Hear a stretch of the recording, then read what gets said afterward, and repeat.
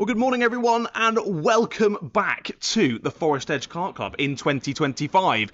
You join us here for round number 6, and already we're about to get racing action underway here on the Sunday. There's a little bit of a poor start there from pole position in our first heat of the Honda Cadet class. That was a 61 of Freddie Williams there, just having a bit of a difficult getaway as they head down into the first couple of corners for the first time. Apologies about the slightly rushed start to the stream this morning. I had thought the first heat was going live in about 15 minutes time, but turns out I was wrong as usual.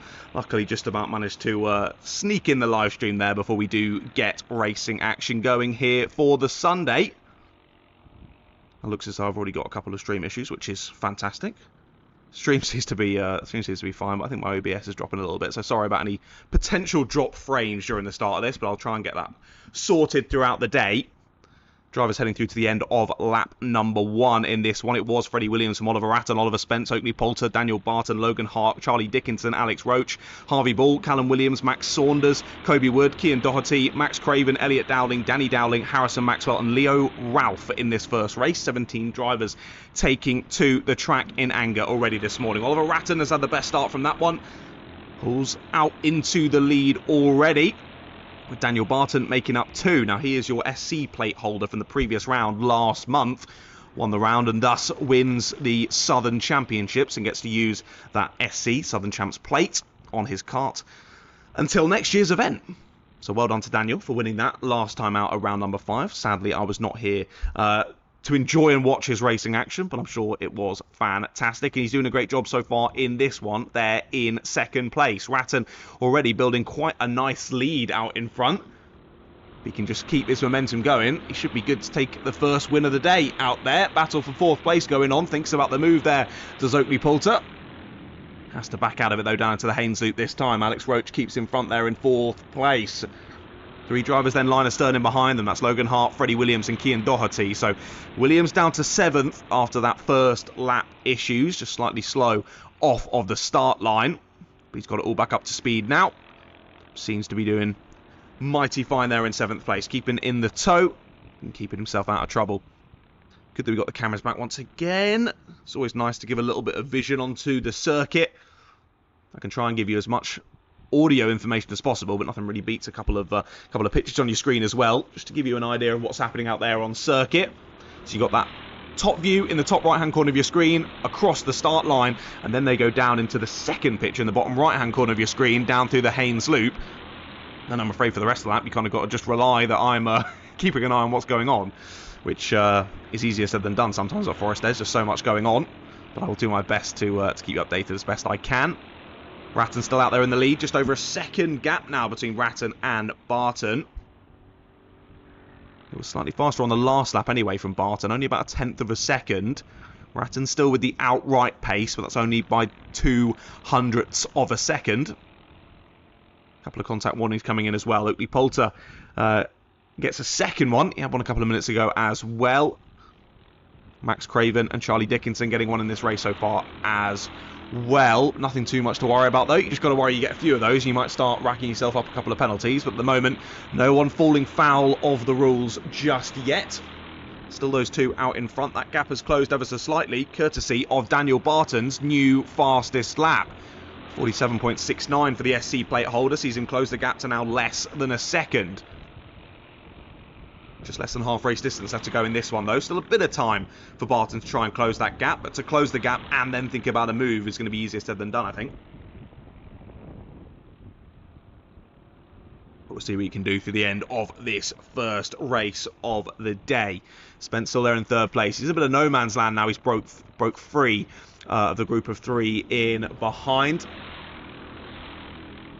So Oakley Poulter and Logan Hart cleared Alex Roach. Roach still on the back. Well, no, he's got back in front now, I believe, of Logan Hart.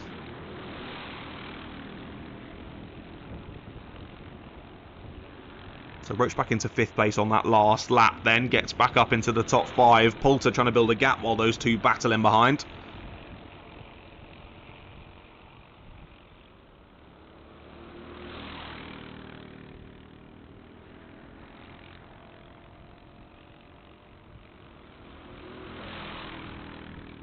That gap is definitely visually closing though as they head down into the last couple of corners. Is it quite fast enough though, is really the question. between Ratton and Barton. Through they go once more.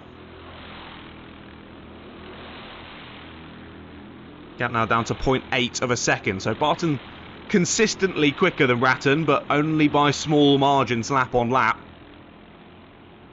Gap back to Oliver Spence now over 3 seconds. 3.27 seconds to be precise between Ratton and Spence. That's quite a sizable gap in one of these short heat races. Ratton read that early period well. Was able to scythe through to the lead and now sitting relatively comfortable out in front. Bit of a wobble there on the exit curb for Daniel Barton as he headed out of midgets, down through Climber and into the final corner. So he's pressing on. He can see the leader is right there, right within touching distance. He's doing his absolute best to close that gap. It's so frustrating when you're in that position when they're just so close in front of you. It doesn't matter how much you push, you feel powerless to try and chase down that driver ahead. But again, this is only Heat 1 of the weekend, Daniel. Not too much to worry about. Banking a P2 is a pretty positive start to the weekend. Of course, any racing driver is going to want the first position. But either way, a P2 to start of the weekend. Still very positive for Daniel.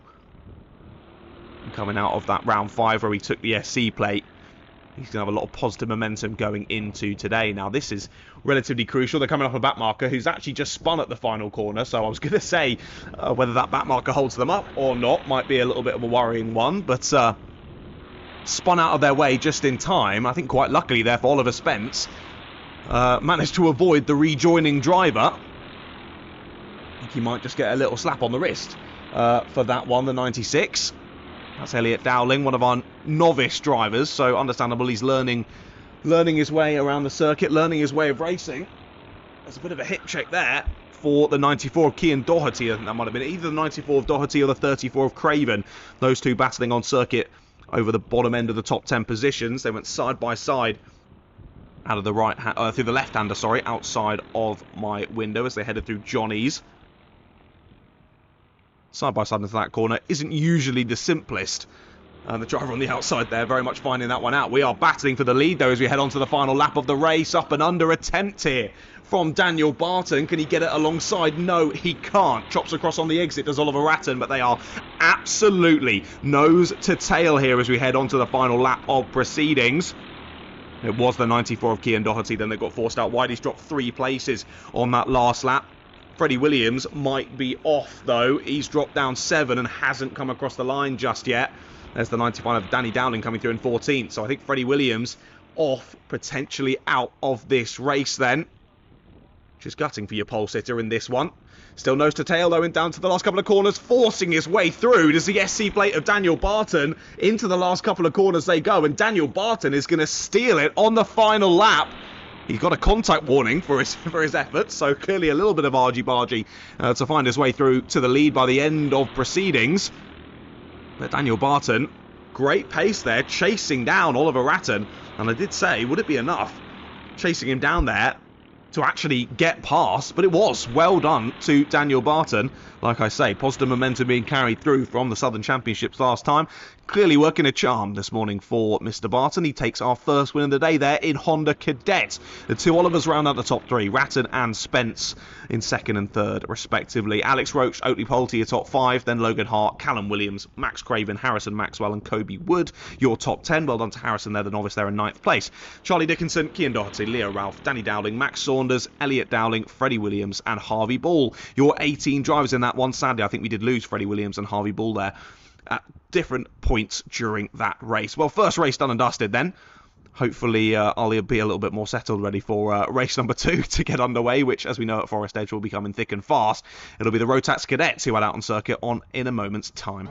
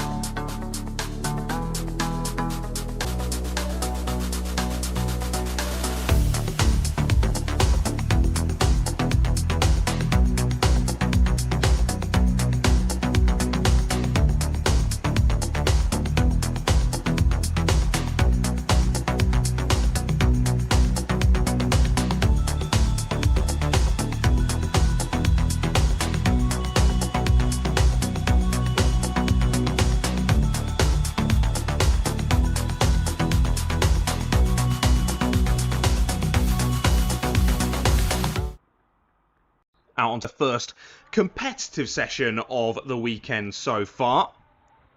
Let's see how they get on then on their first heat of the day. It's Arthur Kaiser who starts in pole position for this one on the number 19. Junior Wright is alongside him. Then Rio Pocock and Jack Gillett on row number 2. Oakley Riggs and Johnny Butterfield there on row 3, with Max Tomsit and Wilfred Tomlinson on row number 4. Jack Daniels and Joseph Cox round out the top 10 on row 5, followed by Eli Owen and Oliver Daniels on row number 6. Warren Atkins, Anthony Ray, Otley Simpson and Aurelia Simpson round out the 16 kart grid here in Rotax Cadet.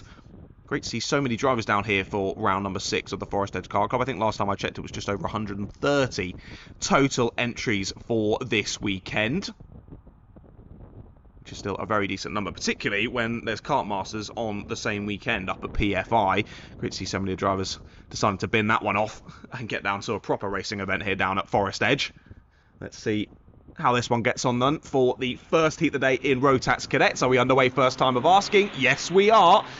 Good start then from your pole sitter, number 11 of... that was the second place sitter of Junior Wright. We have had 2 spins, though, down at the first couple of corners, and one driver collects them there. Up through Johnny's they go then. Who was our first spinner? It was the number 16. Our first spinner, Max Tomsit. Then the 22 and the 91. 2 of our novices there.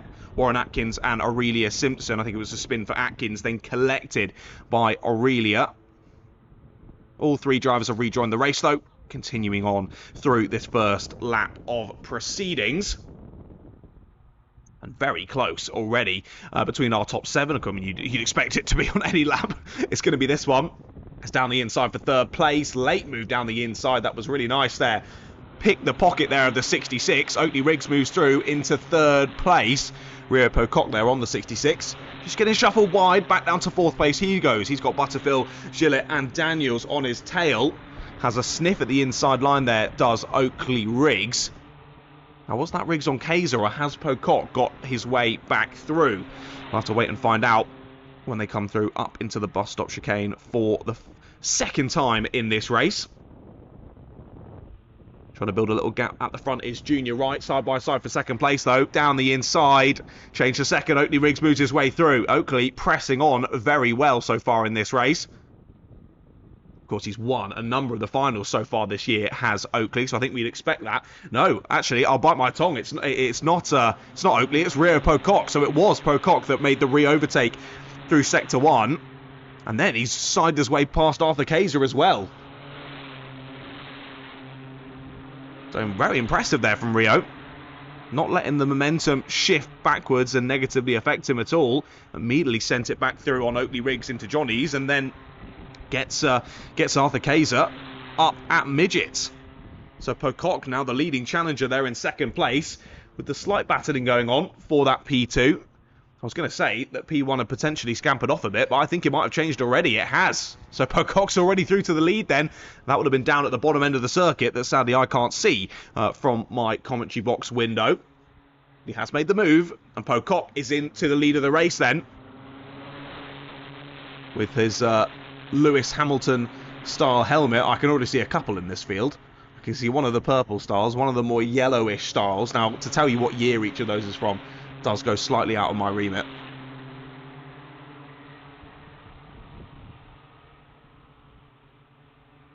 Great to see those drivers rocking their favourite lids of their favourite drivers. We'll be hoping for a slightly better performance this weekend than the likes of Lewis Hamilton, sadly, over in Hungary. Someone who's definitely doing that is Mr. Rio Pocock. Great to see Rio down at a Rye House quite a bit recently as well. He's really motoring on here at Forest Edge, leading this one by a couple of tenths now ahead of the 11 of Junior Wright. Junior Wright stayed with him, though, as they continue to gap the rest of the field. Oakley Riggs there in 3rd place has now got past Arthur Kaiser. Gets a contact warning for his troubles, but he's up into the top 3 nonetheless, and he's now the one leading that pack on the charge back to the front of the field. He's got Kaiser in behind him, and then Jack Gillett. Then a bit of a gap back to Daniels, Butterfield, Cox, and I think Eli Owen has joined the fray now in the top 9. Top 9 separated by 5 seconds. So no, Jack Daniels is 5 seconds off the lead in 10th place. It is the top 9 who are 2.7 seconds between 1st and 9th place. All still super close, but it might not be the same now, sadly. They've split off, and we've got 2 drivers off on the exit of Midgets. So who is that that's fallen by the wayside there in this battle in the top 10? Who comes across the line? It's Gillett in 4th, Cox in 5th, Owen and Butterfield, then Daniels in 8th. So it's Kaiser and Oliver Daniels that have come together. Jack Daniels is through into 8th place, your championship leader. But Arthur Kaiser and Oliver Daniels dropping down to P9 and P10. So those are the 2 that went off and wide out of Midgets on that last lap. All getting a bit too close for comfort. Road closing up on the exit. All of them converging on the same piece of tarmac. And sadly, that ends poorly for Arthur and Oliver. Gives a bit more breathing room to the 3 at the front, though. Oakley Riggs has broken free now of that chasing pack. All on his lonesome as he looks to chase down the 2 leaders. Just over 2 minutes left to go. There is still plenty of time in this one. As with fastest lap after fastest lap for Rio Pocock, he continues to slowly but surely extend that gap at the front.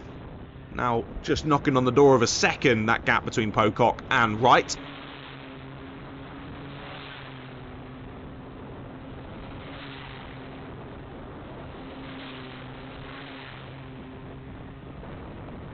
As I was saying in the Rotax Cadets, it is Jack Daniels who leads the championship. 826 points coming into today for Jack. And that is including the singular drop round that has already been applied to those points. So he's a good 50 points ahead of Junior Wright in 2nd place in the championship. But of course, Junior is still 2nd place in this race. Whereas Jack all the way down at 8th, sadly, in this one. And he is a little bit of a way off the rest of the pack. Hold on. No, that is the 61. Hold on. The 61's got the 24 on the back. Oh, no, there's the 61. Are the numbers the wrong way round on those 2 carts? I think they might be, you know.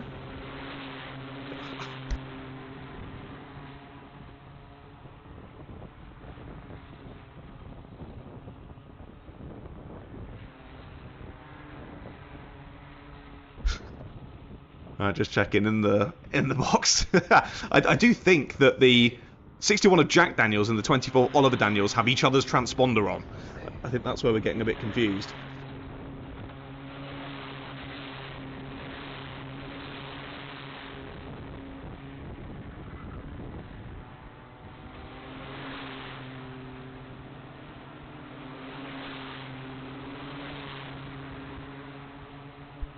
So yeah, I do believe the 2 drivers, unless they've got in each other's carts, I do believe they're the other way around. So I think it's actually Oliver who's up in 8th, Jack down in 9th in this one. I think all that's happened there is they've accidentally put the wrong transponder on each of the carts, which is fair enough. You can't really name them. You've got to give them back at the end of the day, so it must be quite easy to slip that up if you've got 2 brothers racing out there. Time has hit 0, though, in this Rotax Cadet race. We've had a change at the front of the order. Junior Wright did get through. Nope, tell a lie, that's not the 11. That's the 91. That's Aurelia Simpson getting overtaken there as the blue flags come out. So, no, don't worry, Rio Pocock fans. He's very much in the lead by quite some way now. 2.75 seconds, as is actually Junior, the one who's under a bit of pressure here going on to the last 1,100 metres of this race. Oakley Riggs right onto his rear bumper then as we head on to the final lap.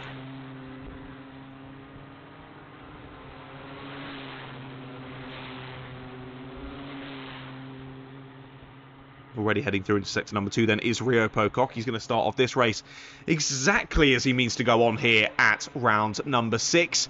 Down through Climber and into the final corner. All the 2nd and 3rd drivers catching the back markers at the worst possible time there. Through the final corner comes Rio Pocock, though. He'll see the checkered flag first, and he will win the first heat of the day in Rotax Cadet. Side by side across the line there for 2nd place. You would have seen that on your cameras as they were trying to pick their way through the back markers there through the last couple of corners. Oakley Riggs got a nice little up and under there out the final corner. Didn't quite work, though. Across the line they went. Junior Wright just about grabs 2nd place by 0.08 of a second. Riggs there in 3rd with Jack Gillett and Joseph Cox there in 4th and 5th. Johnny Butterfield, Eli Owen, Oliver Daniels in 8th, then Jack Daniels in 9th, because I do think they are the other way around. Followed by Arthur Kaiser, Anthony Ray, Max Thompson, Otley Simpson, Warren Atkins, and Aurelia Simpson, your 15 drivers there, all making it to the checkered flag in this one, which is always what we want to see, particularly in our younger classes out there on circuit. 2nd race of the day already done and dusted then. Third race up next. That'll be their older brothers and sisters, the Rotax Inters, out in a few moments' time.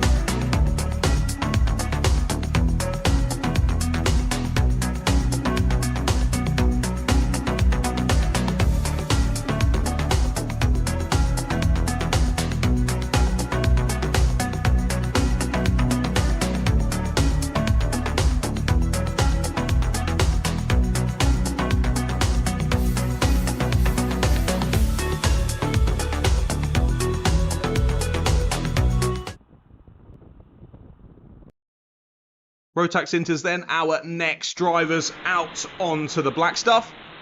They all head through on their little warm-up lap then as they get ready to go for their first race of the day. Of course, all drivers will have already been out for a practice session this morning, but it is only a couple of laps to just get your eye in and make sure that the kart's working all okay. So this will be their longest session so far today for our Rotax Inter drivers. Let's have a look at your grid then for their first heat of the day. Connor Yu is on pole position in this one.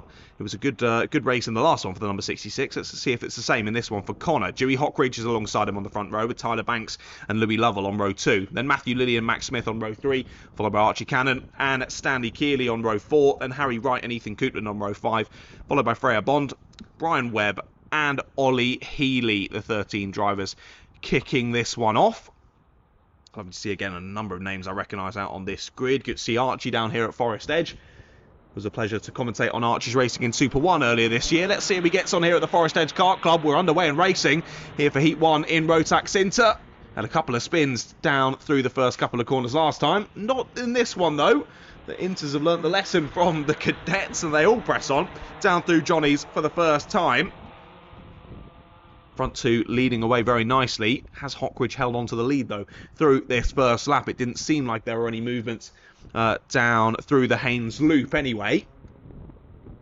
Top four already trying to break away. Move for third place there up at Midgets. Looking down the inside but hanging it around the outside nicely. That was really, really nice clean racing between those two. As again sticks the nose in down into Climber. Will be hung out to dry there through the final corner. Who are those two battling over third? It's the 66 and the 20. Connor Yu and Matthew Lilly. Lilly's down the inside at Haynes Loop again late on the brakes. But again, Connor Yu bleeds out from the brakes, holds it round the outside, but a great bit of exit speed there for Lilly. Sees him grab the place as they head into Johnny's. It was side by side there into Johnny's, and Connor Yu thought better of that one. Backs out of it before they get to the apex, and Lilly is up into third place. So Connor losing a couple of places on that first lap. Hockridge into the lead, Banks into second place, and now sadly on lap 2 drops down to fourth does Connor. As we said, the top four were breaking away a little bit. But now Connor Yu just dropping back into that chasing pack. They continue to swabble out side by side across the line. There go the 74 and the 41. Archie Cannon gets past Stanley Keeley before they get down into the Haynes loop. Good aggressive up and under there from Archie Cannon. Sends himself up into 6th place. Very nice move.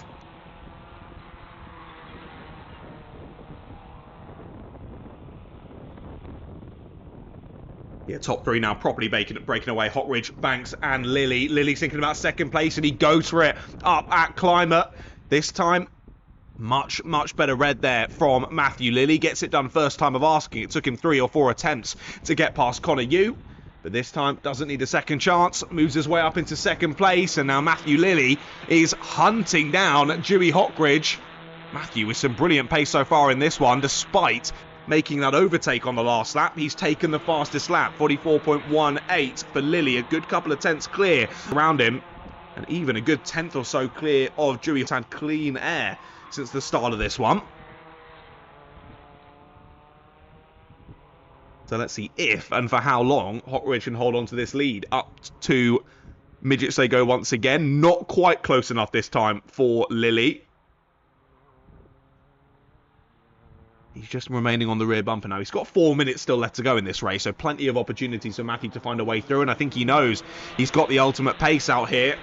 Yet again, sets the fastest lap and goes for it again down at the Haynes loop, but again a bit half-hearted there from Matthew. Saw the inside open up, decided to pop his kart there, but it was a bit too late. Bit of a dive there from Matthew. He's able to back out of it though, no contact made, and they both continue on through lap number 5.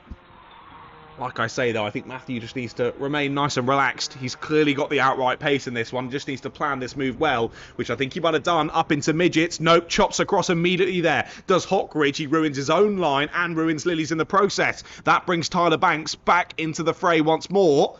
So they've been starting to drop Tyler as they were pressing on together, but that one little aggressive defence there sees him back into the mix. Lilly's going for it again down the inside. Line closes, up and under goes Tyler Banks, but he can't. Just smacks into the rear end then of Matthew Lilly. And Lilly getting frustrated out there in 2nd place. He can't find a way through on Dewey Hockridge. Dewey doing everything he can, doing a great job of it as well to keep Matthew behind him. As soon as he sees it, the issue there for Matthew, I think, is he's making it too obvious what he's trying to do. And as soon as Dewey can see what he's doing out there, he just moves immediately to cover it off. And that's put Matthew in a couple of difficult positions. He's going to have to find a way to surprise Hockridge out there. Because it's clear that if he does get past, he should be able to break away. But he's having to resettle into the motions now, as he just dropped a kart length or 2 off of the back of Hockridge on that last lap with that move down at Haynes Loop. Well, the attempt at the move anyway from Matthew. But again, he's still got over 2 minutes left to go in this one. Just needs to settle back into it. Get onto the rear bumper of the 78 once more. Try and rethink the opportunities for this overtake. Again, they've broken free of Tyler Banks. Will he think about it this time up into midgets? No, he won't. Sticks behind in the proper line. I think a good decision for now. He's made a move down at the Haynes Loop already in this race and one up at midgets. Which one would he go for? Will he skip midgets this time? No moves at the final corner. Again, carrying it long through the corner there is Hockridge to try and stop the defence. Goes sort of half defensive there down into the Haynes Loop. Of course, it's only Heat 1, but he wants to take the Heat win if possible. Does Dewey. Just sort of placing the kart. Just trying to speak to Matthew in behind and saying, you're not getting by easy, pal. You're going to have to work for this one. Head down through the double right-hander at the bottom of the circuit. Flying up into the bus stop once again, and still Lilly can't find a way through. He's got a good exit off of the bus stop, but Tyler Banks sticks the nose in. Tyler Banks nearly going for the move there up at midgets. A little bit too late there. Wasn't able to get it done. I think now Matthew might be a bit more eager to get through now that he knows Tyler's right on his bumper again, and this is bringing more drivers back into the fray. Ethan Coupland now joining the mix at the sharp end. Archie Cannon and Connor Yu aren't that far behind either. Any more battling between these top 2, top 3, it's going to become a top 4, top 5, top 6. If they keep playing like this, less than a minute left to go on the clock. I think they'll just about eke out this one, and maybe 2 more. Yeah, 2 more after this one. It's way too early for me to be doing maths. Any time of the day is a poor time for John to be doing maths. Might be a move, though. Thinks about it again up at midgets. Does Matthew Lilly. He's going to lose the exit speed. Leaves himself vulnerable to Tyler Banks. But actually, no, he's closed it back down, to be fair, to Climate. So Matthew clearly finding some really good pace in that car underneath him. He just can't seem to find a way through on the number 78. He's got a contact warning, has Matthew. And again, defensive there down into the Haynes loop from Hockridge. He's backing Lilly into the rest of the pack and might lose second. He does. Down the inside goes Tyler Banks. I think Lilly saw him there at the last second, was able to turn out of it. And I think he's just about carried enough speed through to retake second there. Great bit of defensive driving from Dewey Hockridge. The gap he's built out from that one is mightily, mightily impressive. Setting himself up for what he'll hope is the most simple final lap to hold on to this win here in the Rotax Inter first heat of the day. And yeah, down to third place has gone Matthew Lilly. So Tyler Banks did find a way through then. Was able to carry enough exit speed down through Johnny's to take second place. Onto the final lap we go then. And Coupland now right on the back of Matthew Lilly. So I think Matthew will be thinking a bit of what-ifs after this one. Clearly had the outright pace to make this race his own. He got stuck in a battle, and now that ultimate lap time has gone to Ethan Coupland, the driver now chasing him down. A 43.4. Archie Cannon and Freya Bond have got down into the 43s in this race, as the top drivers have been squabbling a bit too much, a bit wide there for Tyler Banks. He thought for the move for the lead, couldn't get it, and now under pressure for second place round the outside. We'll try Matthew Lilly, but that isn't going to work. Into the final corner comes Dewey Hockridge. He'll be your victor in this Rotax Inter Heat 1. It will be Tyler Banks in second, Matthew Lilly in third, Ethan Coupland in fourth, and Archie Cannon in fifth. Cannon closed the gap there on the final lap, but wasn't able to make use of it at all. Stays there in P5. Connor Yu from pole position ends up in sixth place. Settled into that race really well after the first couple of laps, but Connor should be happy with that P6. Louis Lovell behind him in 7th, followed by Freya Bond, Harry Wright, then Stanley Kearley, Max Smith, Byron Reb, sorry I called you Brian before the race, Byron Reb, and Ollie Healy comes across the line there on number 88 to finish off the order there in Rotax Inter Heat number 1. Well, that was the most exciting race so far this morning. That drivers nip and tuck throughout that one, but Dewey Hockridge with some great defensive driving to take the win there in the first heat in Rotax Inter. Well, it's Junior Rotax up next. Their first heat will start in a couple of moments.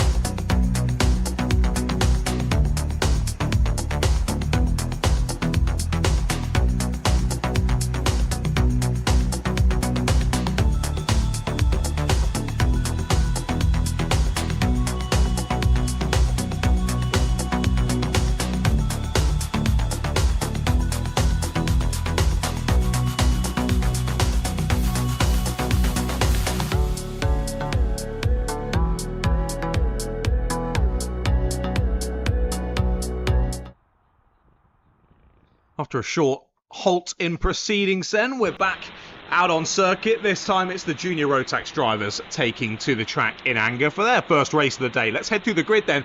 Quite a long one, so I better get on through it. 34 drivers taken to the track for this one. Sam Green-Gomez and Max Wheatley are on the front row. Great to see Max here down at Forest Edge, and up into juniors for 2025. Nicholas Gorzalidis and Konstantin Krastev on row 2, with Joe Stonehouse and Anthony McNicholas on row 3. Nathan Rond and Elliot Dimilov on row 4, with Leo Barsterfield and Dylan Morton on row 5. Then Leo Steed, Jack Price, your championship leader there on row 6, followed by Travis Rose, Jaden Shearing, Ethan Hunt, Kai Pepperell, Warwick Marlin, Spencer Trahorn, Finney Hines, Tyler Rackham, Devin Taylor, Jensen Hookey, Teo Jones, Alexander Stefanoff, Ethan Cousins, Jamie Rowe, Ella Lucia, then Jesse Whitmore, Aidan Clark, Luca Cook, Cody Longdon, Elsie Bonning, and Max Dothwaite.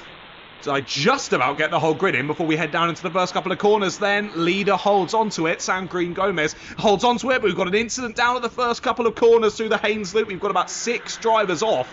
I think 5 of them have immediately rejoined. Sadly, one of them finding the barriers there on the outside. It's the 14 leading that group of drivers back away. So that's Devin Taylor. So we're looking around sort of the bottom end of the 20s, that kind of area of positions there for the 5 drivers involved. But I'll let you know exactly who they were when they come under the gantry once more at the end of lap number 1. Does look as though Max Wheatley has got to the front in this one already, though. Yet the 2-1-2 gets through, but a dive bomb at the final corner there from the 12 of Gorzalidis. Sees him retake it with yellow flags, though, down into the Haynes Loopers. There is still a driver off on the exit of the corner. Driver's just about getting back into single file there as they head on past the incident. Single file throughout into Johnny's then, so that resettles it at least for a moment.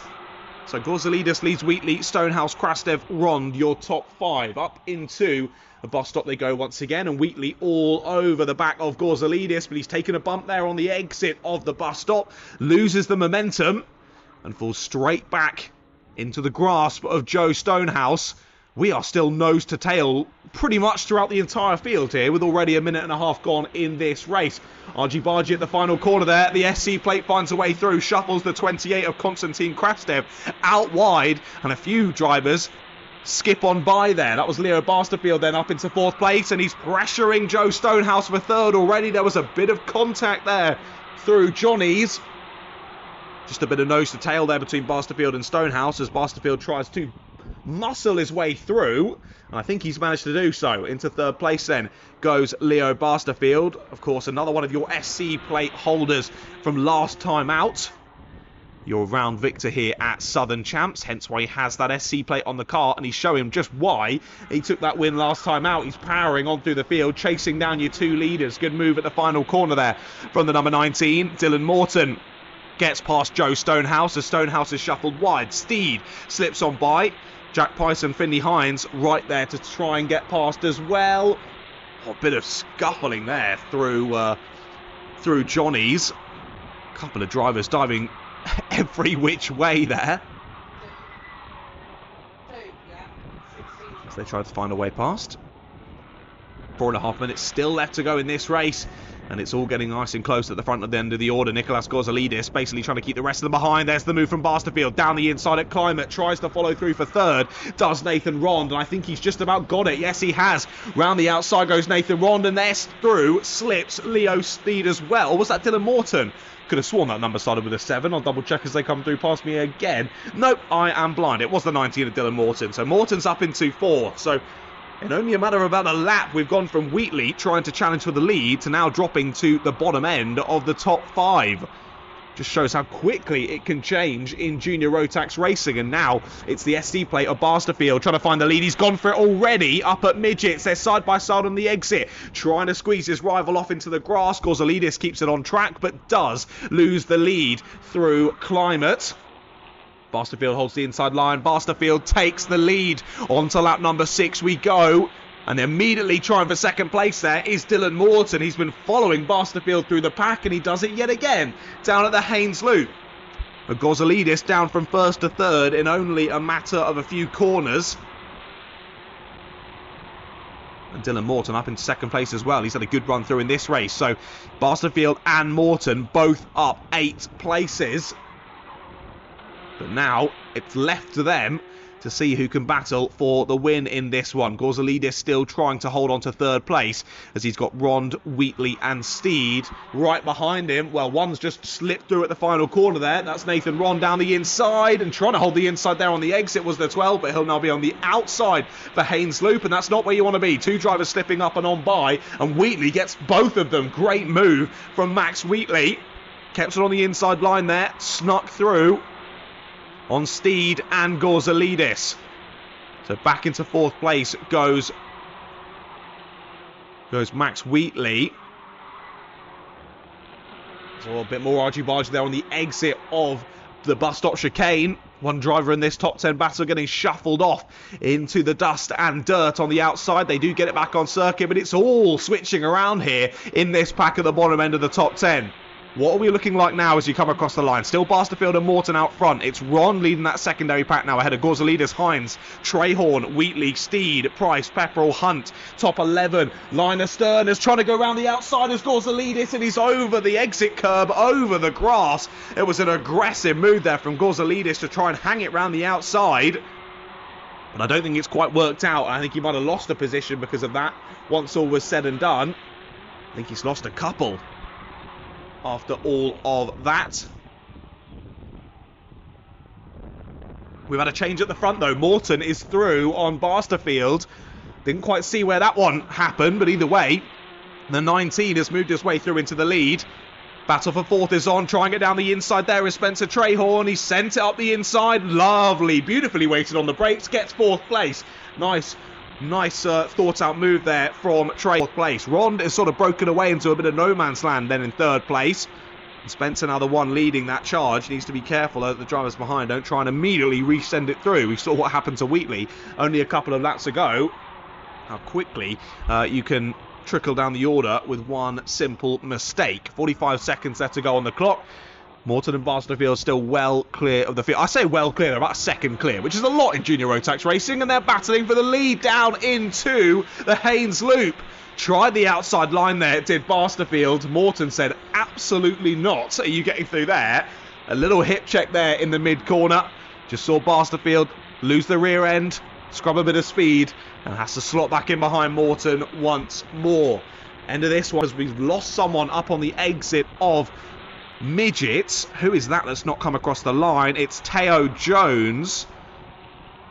As I say that, Teo hasn't even logged a lap, so I'm a little bit confused about that. Either way, someone is definitely parked up there. It might be Joe Stonehouse, actually. I think it is.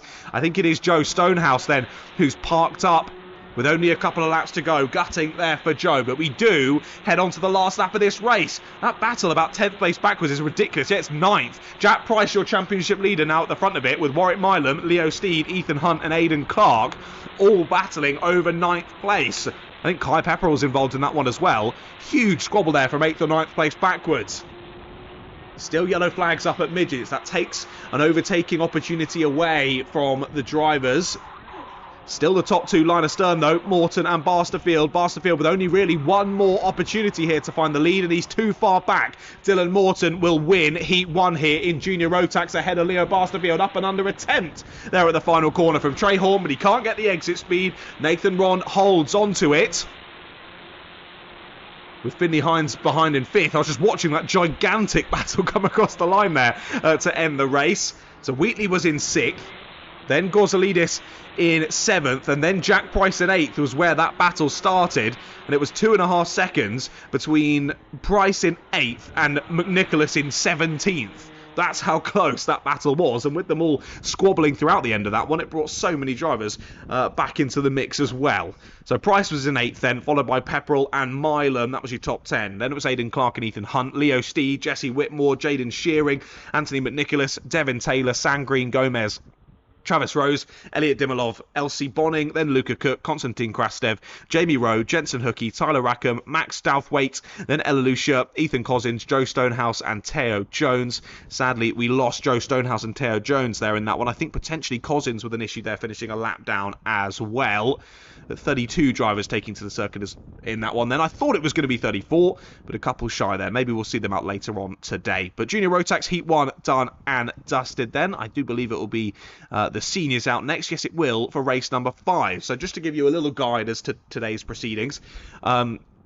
I think we've maxed out the amount of juniors, that's for sure, but we don't have a B final. So that saves us a couple of races to run through. So it does make the schedule a bit simpler for me to go through. We've got all of the first round of heats and then all of the second round of heats. Then we'll be going into the lunch break. Now that is scheduled, if I can get my schedule up, for 1 o'clock today. But of course that's all determining on red flags and whatnot. It should be about a 30-minute lunch break before we go back to racing at 1:30 with the third round of heats. And that'll then be immediately followed by all of the finals. No B finals to worry about, or just the regular finals for every single class. But up next is race 5 of the day, then heat 1 for senior Rotax.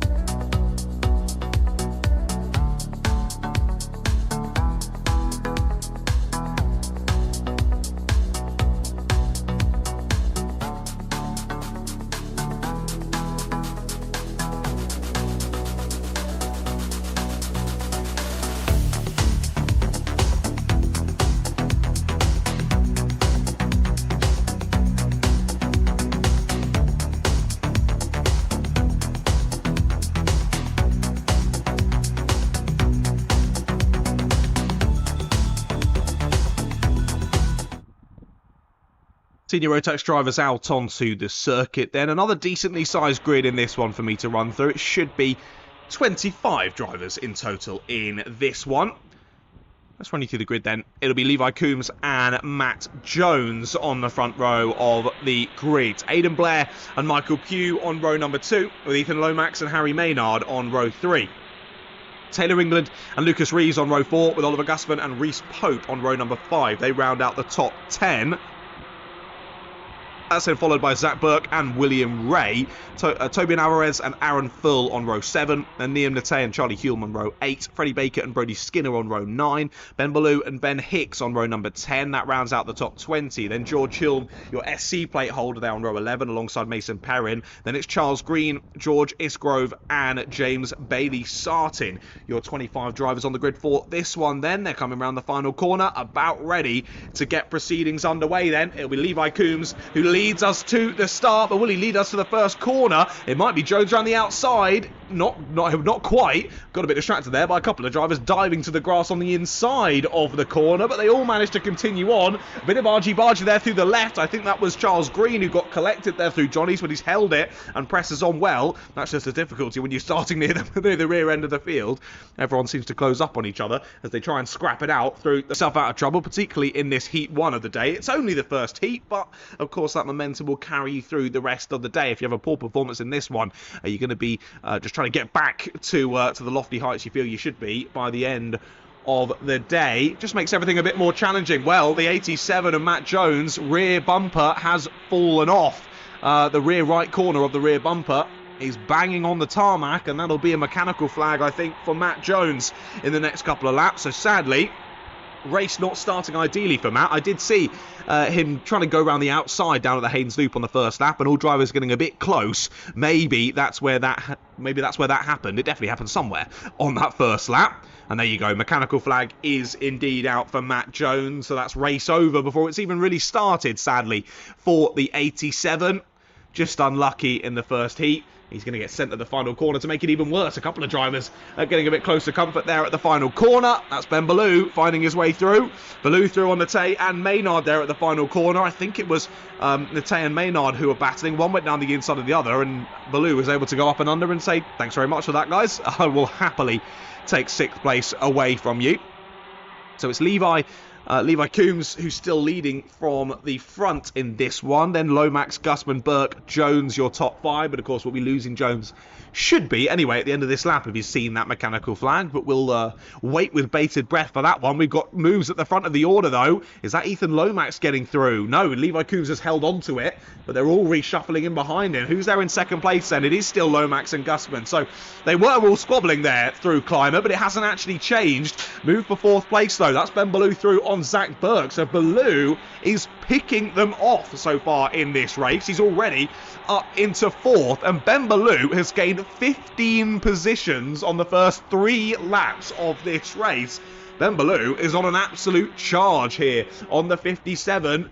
He's already sizing up a move for 3rd place. There's the move for the lead, though. Late down the inside goes Ethan Lomax. Snatches lead away in contact between 2nd and 3rd. I think that was Oliver Gussman, who nearly went up and over there. He did well to keep it on all 4 wheels. Rejoins the action, but drops down the order. Yes, it was Oliver Gussman. A bit of a scary moment there for Oliver, but he's continuing on. He comes across the line. He'll be rejoined down in 20th place, will Oliver. The entirety of the rest of the pack charges on by as he hopped, skipped and jumped over the infield there.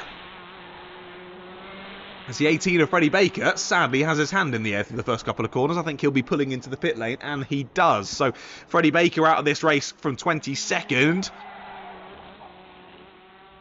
But in all of that, where is Ben Baloo ended up? He's still there in 3rd place then. So Matt Jones obviously pulled into the pits a lap or 2 ago. Gave up 5th. Then he got up to 4th. Now he's in 3rd. Let's see if these top 3 work together, though. We got Lomax, Coombs, and Baloo. So Lomax did get through in all of that. Of course, we saw the initial reshuffle there with Gussman and Coombs making contact down towards Climate. I think it was really just 2 karts converging on the same piece of tarmac. Bit of a racing incident there, but sadly, Oliver Gussman, the one who suffers from that bit of contact. I will say, I thought the top 3 would work together and press on together, but Ethan Lomax is trying to gap the 2 teammates in behind.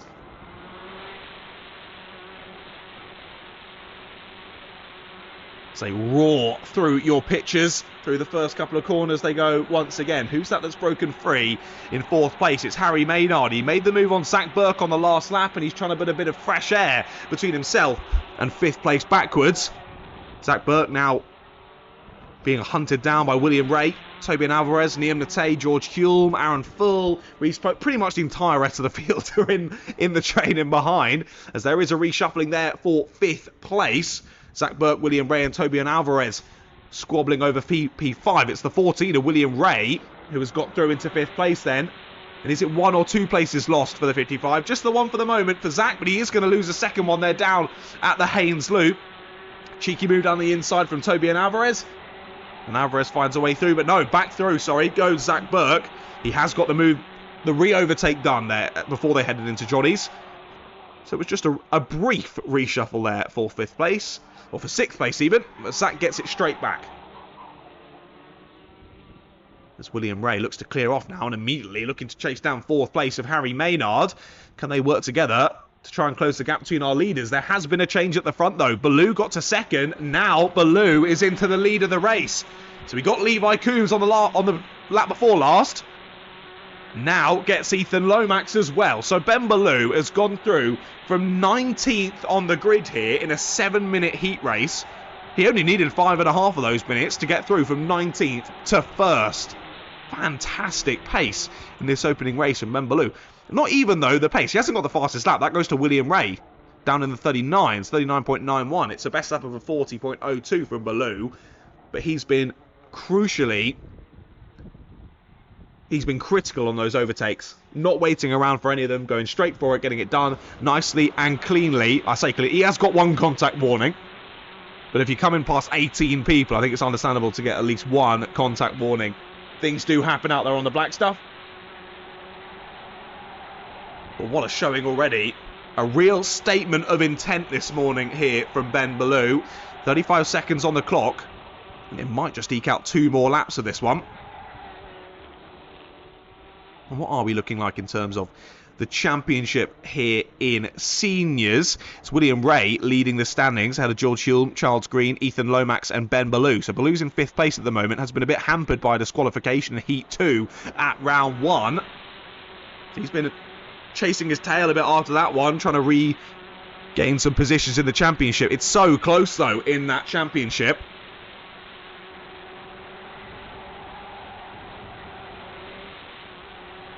So it's 7-8-1 for Ray, 7-6 7-0 for Hulme, 7-3-8 for Green, 7-2-5 for Lomax, 7-1-9 for Baloo, and 7-1-5 for Full. So not many points at all separating our drivers at the sharp end of the standings. Withcombe's got a final win. So has Morton, Baloo, Jones and Hulme, all with a final win so far this season. Of course, we'll have to wait until later on this afternoon to find out who can take the win in the final. But at the moment, Ben Baloo's looking good to take the first heat win of the day. William Ray through on Harry Maynard then on the final lap. It's Ray, Maynard and now Zach Burke in a train of three, battling over fourth place. They've just dropped a little bit too far behind our top three to think about any movements up into the effective podium positions in this one. Of course, no podium happening after a heat race. That only happens after the finals later on this afternoon, but we'll still call it the podium positions here, as it is still an impressive achievement, and this one very impressive for Ben Baloo. Round the final corner, Baloo wins the first race of the day in Senior Rotax, up 18 positions round the Forest Edge kart circuit. What an achievement from Ben Baloo. And he's going to be very happy with that one. Lots of positive momentum to take through to the rest of the day. Ethan Lomax and Levi Coombs there finishing the top three, followed by William Ray, Harry Maynard, Zach Burke, Toby and Alvarez, George Hulme, Aaron Full and Liam Nate. They're your top 10. Plenty of championship contenders there in the top 10. Mason Perrin, Reese Pope, Charles Green there up to 13th place from pretty much the back of the grid. Still a good job there to P13. He was followed by Taylor England, Charlie Hulme, Ben Hicks, Brody Skinner, Oliver Gusman there. Found his way back through to 20th, but after that bit of contact, it was going to be a difficult one for him to get any more positions back. A tough one there for Gusman. Been out of his control, sadly. Georges, Grove and Aidan Blair round out the top 20, followed by James Bailey Sartin. He was the first of our non-finishers, I think, in that one. Same with Lucas Reeves, Freddie Baker and Matt Jones. 24 drivers in that Senior Rotax Heat number 1. There we go then. We'll see Senior Rotax out once more before lunch. That'll be in a little bit of time, though. Prior to that, race 6, it's the 177s and the 177 Masters.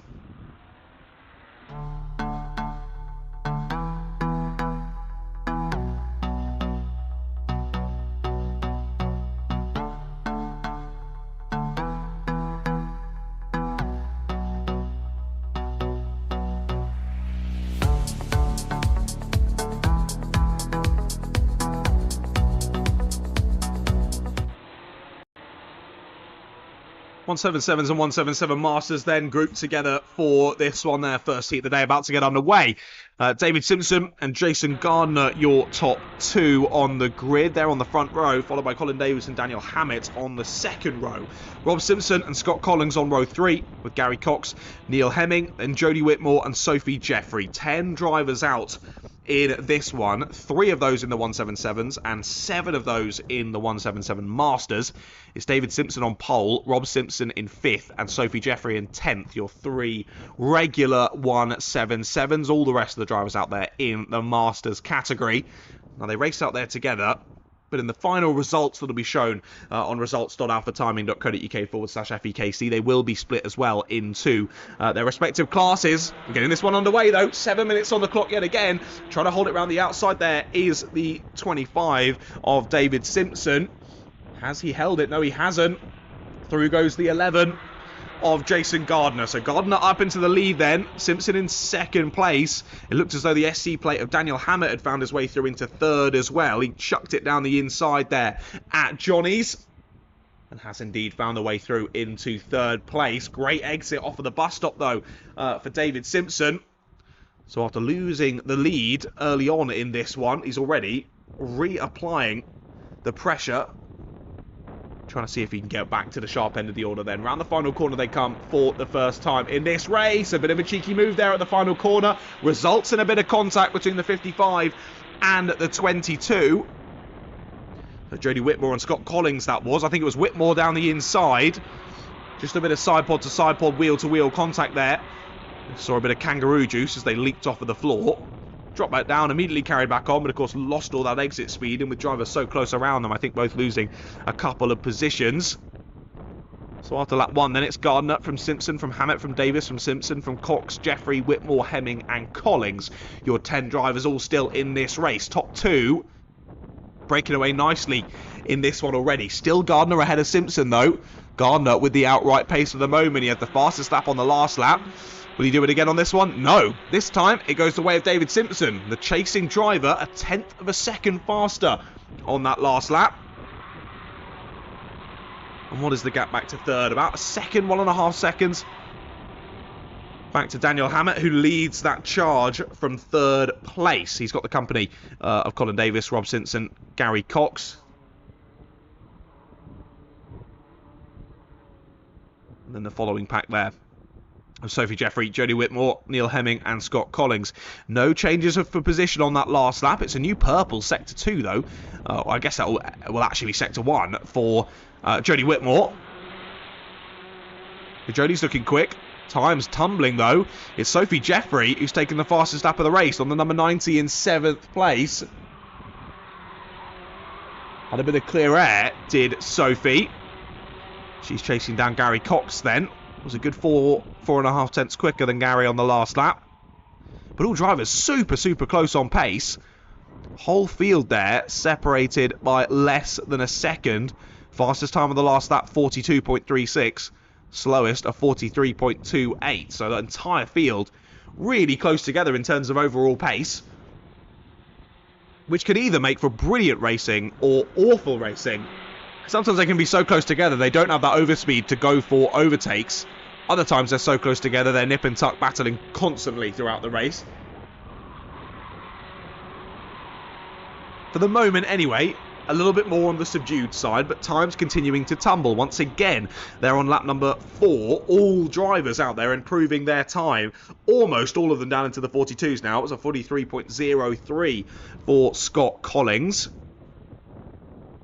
42.19, new fastest lap though from Colin Davis. He's right in the middle of a three-way scrap here for third place. And he's going to be overtaken. Down the inside goes Rob Simpson at the final corner. Keeps the foot in, does the 71 and hangs it round the outside. So all that's meant is a bit of time lost for both of them. New fastest lap this time for Jodie Whitmore. 42.02 for the driver in 8th place.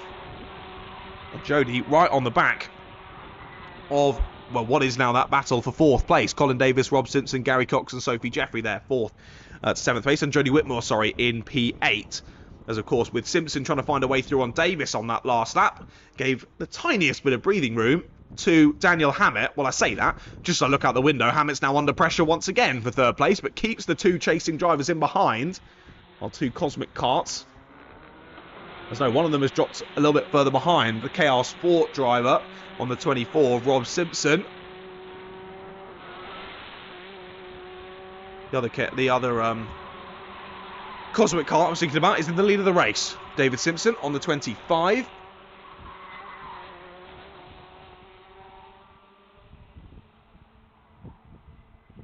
What is the gap between those two? About half a second. Looks about that. Out on circuit, I think maybe a bit more gained on this one from David. But we keep an eye on that battle for third. Daniel Hammett doing a great job of making that car as wide as he physically can. As they're squabbling in behind for 6th, that'll be Gary Cox, Sophie Jeffrey and Jodie Whitmore. Whitmore finds a way through, under pressure down into Haynes Loop, but door closes there. And Sophie Jeffrey can't stick the nose back in, can't find a way back through, slips back down into 8th place. Contact warning on that last lap for Rob Simpson. There was one as well for Sophie Jeffrey on the last lap.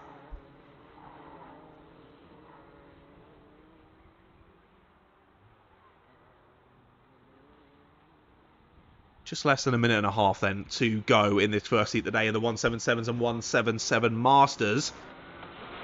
Across the line goes Simpson. He's now over a second clear. He's the only driver to do a lap down in the 41s, and he's consistently on leader's pace. Oh, sorry, take that one back. New personal best from Rob Simpson sees him down into the 41s as well. 41.90 for Rob. So the two Simpsons, the fastest two drivers out there, separated by only 100th of a second in terms of outright pace. Impressive stuff from the two Simpson drivers out there. Sadly, though, Rob down in 4th place. It's all opened up a bit between those drivers. The SC plate of Daniel Hammett has definitely closed up on Jason Gardner. He's been quicker on the last couple of laps. What's it looking like now? New fastest lap. There you go from Rob Simpson. He heard me saying that David was slightly faster, and he's popped in a 41.85 that time. So the 24. Well, he's chasing down Daniel Hammett, and Daniel Hammett is still chasing down Jason Gardner. It was another 0.3 of a second or so that Hammett closed the gap to Gardner on the last lap. Time is ticking to 0, though. I think this time around they might just see the last lap board. Yes, they will, as they head through midgets once again. It's a lovely lead now for David Simpson. And if he can keep relaxed, only one more lap to go, David, to hold on to the first win of the day. It's really Jason Gardner who's under a lot of pressure here in second place. He's been chased down now by the SC plate of Daniel Hammett, the 24 of Rob Simpson. They are right on his rear bumper here as they head through Johnny's once again. Sort of holding that middle line there down towards the bottom section of the circuit for Jason Gardner. Down through Windsors Dip they go. And up through into the bus stop once again. Still holding second place, but for how much longer? Checks over the shoulders, Jason Gardner. He knows that Hammer is right there behind and keeps it defensive up through midgets. And now Hammett's the one having to defend from Rob Simpson behind. Round the final corner comes David Simpson, though. He will win the first race of the day. And good bit of defensive driving there from Jason Gardner to hold on to second place.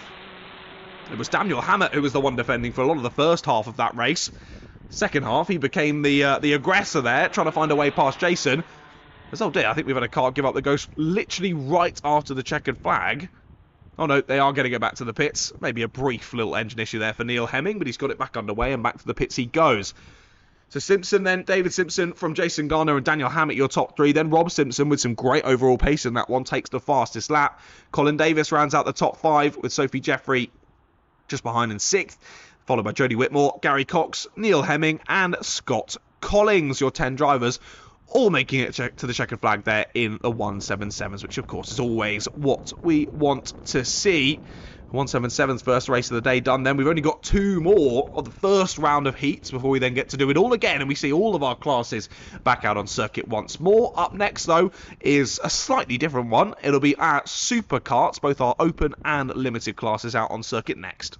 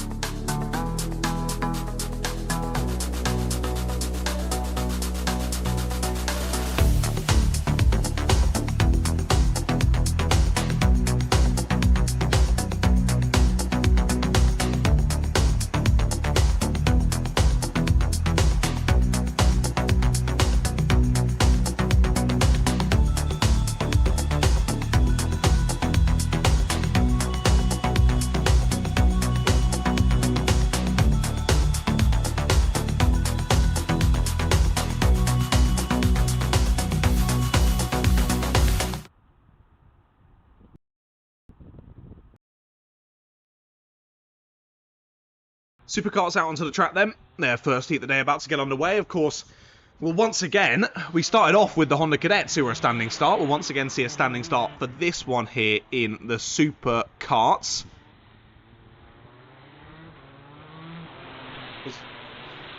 Just seeing whether the driver's slowing up to go in the pits or whether he's just waiting for the rest of the pack. No, he's just waiting for the rest of the pack.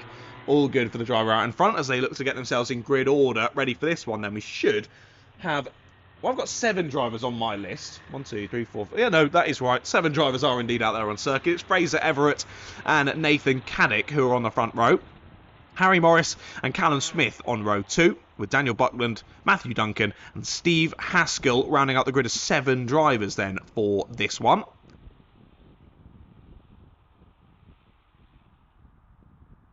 do always love coming back to Forest Edge, not only for the fact that it is such a great track, it produces some fantastic racing for me to shout about, but also I get to commentate over Superkarts and now KZs as well. Awesome to see them out at a kart club. I don't think there's many that do allow Superkarts and KZs and whatnot to race around their circuit, because of course they're rather quick things, so you kind of need some pretty long straights and some big runoffs to allow them to race properly, and that's exactly what you've got here at Forest Edge. It's the perfect place for them. And lovely to see them back out again. I can't say that Fraser Everett looks particularly comfortable in that kart. His knees are pretty much touching the back of the steering wheel, which must make it a bit difficult to change gear. Either way, he's there in pole position. We'll see how he gets on then. Lights are out and we are racing in the Superkarts. It's a poor start for the number 11 of Nathan Cadet. A little bit slow away there, and he's immediately dropped down into P7. So a slow getaway off the start for the 11 of Nathan Cadet. Sadly, sees him drop to the back of the order. Those lights did go out pretty quickly, so whether he was caught napping or whether just a bit of a bog there and the kart just didn't want to go, either way, he's dropped down into 7th place. You'll notice as well on the cameras, to remind you, these Superkarts, and I imagine the KZs as well, don't go through the bus stop chicane. They go straight past it. It's one huge straight from Winger's Dip all the way up into Midgets.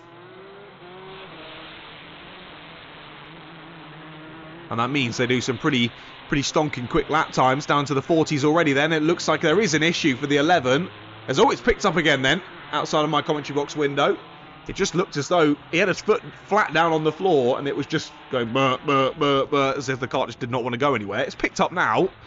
So clearly a bit of an issue then for Nathan Cadet, and maybe we can give him the benefit of the doubt there on the race start that he is nursing a bit of an issue there in his supercar. Fraser Everett, though, I said he didn't look very comfortable in the kart. Well, he's clearly comfortable enough. Got a good getaway. Holds on to the lead still with the 41 and the 73. Harry Morris and Matthew Duncan right in his wheel tracks. Duncan tried down the inside there, and he has got it. Great move from Matthew Duncan. That was aggressive down at the Haynes Loop. Basically stuck the nose in there and hoped that Morris gave him the room. He just about did. They made a bit of side-pod to side-pod contact, but Duncan slips on by. They're still side-by-side up to Midgets once again. This time round the outside is trying Harry Morris. They're still side-by-side down into Climber. Fantastic racing here in the Superkarts.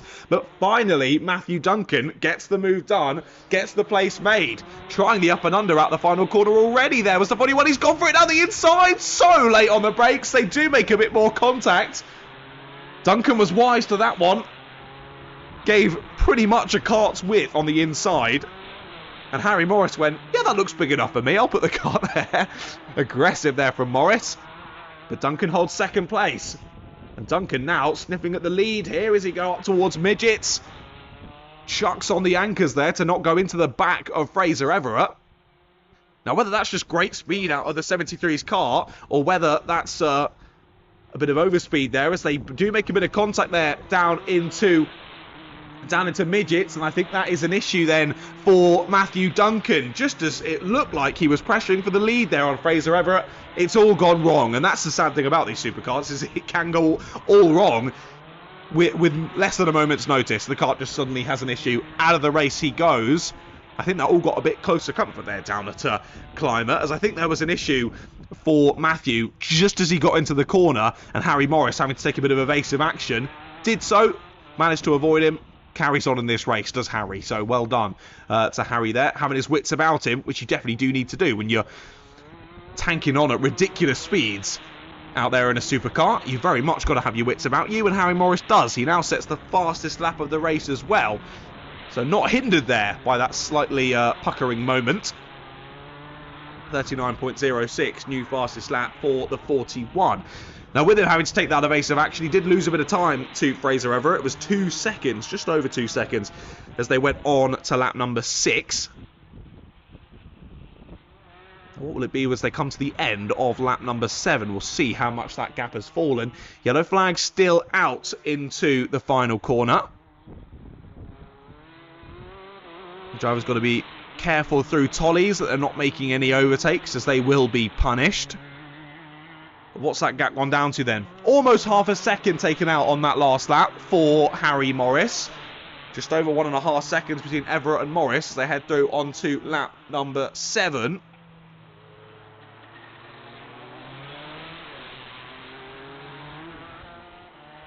I'm just not quite sure whether that'll be enough here to have a change at the sharp end of the order. Drivers they'll go on to the penultimate lap this time around. There's going to be about 20 seconds on the clock when they cross the line.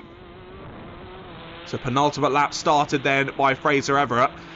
Callum Smith is right there as well. He's only 100th off of the best lap time set by Harry Morris earlier on in this race. So definitely a dark horse there in third place is Callum Smith. He's been slowly but surely eking in to that lead, closing down the gap. It was 1.1 seconds across the line last time. So unless Morris can find some crazy pace or Everett makes a bit of a mistake, I think it might just need one more lap, sadly, for Morris to try and think about the race lead.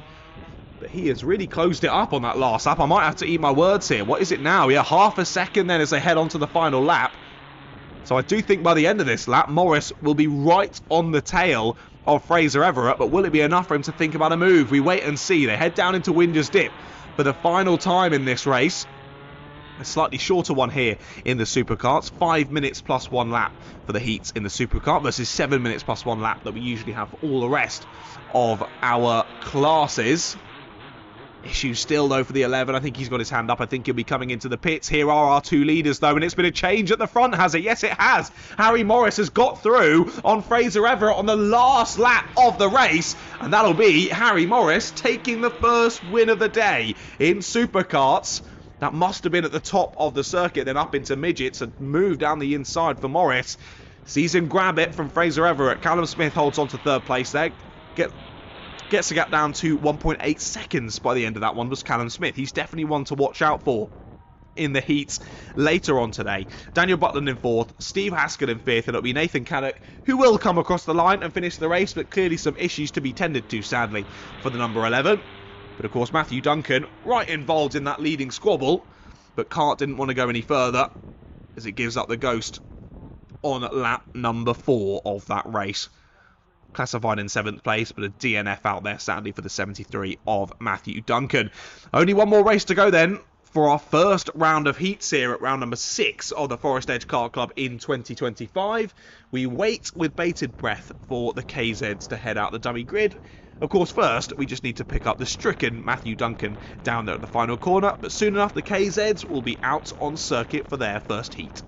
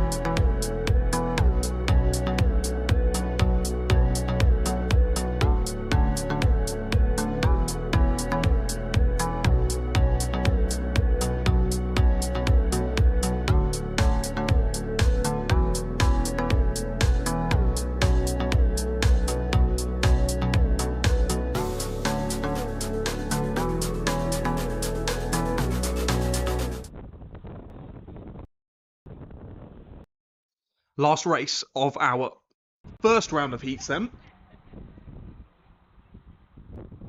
The So I got a frog in my throat. Fantastic. Good start to the day. We're only already just about through the first round of heats. And already, racing action. So interesting and exciting that it's already taken my voice out. This is going to be good fun. Right then. First heat of the day for the KZs. Good to see a couple of names I recognise from National Championship Racing in the Cadets. In the KZs. Charlie Turner being one of those. He starts on pole position for this one as the number 2. Of course, gets to use that number 2 because he was second in the British Championship last year. Was running the number 1 for quite some time. I want to say Charlie's double national champion, I believe. Sorry, Charlie, if I've got that wrong. Nino Piccoli is alongside him on the front row, with Richard Renshaw panting on row 2, with Zilvanas Kleimas on row 2 with him. George Barker and Nat Thomas are on row 3, with Bradley Barrett and Neil Hepworth. Those are your 8 drivers on the grid for this one. As Charlie just gets shuffled back ever so slightly on the grid, checks that the helmet strap's all done up and all good to go, is Mr. Charlie Turner. Now, I know Charlie and Nat Thomas, who's down in 6th place on this one. I've been lucky enough to interview both of those. Both lovely blokes. Let's see how they do in this one. I'm sure the rest of the field are as well. Lights go out, and it's a slow start there for the 63. 27 tries to make the most of it, but can't. He gets shuffled to the grass there. Straight off into the barriers goes one of the drivers. Well, he just about clears the barriers. I thought he was on a one-way ticket to the accident there. Somehow keeps out the wall and does get it back out on circuit. Who was that? It was the 63 of George Barker there, who went straight on down at the Haynes Loop. Now, was that contact that caused that? Didn't quite see. Either way, he's down to the back of the pack, sadly. We continue on through this first lap of the race then. Charlie Turner already with a sizable lead here at the end of lap number 1. Tries down the inside for second place there. Does the number 21. He'll lose the place because of that, though. So Richard Renshaw panting there, trying to get second from Nino Piccoli, ends up losing third to Bradley Barrett. The 2 Sodi teammates there of Barrett and Renshaw panting. Barrett getting that cheeky up and under though, with the issues with the 2 ahead, and now he's going for second place. Thinks about it at the end of the long straight up into midgets. Can't get it done this time, though. Thinks better of it. He does go for it this time down into Climate, though. Nicely weighted on the brakes from Bradley Barrett, and Bradley's up into second place. Nino Piccoli looks for the up and under out of Tollies, but can't quite get the exit speed and has to settle down into third place then. Well, after 2 laps of racing, it's a 2-second gap for Charlie Turner at the sharp end of the order. And with this one being slightly longer, of course, we had 5 minutes plus 1 lap for the Superkart drivers. We're back to 7 minutes plus 1 lap here for the KZs. So a bit longer for things to happen, a bit longer for opportunities to arise, but a bit longer for things to go wrong as well. Almost third place loss there for Piccoli. It was an attempt down the inside from his Formula K teammate of Nat Thomas on the 73. Nat had a sniff at that inside line. Piccoli closed the door in his face. And Nat will have to rethink that one as they head on through lap number 4.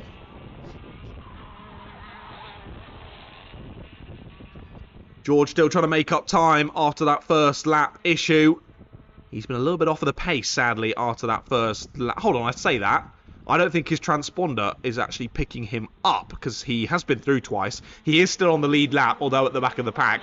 But the transponder hasn't picked him up at all. So I do think George actually is on fine pace. Still there in 8th place, but I don't think the transponder's picking him up. I'll double check that. He comes across the line yet, now goes 3 laps down. So George is definitely still out there. Transponder just not working, so don't worry. Any George Barker fans in the live stream, he is very much still there, lapping around the circuit.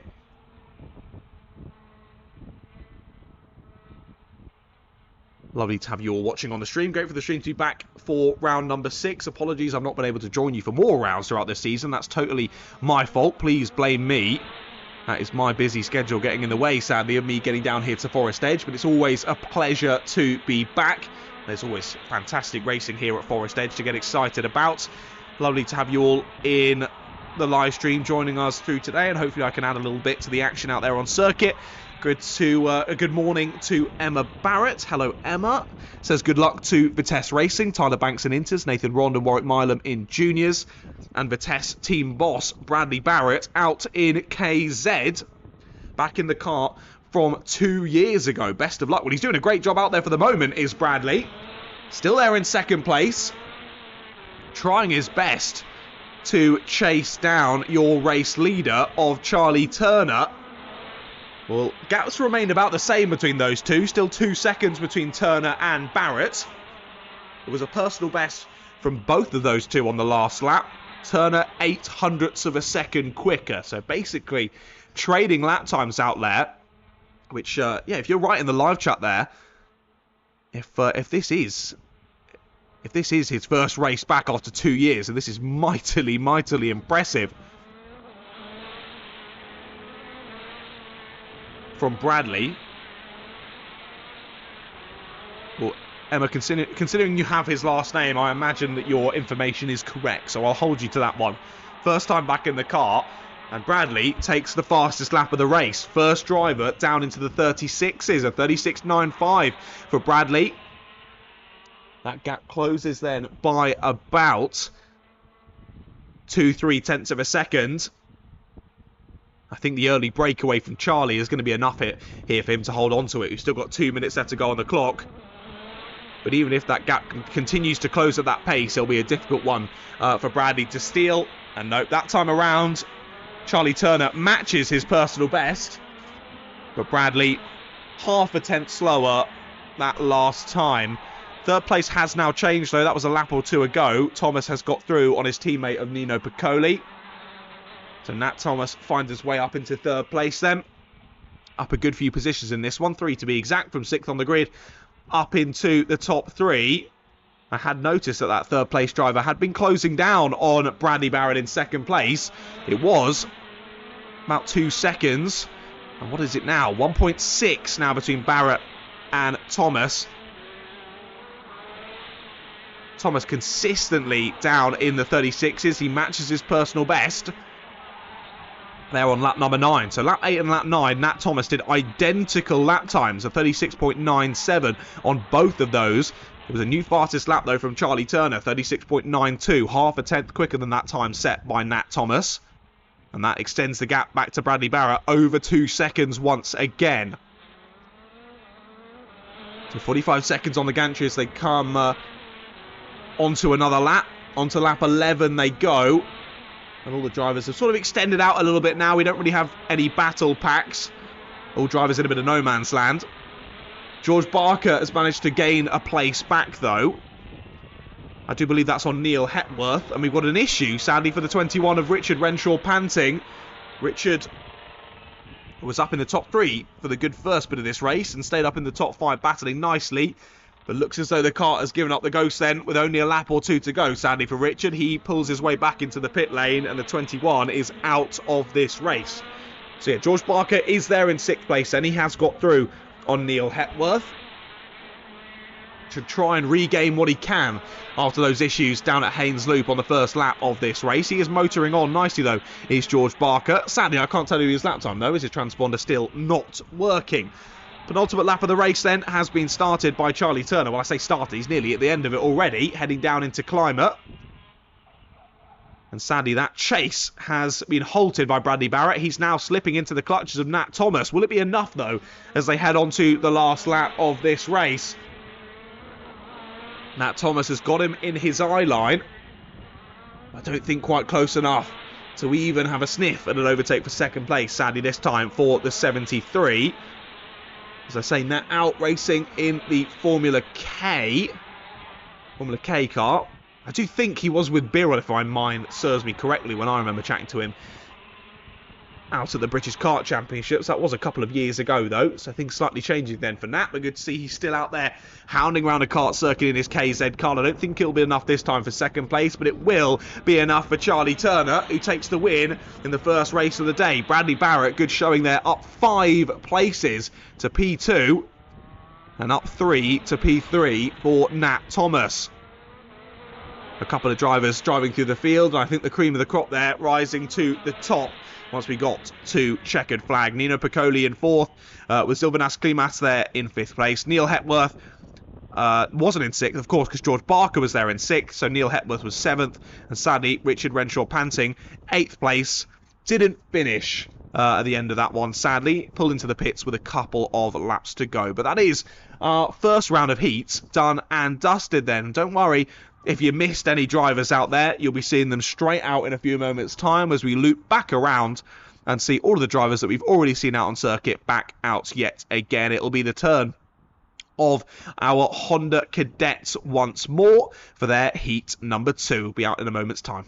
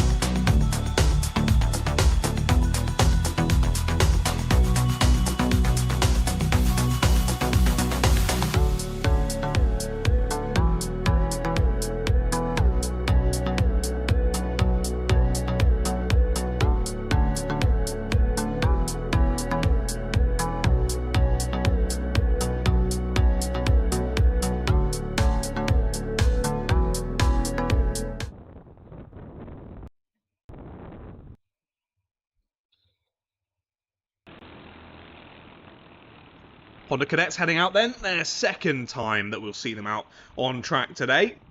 Last time we see them before the lunch break though. And Heat 2 about to get underway. Let's run you through the grid then. 18 drivers taking to the track once more here in Honda Cadets. It's Callum Williams this time who will line up on pole position. Cian Doherty alongside him. Then Max Craven and Kobe Wood on row 2. Logan Hart and Oakley Poulter on row 3. Daniel Barton and Freddie Williams on row 4, with Max Saunders and Alex Roach rounding out the top 10 there on row 5. Then it's Oliver Spence and Charlie Dickinson, Harvey Ball and Oliver Ratton. Then Leo Ralph, Harrison Maxwell, Elliot Dowling and Danny Dowling rounding out the 18 kart grid here in Honda Cadets.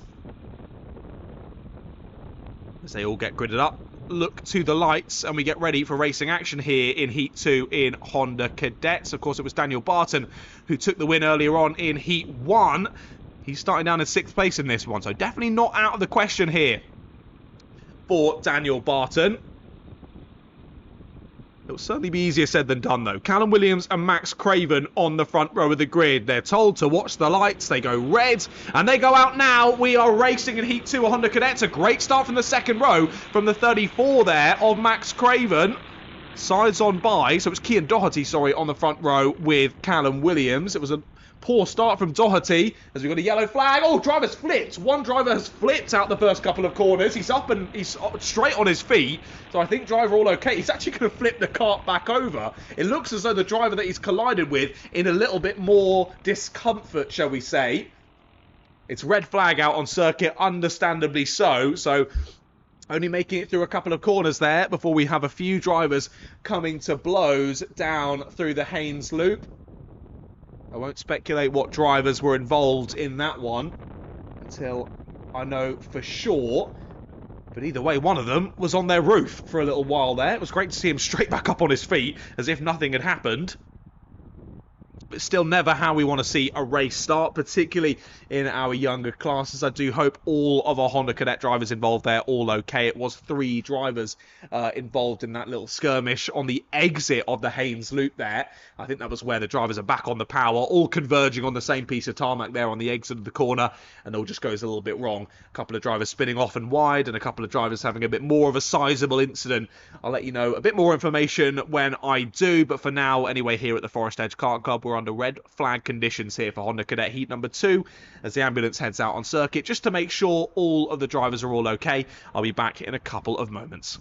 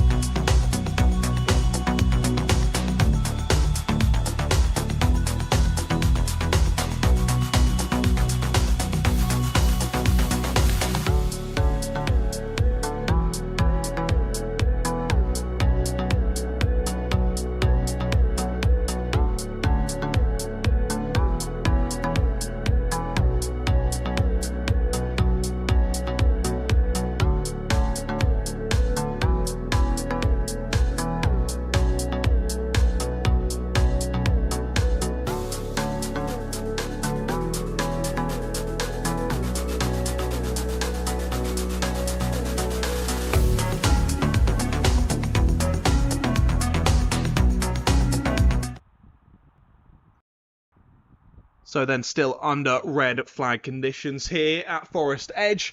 You can see the 3 drivers just being tended to down at the first couple of corners. Again, can't tell you the 3 drivers involved in the incident just yet. I can't quite see from my vantage point. I don't want to speculate over who was involved in that one, so I'll let you know as soon as I know more information about that one. But of course, as we're now in round number 6 of the season. Only 3 more rounds left to go after this one. So we're very much through the midway point of the season here in August. Of course, championship started back in March for round number 1, and last round will be round number 9 in November. So a pretty long championship season at Forest Edge, which is great, having something to do every single month for all the drivers down here around the south coast. I mean, I say that, drivers coming from far afield here for the Forest Edge Kart Club, which is understandable, given it is such an awesome event and provides us with such great racing. And that means that the championship standings across pretty much all of the classes are very close here going into well into the second half of the season then. Here in the Honda Cadets, Daniel Barton, your championship leader, of course, now has that SC plate, given his victory last time out at round number 5. He's leading the championship by 46 points ahead of Oliver Spence. Then it's only about 9 points back to Harvey Ball in 3rd place. And then Alex Roach in 4th, Max Craven in 5th, Kobe Wood in 6th, Logan Hart in 7th, Odie Poulter in 8th. All so close on points. There's less than 20 points there separating 5th and 8th in the championship here in Honda Cadets. So super, super close amongst the drivers here. And that just shows, with, of course, these random grids here in the heats, do still give you championship points. If you can find a way through from a rear grid slot, get yourself a few extra points, that could mean big things when it comes to the end of the season. And really, it can be 1 or 2 points can change where you end up in the standings. So every bit of track time matters out here at the Forest Edge Kart Club. And battles galore as the drivers not only think about personal endeavours throughout the races in terms of finishing positions, getting themselves plenty podiums and wins and whatnot. You've got to think longer afield as well throughout the championship running.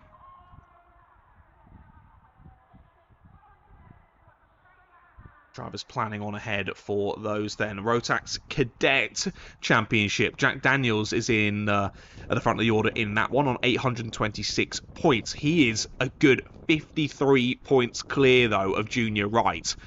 That's with some early season consistency from Jack Daniels. I can see across the heats and the finals, he's got himself 3 third-place finishes, 4 second-place finishes, and 3 wins.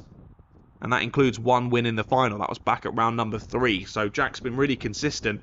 Bit off colour at round 4, not getting any top 3 finishes across the heats or the finals, but was back on form at round 5 at the Southern Champs. Only off the podium in the first heat. Then it was a win in Heat 2, second in Heat 3, and second in the final as well for Jack.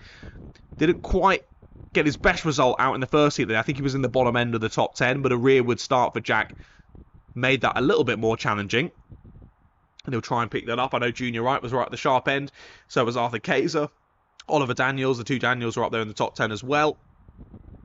So we'll see how they press on through the order in there. Second heat, that'll be coming up after this one. Following that will be our Rotax Inters.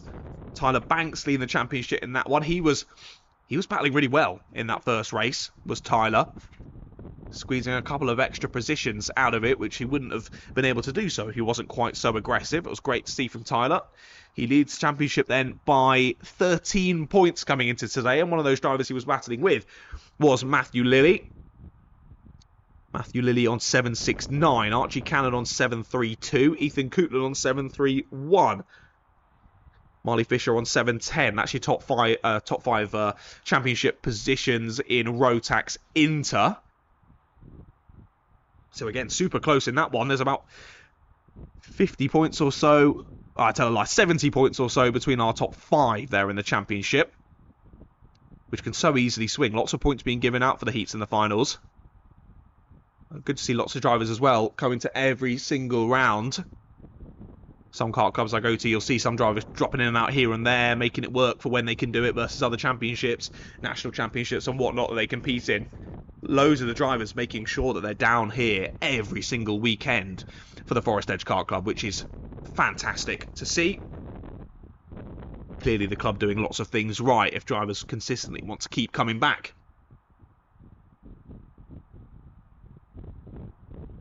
In Junior Rotax then, what are we looking like in Junior Rotax? I'm going to have to zoom in because there's so many drivers in the Junior Rotax standings. I can't actually see what the points are looking like. Jack Price comes in today on 803, so he's about 20 points clear of Dylan Morton in second place, and then it's quite the sizable gap back to Ethan Cousins. 50 points then back to Ethan Cousins in third place on 732. Travis Rhodes on 731, so only a point separating those two going into today, and then 730 for Noah McNicholas, so 2 points separates third and fifth in the championship in juniors. So Ethan Cousins, Travis Rhodes and Noah McNicholas, definitely 3 to watch out for through today. Whoever finishes ahead, basically, in terms of those 3 throughout today in terms of points, will move into third place in the standings with only 3 rounds to go. Seniors, similar stuff. William Ray leads the order in that one. 781 points versus 760 for George Hulme, 738 for Charles Green, 725 for Ethan Lomax.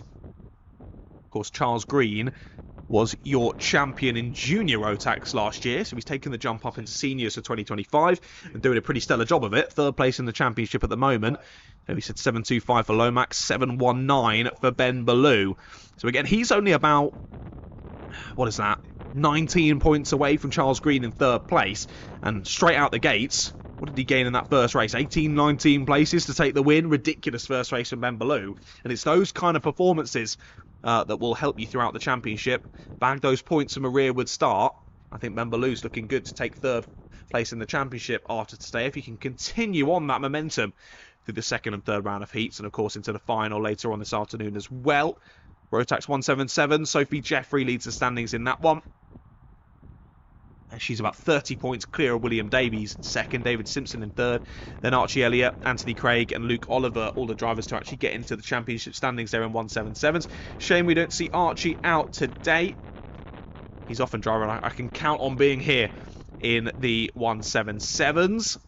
but not here today, sadly, for round number 6. The 177 Masters. It's Colin Davis at the sharp end of that one. 28 points clear of Daniel Hammett.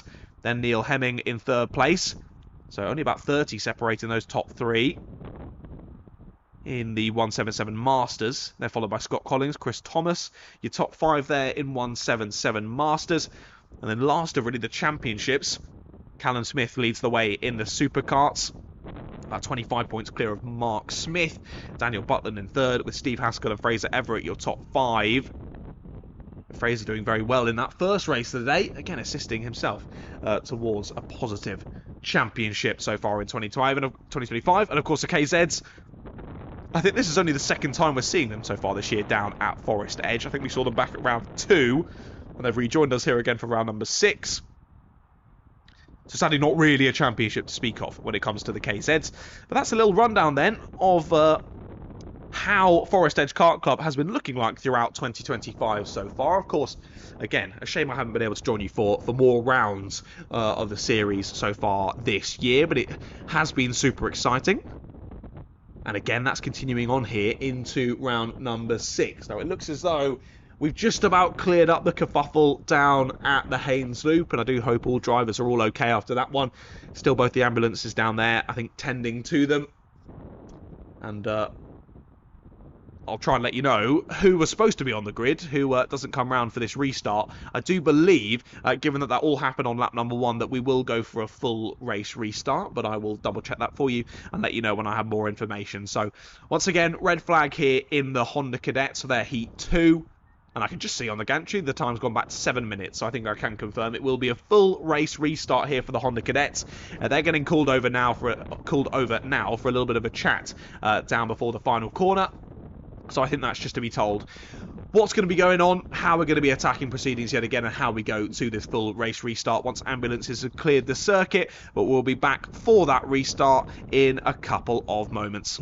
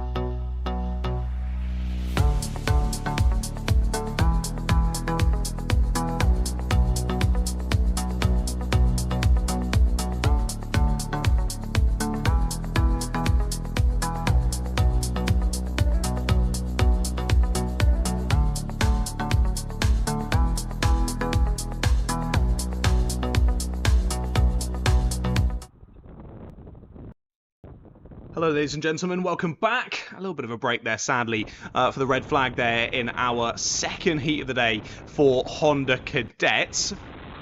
As you can see on the cameras, not the Honda Cadets out now though, they've gone back into pit lane and they'll be heading out a little bit later on for their second heat. We're just going to skip straight past that for the moment and move on to heat 2 for Rotax Cadet. So on the grid for this one then, Eli Owen and Oliver Daniels on the front row of the grid for this one. Hopefully Oliver and his brother have swapped around their transponders this time. It'll be his brother Jack on row 2, along with Joseph Cox, then Jack Gillett and Junior Wright on row 3, Arthur Kayser and Rio Pocock on row 4, then Wilfred Tomlinson and Oatley Riggs on row 5. Then it's Max Thompson and Johnny Butterfill on row 6. I can see the chevron flag, so I won't go too quickly.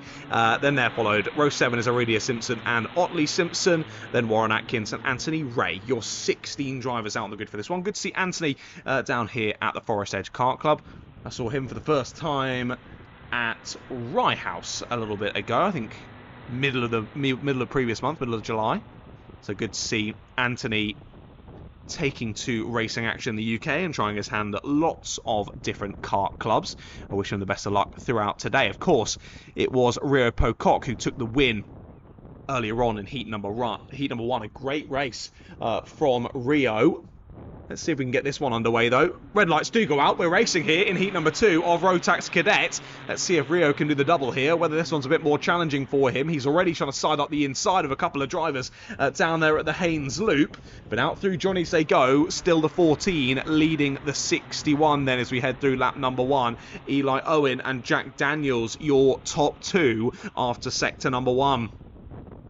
Down through Winges they go, up towards the bus stop for the first time in this race. Already those top two trying to break away as they all squabble in behind. I do think it is Rio Pocock who's made it up to 3rd place already. Fair play to Rio. Siding through really well already in this one. And who was that squabbling over 4th place? Potentially Jack Gillett on the 56. It was. Fine, I got something right. Amazing. Note that one down in your history books. 4th place then for Jack Gillett. So Pocock up 4 into 3rd place on 1 lap of racing. Rio is absolutely jet-propelled here today on the number 66. Rio Pocock has been so impressive. But it is Jack Daniels leading the way then. He got past Eli Owen on the second part of that first lap. And fair play to Jack. He also gained 3 places on that first lap of the race. Oakley Riggs as well, up 3 positions on lap number 1. He is up into 7th place. He's in that secondary pack now as the top 3 all close up together. As we do have an incident there down at the bus stop. 3 drivers off, all 3 rejoining at pretty much the same. Oh no, 4 drivers. One of them was hidden by the other. So 4 drivers off there down at the bus stop chicane. I'll let you know who they are when they come through under the gantry once more. Still Daniels from Owen from Pocock. But for how much longer? Pocock is piling the pressure onto Eli Owen. Was going to try around the outside here into Johnny will get it. Bold move there from Rio Pocock. Gets it done round the outside of Johnny's. Impressive stuff. Rio, definitely the driver to beat out there today in Rotax Cadet. Immediately has the fastest lap of the race then. First driver down into the 47s, a 47.55 for the 66. Yellow flag at the final corner though. Who's that? That's Aurelia Simpson who's come to a halt. Sadly for Aurelia. I think it might have been our four novice drivers who had the incident down at the bus stop a lap or so ago. But Aurelia very much out of this race now. Yellow flags through the final corner. That takes the overtaking opportunity away from Rio Pocock. As Jack Daniels tries to hold on to it there through the Haynes Loop. Rio all over the 61's rear bumper though, and has a good half a second of pace over Jack for the moment anyway. Of course, Jack leading the championship here in the Rotax Cadets. Rio's in 8th place in the championship. Only really hampered by a disqualification in the final at Southern Champs last time out. That will have dropped him a decent amount of points. And given that it's so close in the championship here in Rotax Cadets, I think that's understandable. Having just dropping a couple of points there. But Rio's gaining a lot back here today. Started off with a win in heat number 1. And he is hunting down that win here in heat number 2. Can't quite find a way past Jack Daniels just yet. He got a contact warning on the last lap. So did Oakley Riggs, who continues to cut his way through the order. He's up into 6th place now. Shuffles Junior Wright, who's 2nd in the championship, down into 7th place in this race at the moment. Arthur Kaiser grabs a position on that last lap around the circuit. Reshuffles Oliver Daniels now down into P9. But still our only retiree from this race at the moment being Aurelia Simpson there on the number 91. Still yellow flags down at the final corner because of Aurelia. Her kart just parked up on the outside of the circuit. It doesn't look like we're moving it anytime soon, so I think it might just be yellow flags through the rest of this race down at the final corner. But we have got a change for the lead then. Rio Pocock has made the move, and Pocock gets to the front of the order. And look at that, even on a lap that he made the move for the lead of the race, gets the fastest lap as well. 47.37 for Rio Pocock. As they head through onto lap number 6 then. The 66 leads the way ahead of the 61. Eli Owen under pressure for 3rd place then. He's still got a bit of a gap, to be fair. Just over a second back to Jack Gillett. On the little lap time tracker, it looked as though they were nose to tail. But no, actually on the gaps a little bit further. Oh, I say that. Hold on a second. They're battling for 3rd place out of the bus stop chicane. Maybe I should have trusted the lap trapper over the gaps, because they were...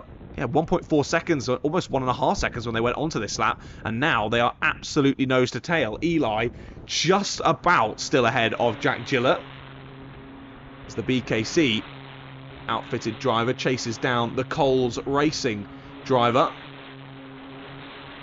With 2 minutes left to go in this race then, looks as though Jack has been able to hold on to the back of Rio, not able to reapply the pressure and see if he can steal the lead away. I think Rio just about has that outright pace to continue to build a nice little gap here and lead home 2 from 2 victories here in the Rotax Cadets. But Jack has built enough gap in the early part of the race for it to now be about 2 seconds between himself and Eli Owen in 3rd, and Eli very much focused on the drivers behind, chasing him down. Checks over the shoulder as they head down into Climate for the 7th time in this race. Yellow flags are back in though at the final corner, so the overtaking opportunity resumes there down at Tolly's. But with Jack being held up a little bit over the last couple of laps by Eli in the battle for 3rd place, Joseph Cox and Oakley Riggs straight on the scene then in this battle for the top 3 here in Heat 2 of Rotax Cadet. We've got battles up and down the order though. Wilfred Tomlinson, Anthony Ray and Warren Atkins nose to tail as they head on to their 8th lap of the race. That's the battle for 12th place there between 2 of our novices and the 23 of Wilfred. Still nose to tail between our 2 leaders. Jack Daniels has really found some good pace being sat in behind Rio, and that's what sometimes it can help. Being sat in behind a really fast driver, you can learn a thing or two. And he's finding some good pace, sticking right on the back of the number 66. Here's that battle for 3rd, though, under the gantry and through the camera on the top right-hand corner of your screen. It has changed, though. Jack Gillett gets the move out of the final corner, steals 3rd place away from Eli Owen. Joseph Cox there and Oakley Riggs still the 2 drivers chasing them down in behind. We've got about 20 seconds left to go on the clock. So it will be onto the final lap of this race then when they head through and across the timing line once more. Did say I didn't think Jack Daniels would be able to relaunch an attack here, but he has kept right in the wheel tracks of Rio Pocock through this second to last lap. Last lap begins then for Rio Pocock. Now, was Jack Daniels simply biding his time here to think about a re-overtake? Or is he just sitting there, sitting pretty, happy to take home a 2nd place and add to that championship tally? Well, we wait and see as they head round the last 1,100 metres of this race. Still, Jack Gillett there in 3rd. Eli Owen doing a good job to keep Joseph Cox and Oakley Riggs behind. I think that's more because Joseph Cox is working so hard to keep Oakley behind. Bit of contact there at the final corner, and 2 drivers do come together at the final corner. That's 2 of our novices battling there. The 22 slaps the steering wheel in frustration, that being Warren Atkins. It was himself and Anthony Ray there that came together through the final corner. But we watch as the leaders come down through Climate and into Tolly's for the final time in this one. It won't be a last-ditch attempt from Jack Daniels, and it will be Rio Pocock to take 2 from 2 so far here today at round 6 in Rotax Cadet. He wins and sees the checkered flag first. Jack Daniels in second, Jack Gillett in third. Eli Owen holds on to fourth, but they do switch in behind. Oakley Riggs gets past Joseph Cox there on the final lap of racing action. Junior Wright, Arthur Kaiser, Johnny Butterfield and Oliver Daniels, your top 10. Then Max Thompson in 11th place, and we wait for the rest of the drivers to come through. This will be the 23 round the final corner of Wilfred Tomlinson in 12th place. Then Anthony Ray ahead of Warren Atkins. Warren thinks about it into the final corner but can't get it done. They stay as they were in 13th and 14th respectively, and we just wait for Ottilie Simpson to come round and finish in 15th place. And of course Ottilie's sister, I believe, Aurelia Simpson, didn't finish the race in that one. Sadly, Kart not making it to the checkered, parking up at the final corner on lap number 2, sadly, for Aurelia. Rotax Cadet's done and dusted then. I'm just trying to spot out the final, out of the first couple of corners and down into the dummy grid, whether it is the Hondas up next or the Rotaxes. I'll let you know in a couple of seconds. I think it's more than likely going to be the Hondas immediately regridded up, but I'll let you know in a couple of moments' time. Either way, we do have some of our younger drivers out next. I'll let you know exactly who when I'm back after this short break.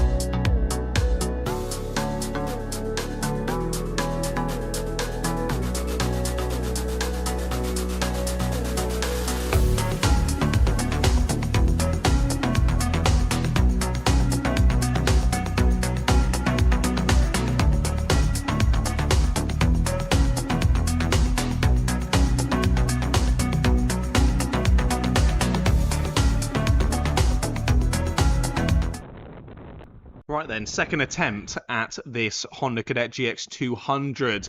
Heat number 2. Of course, red flag, sadly, on the first time of asking. We only made it round. We didn't even make it round the first corner, really. It all happened down at Haynes Loop. And sadly, I think a couple of the drivers that we were expecting out in heat number 2 no longer able to take part after that incident. Of course, they're all taken off in the ambulances and seen to as best as possible here at the circuit. Hopefully out later on for their following heats and final, but I'll let you know whether we do end up seeing them later on. Let's run you through the grid then for this one. Callum Williams and Cian Doherty on the front row.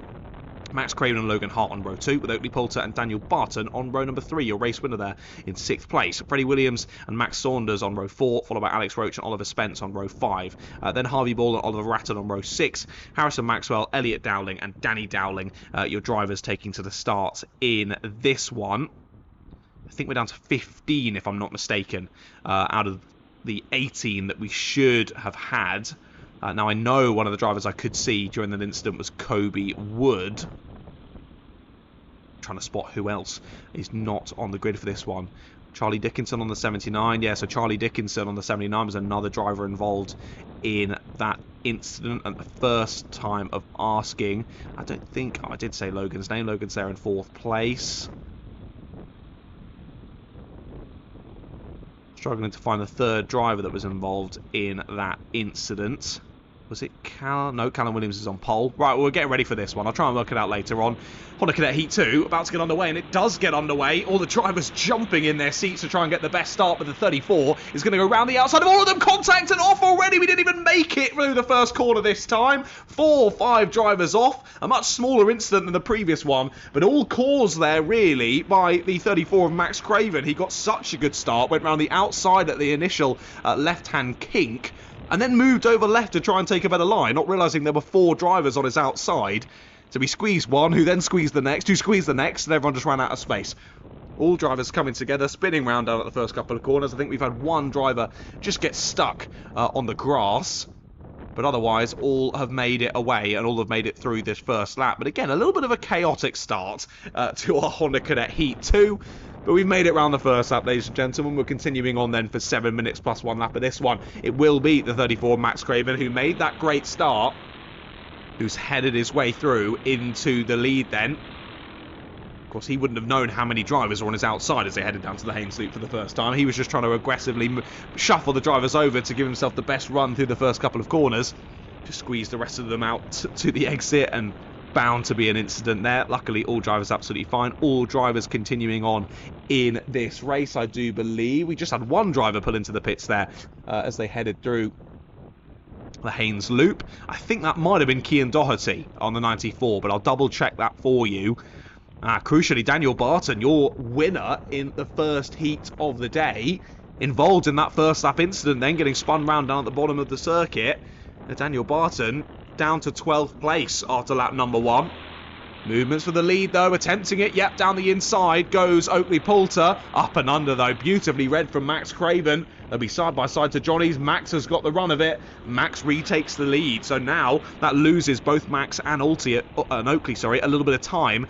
Callum Williams, Alex Roach, Oliver Spence, Oliver Ratton, Logan Hart, I think as well, all now rejoin the party in the battle for the lead. So top 7 still absolutely line astern then.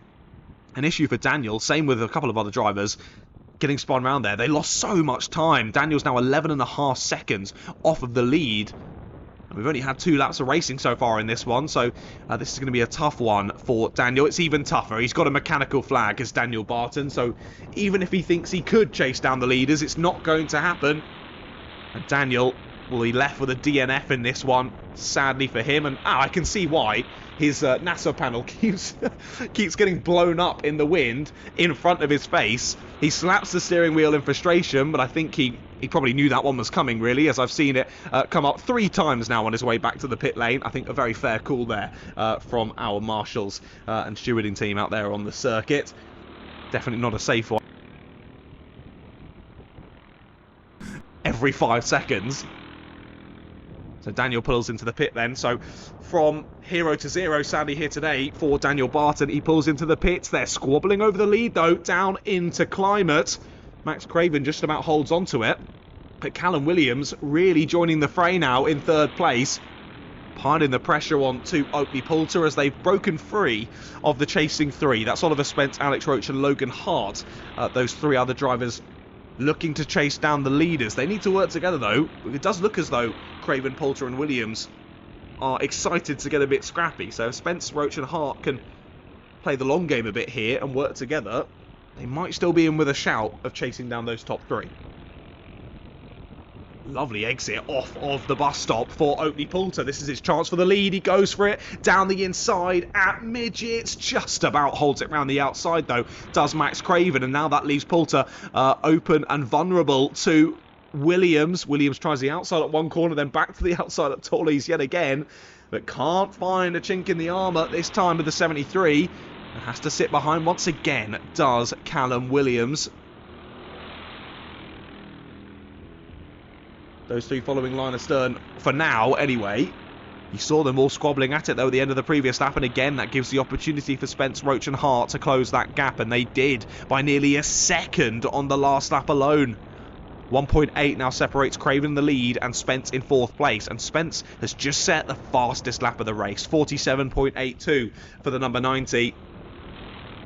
Only a matter of time, I think, now before he catches that leading trio. We've still got over 2 minutes left to go in this one. Oliver Spence definitely in with a shout here of a top 3 finish. He's dragging Alex Roach with him. Sadly, the 81 of Logan Hart just dropping a little bit off of that queue on his Project 1 kart. As they continue on to lap number 7 then.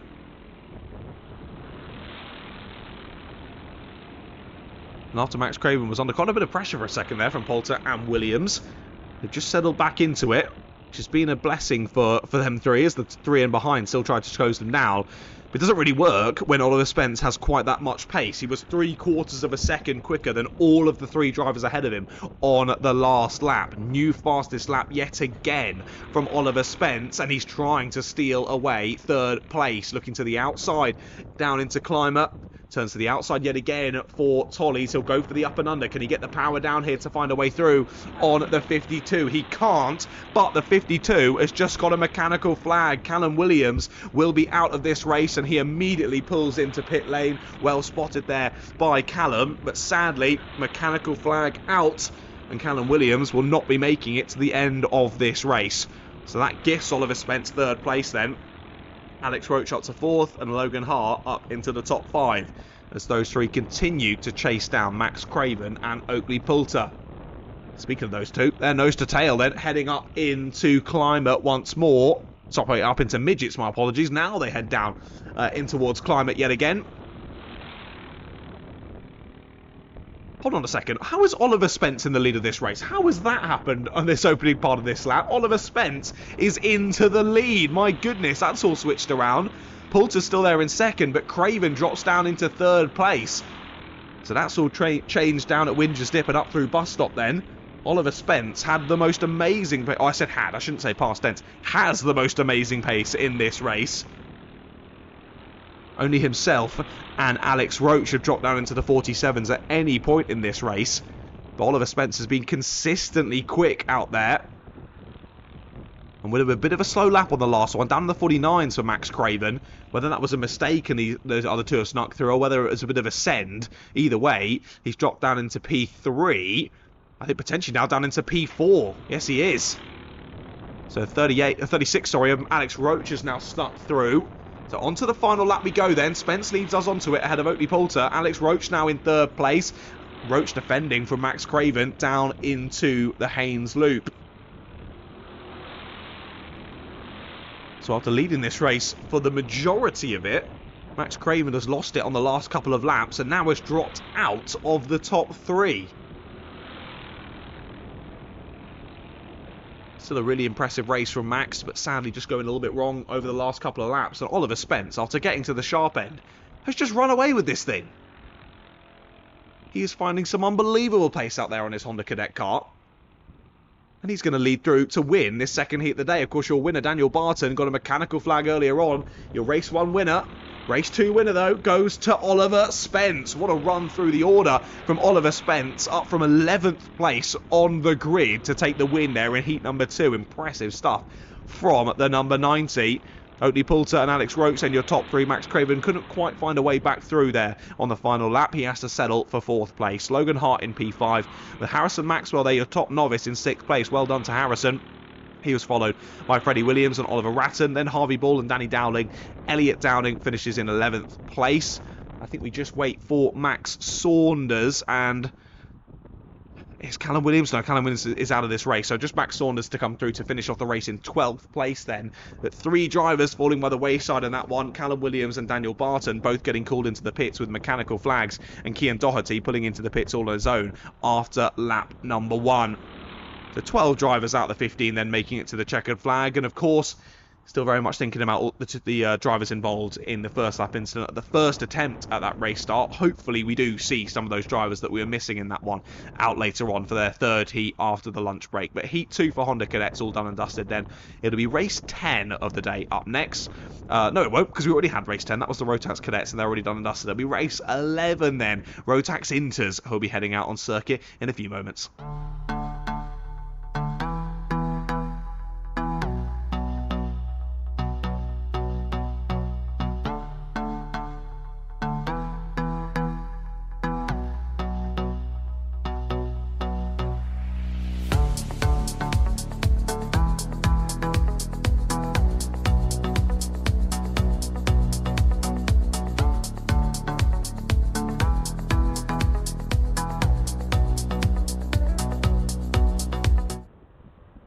Rotax enters straight out onto the circuit then, as we fly through the rest of this morning's schedule.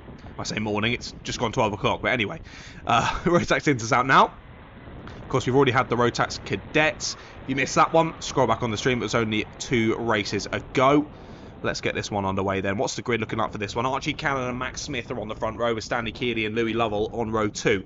Harry Wright and Freya Bond on row 3 with Ethan Coupland and Dewey Hockridge on row 4. Tyler Banks and Connor Yu on row 5, followed by Matthew Lilly, Ollie Healy and Byron Webb. Your 13 drivers taken to the start in this one.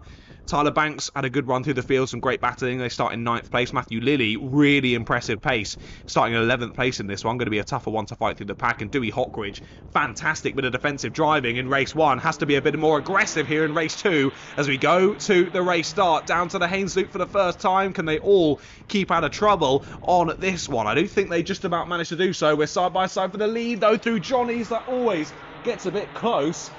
Driver on the inside line, managing to hop up over the curb and keeps out of the way of the driver on the outside line. And they all make it through up into the bus stop chicane for the first time. Do they make it out, though? A bit of front to rear contact there, and one driver does go off. Rejoining the pack fine, though. All drivers continuing on to the end of lap number 1 then. There was quite a bit of roughing and toughing out there as they all traded paintwork. Through to the end of lap number 1 then, it's the 41 of Stanley Keeley who's into the lead of the race. Archie Cannon second, Harry Wright in third, and Max Smith and Ethan Coupland your top 5. Matthew Lilly already up 5 places on that first lap, up from 11th to 6th already in this one. But Stanley Keeley, lovely start from the second row of the grid, jumps his way up into the lead on lap number 1. The question is, can he hold it there?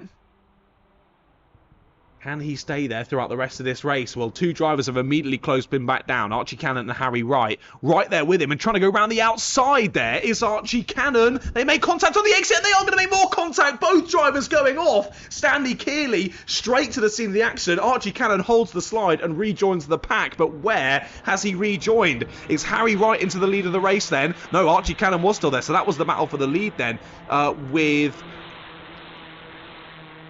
Stanley Keeley. And who was the other driver involved? Was it Max Smith? Of course, it was Max Smith then involved in that one. So Smith drops down into 5th place. Cannon stays there in 2nd. Wright gains 2 up into the lead. Coupland up 2 into the lead. Lilly up 2 into 4th place. So yeah, biggest dropper down there from that one, Stanley Keeley. It was just where they started making contact on the exit, and neither of them really wanted to get out of it, so they both ended up heading off onto the grass. And look at this scrap down in towards Climber. My goodness, it's close between our 4 leaders now. As a little cheeky send down the inside for 2nd place. Attempt there from the 43 of Ethan Coupland. Now around the outside, we'll go the 20 of Matthew Lilly. Turns to the inside there for the first couple of corners, but they'll still be side by side on the exit. Has Matthew Lilly got it? Yes, he has. Lovely move there from Matthew Lilly. Steals 3rd place away from Ethan Coupland then. And just about, Harry Wright holds on to the lead ahead of Archie Cannon. My goodness, this is getting exciting now in the Rotax Inters. They all rumble their way through the bus stop yet again. And look at this, with this battling at the front, so many more drivers have joined the fray. Attempted to move for the lead there, really late down the inside from Archie Cannon. He couldn't quite get that done, and now he might get swallowed up by the pack. More drivers joining the action. And I have no idea who's going to take the win in this one. Still 4 minutes left to go, and it's Ethan Coupland who jumps to the front of the order. Coupland from Lilly, from Wright, from Cannon. Little late move there to the inside. That would have been from Tyler Banks there, trying to get 5th place away from Dewey Hockridge.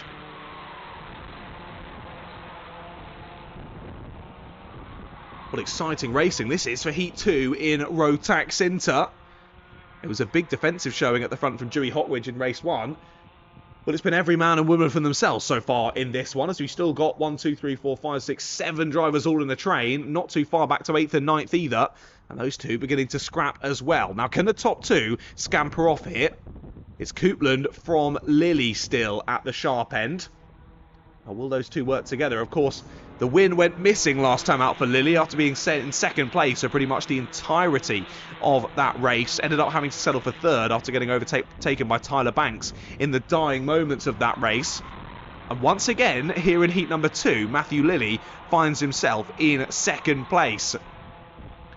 Bit of a gap back to Cannon. Cannon's got a lot to worry about with the drivers in behind now that he's got past Harry Wright for 3rd place. He is looking to scamper off. This is Matthew Lilley's opportunity, and he grabs it with both hands. Straight down the inside there. Off wide goes Ethan Coupland. Manages to rejoin, though. Still side by side with Matthew Lilley. Hangs it round the outside through Climber. Gets the inside for Tollies. Retakes the lead, and all that is lost time for both of our leading drivers. He'll go for it again. Down into the first couple of corners. Late on the brakes from Lilley, but it's not enough. Hangs it round the outside again. It does Ethan Coupland. And Archie Cannon will be sitting there in 3rd place, licking his lips as he sees Coupland and Lilley continuing to squabble for the lead in this race. It was about 7/10 between Coupland and Cannon as they went on to lap number 7. Looking relatively similar out there for the moment anyway. As Lilley still hounding the rear bumper of Coupland's kart, but unable to find an opening. Who's there in 4th place now? It is Dewey Hockridge. No, that's changed again. I think, no, Tyler Banks is still... No, so it is still Dewey on the 78. Yeah, so it is still Hockridge from Banks. Now Bond through on right. That's going to change, though. Late down the inside. Super late and up and over the back. Just about lands on all 4 wheels there does Tyler Banks, but he loses 2 places. Tried the move down the inside of Hockridge. Went up and over his rear axle. Lands back on 4 wheels. Collects it back up, but Banks and Bond and Wright... able to slip on by, and that'll be Hockridge down into 7th place. Or Banks, sorry, into 7th place. Me getting confused. It was Banks who was going for the overtake.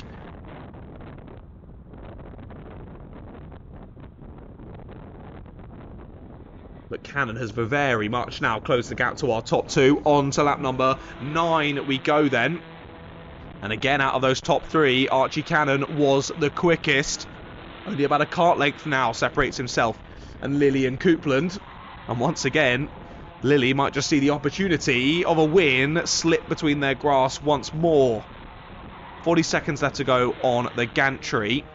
Might just squeeze out 2 more laps from this race. Already my first race on today's live stream. Looking for it is Lilley. Has he got that inside line? No, not quite enough exit speed there out of midgets to get it done. And they have totally cleared off in the rest of the running order now. But it's the 42 of Freya Bond that has snuck through into 4th place and already trying to clear the rest of that running order. Where is Dewey Hockridge? That is the question. Where is Dewey Hockridge? He has been lost from this pack and he's been lost from the timing. I can't see him out on the circuit from my vantage point anyway. So he must be down at Winger's Dip then. So Dewey Hockridge, after a great first race, again another driver we've seen in heat number 2 in not going their way for the race winners in heat number 1. Hockridge is going to get a DNF from this one, sadly, for the number 78, but we keep our eyes locked on this battle for the lead then. Round the final corner they come, through Tollies and on to the final 1,100 metres of this race. This is the last opportunity for Matthew Lilley to go for it. He's going to go for it straight down into the first couple of corners. Late on the brakes, makes a little bit of contact for Coupland, sends him wide, and Matthew Lilley takes the lead on the final lap. Great move from Matthew Lilley. I don't think it would have quite worked without that tiny bit of contact to push Coupland wide. Either way, he gets through. Into the lead goes Matthew Lilley, and Archie Cannon wants to see if he can pick up the pieces as well. He's still there in 3rd place as Coupland thinks about relaunching an attack here, but gets a poor exit. Into midgets they go. He can't go for the move, but not quite a poor enough exit for Cannon to make the most of it either. Down into Climber for the final time in this race. A bit slidey there for Ethan Coupland, and that means that Lilley will lead us home, and Matthew Lilley will take the win in heat number 2. From Ethan Coupland in 2nd, Archie Cannon in 3rd. All 3 of those drivers battling over the championship in 2025 here in Rotax Inter. All getting some good points on the board. Freya Bond, great race from her there, into 4th place. Gains 2 overall. Tyler Banks as well up into 5th. Gains 4 places from his starting position. Harry Wright then finishes behind in 6th place, followed by Max Smith, Louis Lovell, Stanley Keeley there in 9th. Good for him to get back to 9th place after that incident earlier on in the race. Byron Rebb rounds out the top 10, followed by Connor Yu, Ollie Healy, and of course Dewey Hockridge. We sadly lost there with about 3 or 4 laps to go. Didn't see what happened to him. But either way, Dewey Hockridge does not finish heat number 2. And once again, just like we saw in the Honda Cadets last time out, the winner in Heat 1 gets a DNF in Heat 2, and that is going to shuffle up the order for the finals later on. Of course, they've still got Heat 3s later on before we get to those all-important finals. But I, for one, cannot wait for the Rotax Inters. What a race that was. Up next then, so we've got 5 more Heat 2s still to come. It's Junior Rotax up next for their second heat of the day.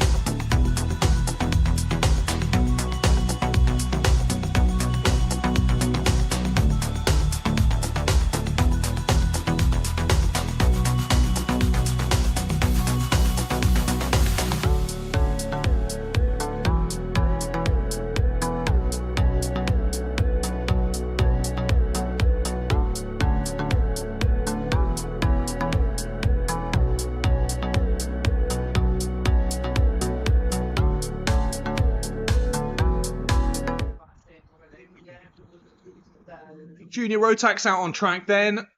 Let's run through the grid for this one. Again, a stacked grid here in Junior Rotax. Warwick Milam starting on pole position with Jesse Whitmore alongside him. Spencer Trehold and Luca Cook on row number 2 with Tyler Rackham and Teo Jones on row 3. Jamie Rowe and Ethan Constance on row 4 with Kai Pepperell and Travis Rose rounding out the top 10. Then it's Dylan Morton and Nathan Rond, Alexander Stefanov and Konstantin Krastev. Then Nikolaos Gozalidis, Aidan Clark, Sam Green Gomez, Jensen Hookey, Devin Taylor, Ella Lucia. Then Elliot Dimilov, Leo Barsterfield, Joe Stonehouse, Finley Hines, Leo Steed, Jack Price, Max Wheatley, Noah McNicholas, Ethan Hunt, Jaden Shearing, Max Douthwaite, then Cody Longdon and Elsie Bonning, your 34 drivers taking to the start in this one. Around the final corner they come then. It was Dylan Morton who took the win after all was said and done in Heat 1. Let's see if he can do it again here in Heat number 2. He's starting within the top 10, so it's very much possible. We got 4, 5, 6 drivers off. Massive impact into the barrier there for the 31 and the 71, but they both immediately crack back on. We have got a bit of track furniture in the circuit, though. Drivers just about avoiding it. It'll be yellow flags for the moment, though, as they all try to avoid that. Right, who was that? The 71 and it was 71 of Jack Price then. I do think it was well, there is no 21, I don't think, so ignore me. The other driver involved, as we go to Battenberg flag, Battenberg conditions, it'll be back to single file. All drivers in a spin on the Battenberg. Oh, all drivers diving off in avoidance. My goodness. I think that was just as 1 or 2 slowed up for the Battenberg. The other ones didn't, and drivers still really needing to watch out for those flags. I know it's lap number 1. Lap number 1, and you are a bit focused on the drivers around you. You've got to keep an eye on those flags, drivers. But all managing to keep it under control now, thank goodness. We're under Battenberg conditions as we just try and fix those barriers on the exit of the first little kink here outside of my commentary box window. And that was a big off. So who was the other driver? It was the 31, sorry, not the 21. Aidan Clark it was. So it was Jack Price and Aidan Clark who clattered through the barriers here at the first corner. A number of other drivers taking to the grass in avoidance of that initial incident. And then we had more down the back straight there as the Battenberg came out. Drivers at the front beginning to slow off. Of course, you're getting back into single file racing. Other drivers behind, a bit too focused on what was going on around them. Took a few more seconds to realise what was going on, and thus had to chuck on the anchors to avoid them. One driver spinning. A bit of pandemonium down there at the first lap here of Junior Rotax Heat number 2. But drivers getting it all settled down into racing order. Barriers being fixed by the great staff down here at Forest Edge. Let's have a look then. How's that all finished up at the end of lap number 1, especially with those spinners under yellows and whatnot? It really has shuffled up the order. Top 4 stayed as they were then. Warwick Milam from Jesse Whitmore, Spencer Trahorn and Luca Cook. Dylan Morton, we said he was your driver. Let me just double check that before I get all my information wrong. Yeah, Dylan was your race winner in heat number 1. I said, could he do it here in heat number 2? Well, he's already up 6 places on the first lap, up into P5. Then it's Ethan Cousins from Alexander Stefanov, Travis Rose, Kai Pepperell, Jensen Hookie, your top 10. So that's changed again then. Kai Pepperell's dropped below Hookie, Stefanov back behind Rose then. So clearly a bit of a reshuffle after those incidents on the cooling down section of the first lap. Nathan Rond, first outside of the top 10 there in 11th. He's followed by Konstantin Krastev, Leo Barsterfield, Sam Green Gomez, Finney Hines, Max Wheatley, Devon Taylor, Noah McNicholas, Jamie Rowe, Jaden Shearing, Ethan Hunt, Leo Steed, Elliot Dimilov, Max Dothwaite, Tyler Rackham, Elsie Bonning, Ella Lucia, Nicolaus Scotters-Alidis, Teo Jones and Jack Price. And of course we have already lost Aidan Clark from this race. Who are your biggest movers on this one so far then? 11 places gained for Max Wheatley, 10 places gained for Noah McNicholas, 10 places gained for Jaden Shearing.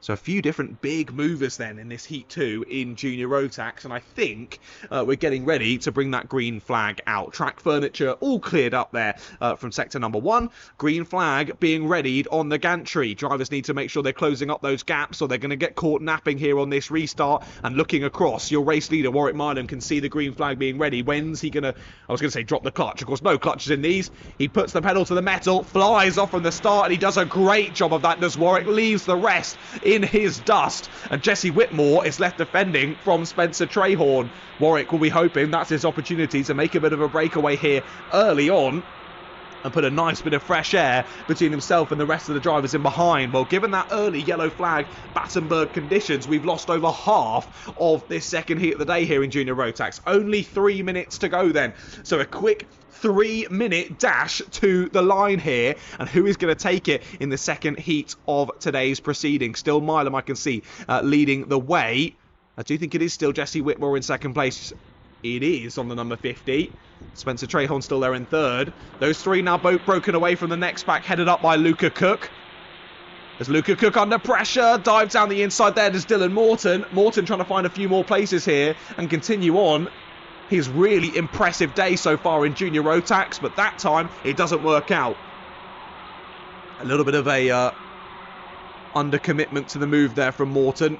Didn't quite have the closing speed, couldn't get it done under brakes, sits back behind once again in the top 3, continuing to break away here. Morton knows he needs to get the move done, and he's gone for it again, up at midgets, but again, can't quite get enough alongside, slips back behind once more. He's been quite lucky he's not been eaten up by the rest of the pack in behind. There's a good 5 drivers battling in behind him, and there's a move at the final corner, up and under. Great move there from the number 16 of Travis Rose, gets both of them on the exit. That was Hookie getting through on Cousins, and Travis Rose goes up and under on both of them. Says thank you very much, I will have 6th place.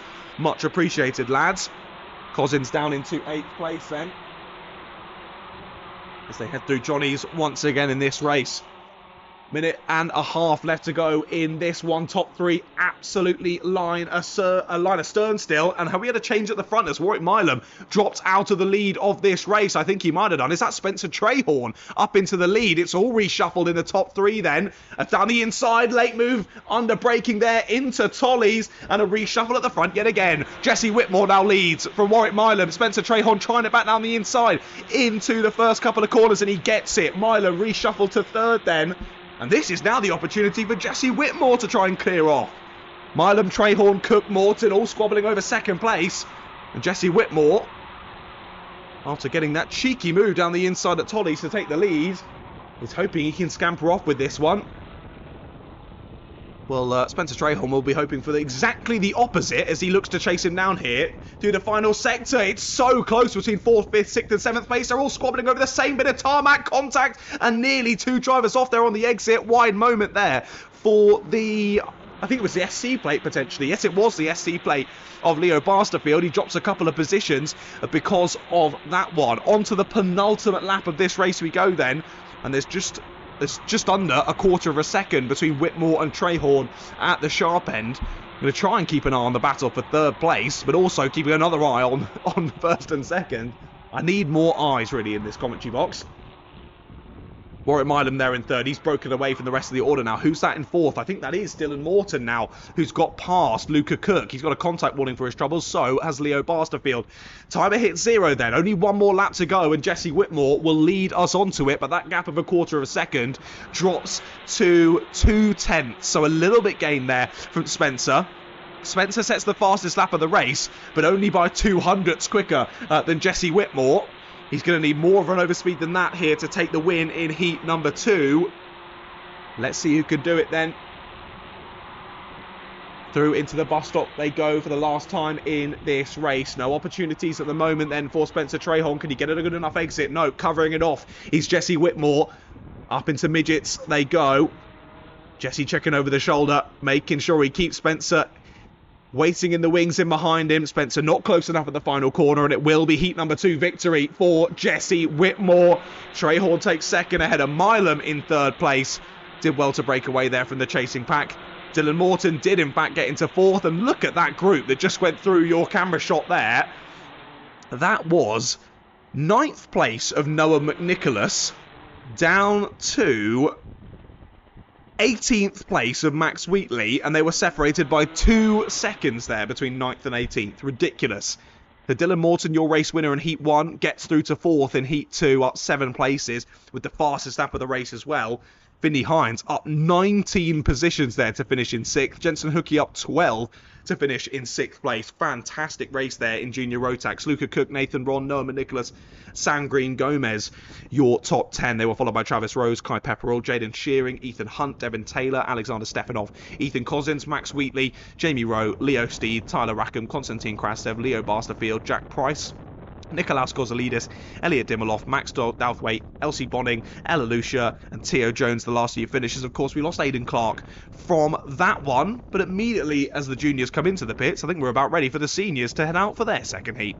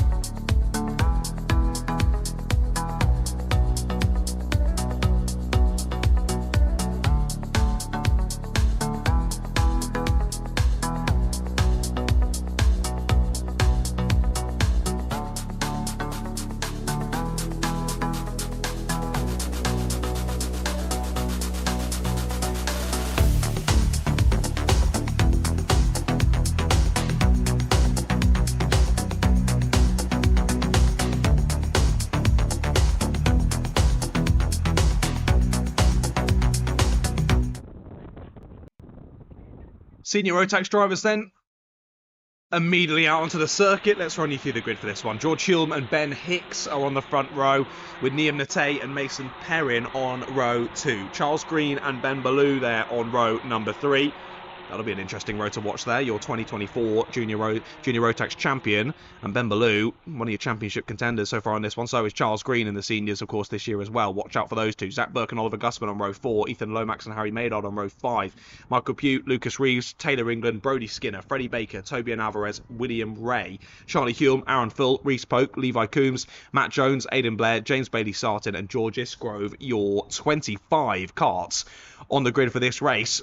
Ben Ballou took the win in heat number 1 in commanding fashion. What can he do here in heat 2? We're racing in Senior Rotax, and just about all drivers keeping on the black stuff there through the first corner.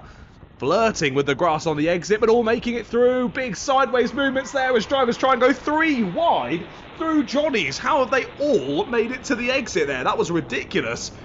I saw the SC plate right in the middle of that. George Hulme, I think, getting swallowed up a little bit by the pack on the start of this one. But they all make it through the first lap so far anyway. They're up into midgets they go for the first time. And I'll let you know as they come a bit closer to my vantage point who's made it to the front. No, the SC plate is still out there in the sharp end of the order. Who was I looking at? I was looking at one of the green and orange cars. Well, there's 4 of them line astern, all of the teammates from XL. As cheeky down the inside from Charles Green there. He's got it. Fair play. He grabs that inside line. They'll be side by side into Johnny's, but no. Muscles his way through on his teammate there. Does Charles Green gains a spot. Impressive stuff there. All four of them line astern. Battling really well, but certainly not giving an inch extra because they're teammates. That certainly wasn't the case. But all giving just enough room there for them all to make it through. Yellow flag up at midgets. I can't quite see why, and that's gone straight in there, so maybe a little spin that I missed there. And lap number 2 then, George Hulme and Mason Perrin looking to try and skip off, move for 3rd place. Is that Ben Ballou down the inside? Yes, it is. So Ben Ballou up into the top 3 already then. Relegates the 84 of Ben Hicks down into 4th. Harry Maynard very much still with them, and it's Charles Green who leads that next pack in behind with his teammates close in tow. That's William Ray on the 14, Aaron Full on the 28, Oliver Gussman on the 38. Now, if I remember correctly, Oliver Gussman having that issue in heat number 1. Incident with another driver down into Climate, if I remember correctly. Yeah, finished down in 18th once all was said and done. Cheeky move at the front of the order, though. That is a change for position. Mason Perrin gets the move done down at Tolly's. Takes the lead away from George Hulme. And look who is straight on the scene. It's Ben Ballou. New fastest lap on the last lap of the race. A 40.13. Was nearly a second quicker than both of the 2 drivers ahead of him. And now challenging for the race lead. Thinking about it down the inside. That's not Ben Ballou though. That is George Hulme sending it straight back through. And Ben Ballou follows him. Opportunistic there from Ben Ballou. Up into 2nd he goes. And immediately down the inside. 2 drivers sending it down the inside at the final corner. This is all getting a bit too close to comfort. Well read though by Charles Green as he slips up and under on both of them. Charles Green into 4th place then follows Harry Maynard through. As both the 2 drivers look to consolidate position and re-chase down the 2 leaders of Hulme and Ballou. Now, which way round were they when they headed down? It is Ballou in the lead of the race then. So Ballou snuck through with Hulme on Maynard earlier on in that lap. And then Ballou got it done himself up into the lead. So will this be the first time today that a driver who won in heat number 1 also wins in heat number 2 and continues on the perfect day? Well, we'll have to wait and see. Bit of dust getting kicked up on the exit of the bus stop chicane there as one driver flirts with those track limits.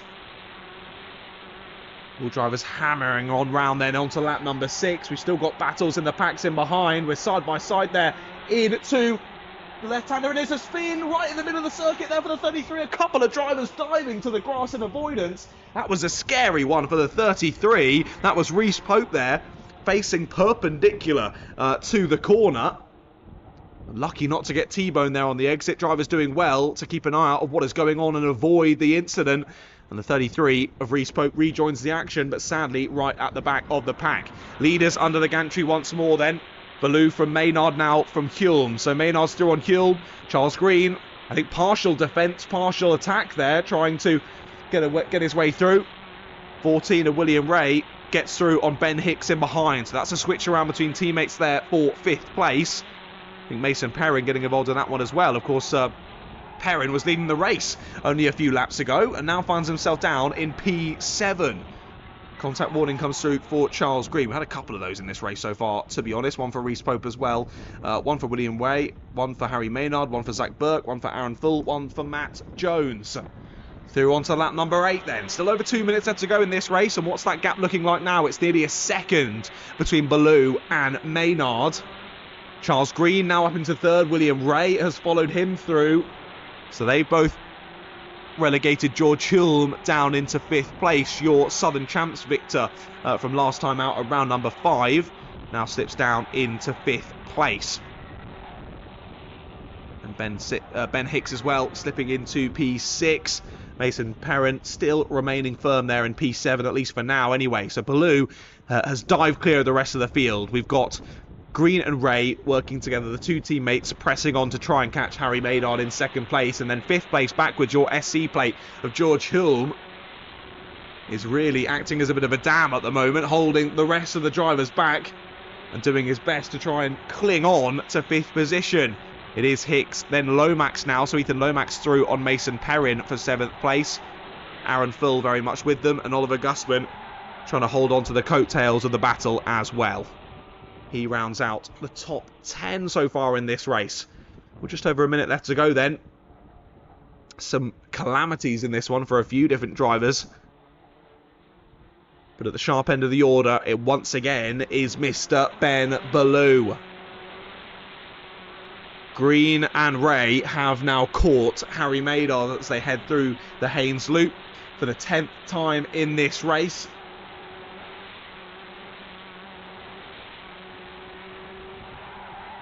When will they think about the move, though? They've clearly got a bit of outright pace. I think only by a few tenths over Harry Maynard, but that is all you really need. Maynard remaining firm there in second place for the moment. Just as I say that, Charles Green dives it down the inside up there at midgets. Lovely move. And William Ray tries to follow him through, but can't quite do so. So Charles Green up to second place then. I think that's probably going to be the lofty heights in this race, but he's had a great run through the pack yet again. Has Charles Green battling really nicely. William Ray gets sent to the outside line there at Haynes Loop. Looks for the up and under, can't quite grab it. And George Hulme has found a bit of pace in the second half of this race. Matches his personal best on the last lap. Lap 9 and lap 10 has done identical times as George Hulme, a 40.43 on both of those laps. And Hulme rejoins the battle for third place. Then it's Ben Hicks now in a bit of no man's land behind them in sixth. Last lap board being ready though on the gantry, and Ben Ballou will see it first. Leads us on to the last 1,100 metres of this race. Not only has the SC plate joined that battle for P3, getting involved now as well is Ben Hicks. He's bridged the gap already, even in those last few corners.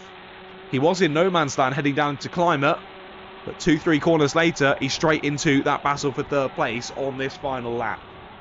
Ben Ballou looking to lead home another very tidy race here in Senior Rotax.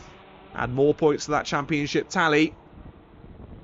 And also continue on a perfect day here at round number 6 of the Forest Edge Kart Club in Senior Rotax. Ben Ballou rounds the final corner and wins Heat 2 in Senior Rotax. Charles Green in second. A bit of calamities at the final corner though.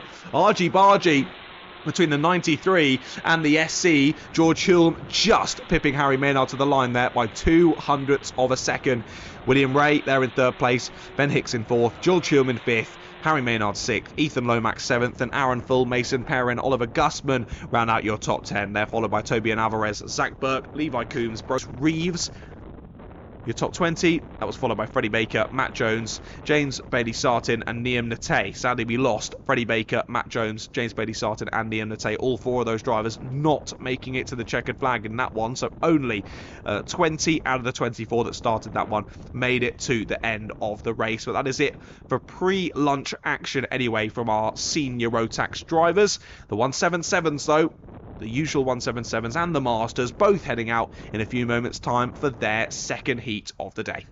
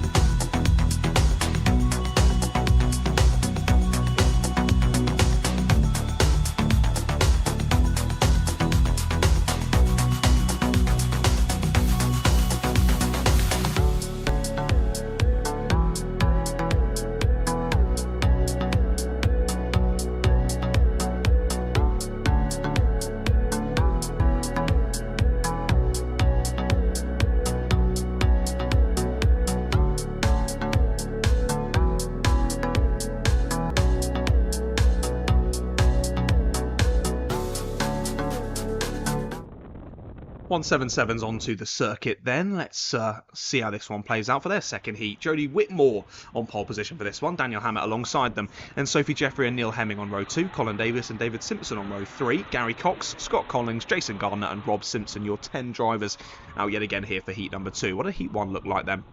David Simpson taking the overall win and the win in the 177s. Jason Gardner, second overall out on circuit, but the win in the 177 Masters. Only penalty given, front bumper penalty, 5 seconds for Jodie Whitmore.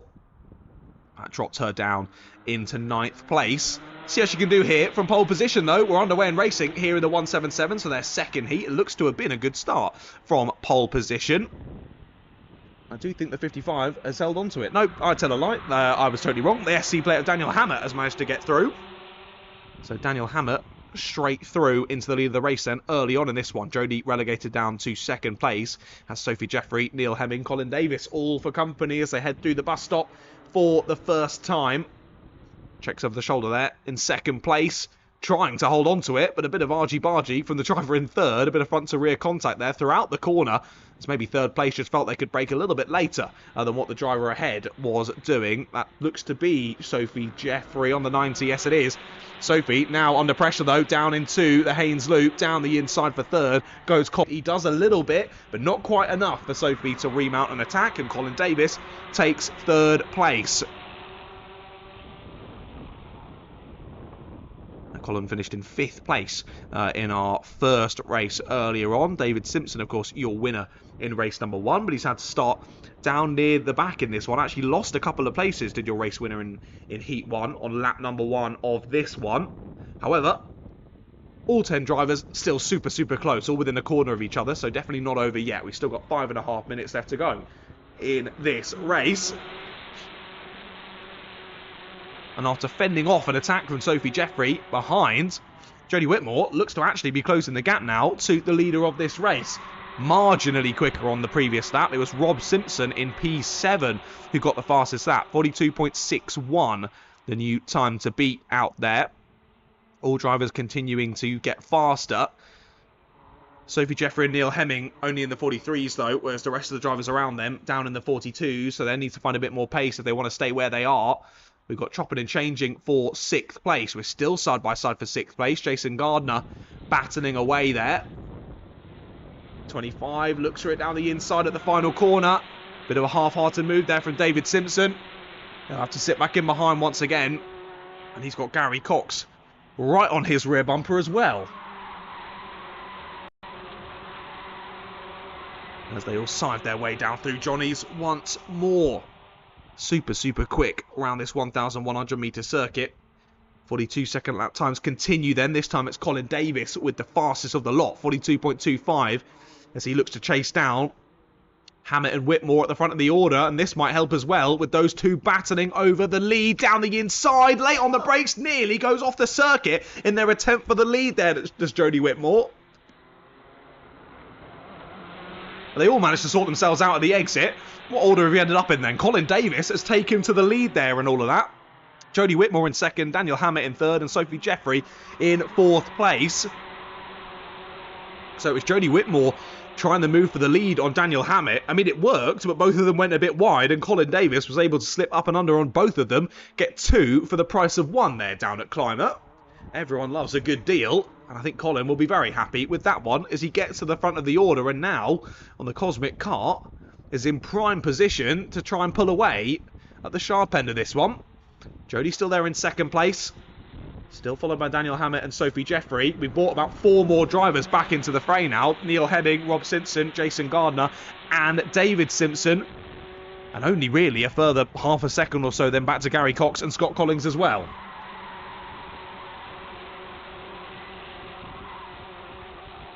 So all drivers in this field, we're well over half race distance. All of them still separated by about 3.5 seconds. Just shows the talent across the field here in the 177, so how close they all are in pace, and makes for some exciting racing for us to enjoy out on circuit. Like I said, Colin Davis had the opportunity to drive away, but sadly he hasn't been able to do that. He's keeping about a kart length between himself and Jodie in 2nd place. Just enough to mean that he can drive his normal lines. Well, just as I'm saying that, he does go a little bit defensive down into the Haynes loop this time. Just puts his car sort of in the middle of the circuit, thwarting any unwanted dive bombs there into the Haynes loop. But that will mean he loses a little bit of lap time, brings Jody a bit closer, and maybe gives the opportunity for Jody to go for it later on in this race. Another contact warning coming through, this time for Sophie Jeffrey. She's got 1 in this race, Rob Simpson's got 1, and Jason Gardner has got 2. Jason got 2 in the space of about 30 seconds though, so I think that was all involved in the same battle earlier on in this one. Nose to tail from 3rd place backwards though, move down the inside for 5th, that'll be. 24, dives it down the inside. Rob Simpson gets the move at the final corner, and they all reshuffle in behind then. Neil Hemming trying to stop that negative momentum there from 6th place. Has he been able to do so? Yes, he has. Still being hounded by Jason Gardner and David Simpson, but he has kept them behind for now anyway.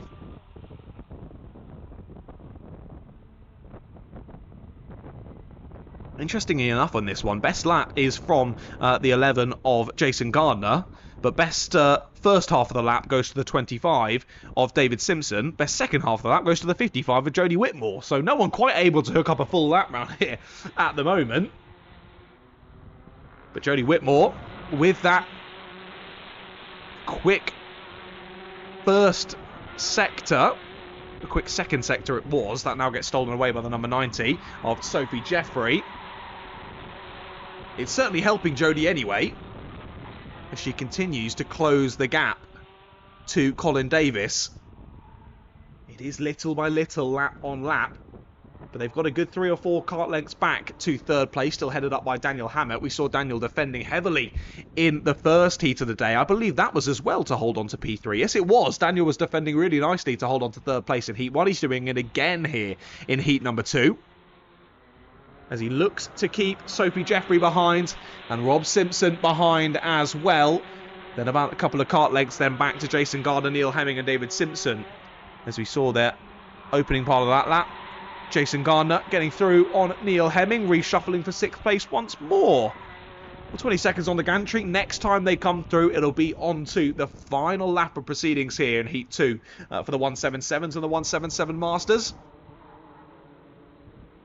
Move for 4th place, late down the inside up at midgets. Will it be too late? Will they run wide? No. Good move there from Rob Simpson. Committed move down the inside there. Shuffles Sophie Jeffrey out wide and down into 5th place. Last lap board is out then. Colin Davis only has 1 more lap to hang on to this. But look at the charge from Jody Whitmore. New fastest lap on the last lap. 42.01 for Jody. Nearly flirting with a 41 second lap time. But it's one thing catching a driver, it's another thing getting past them. I think that's going to be easier said than done on this last lap for Jody Whitmore. Of course, in race 1, it was David Simpson for the 177s who took the win. This time, it's a 177 Master, all top 3, headed up by Colin Davis. Down through into Climate they go. I don't think Jody is close enough to think about a move here. Through into Tollies they go, and it will be Colin Davis who wins heat number 2 here in the 177s and the 177 Masters. With Jody Whitmore in 2nd, Daniel Hammett, another 3rd placer. Daniel, shake of the head though from Daniel. I don't think he's happy about that, but he should be. A good racer. Okay, he lost a place from his starting position, but bags another 3rd place. That's good for the championship. That's good for starting positions in the final later on. Rob Simpson and Sophie Jeffrey in the top 5, followed by Jason Gardner, Neil Hemming, David Simpson, Scott Collins and Gary Cox. Sadly, we lost Gary Cox there with about 4 laps to go in that one, so only 9 of the 10 making it to the checkered flag there in the 2nd heat of the day for our Rotax 177s. Only 2 more heats left to go, ladies and gentlemen, before the lunch break. Up next is the return of our Superkarts.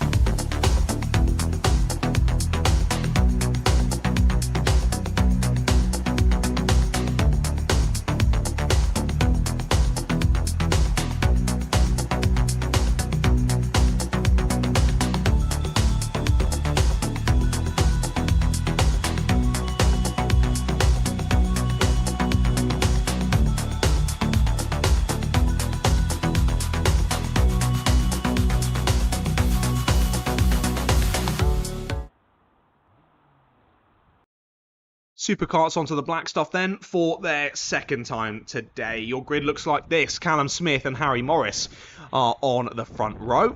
Daniel Buckland, Matthew Duncan on row number 2. With Nathan Cadet, Fraser Everett and Steve Haskell, your 7 drivers on the grid here for the Superkarts.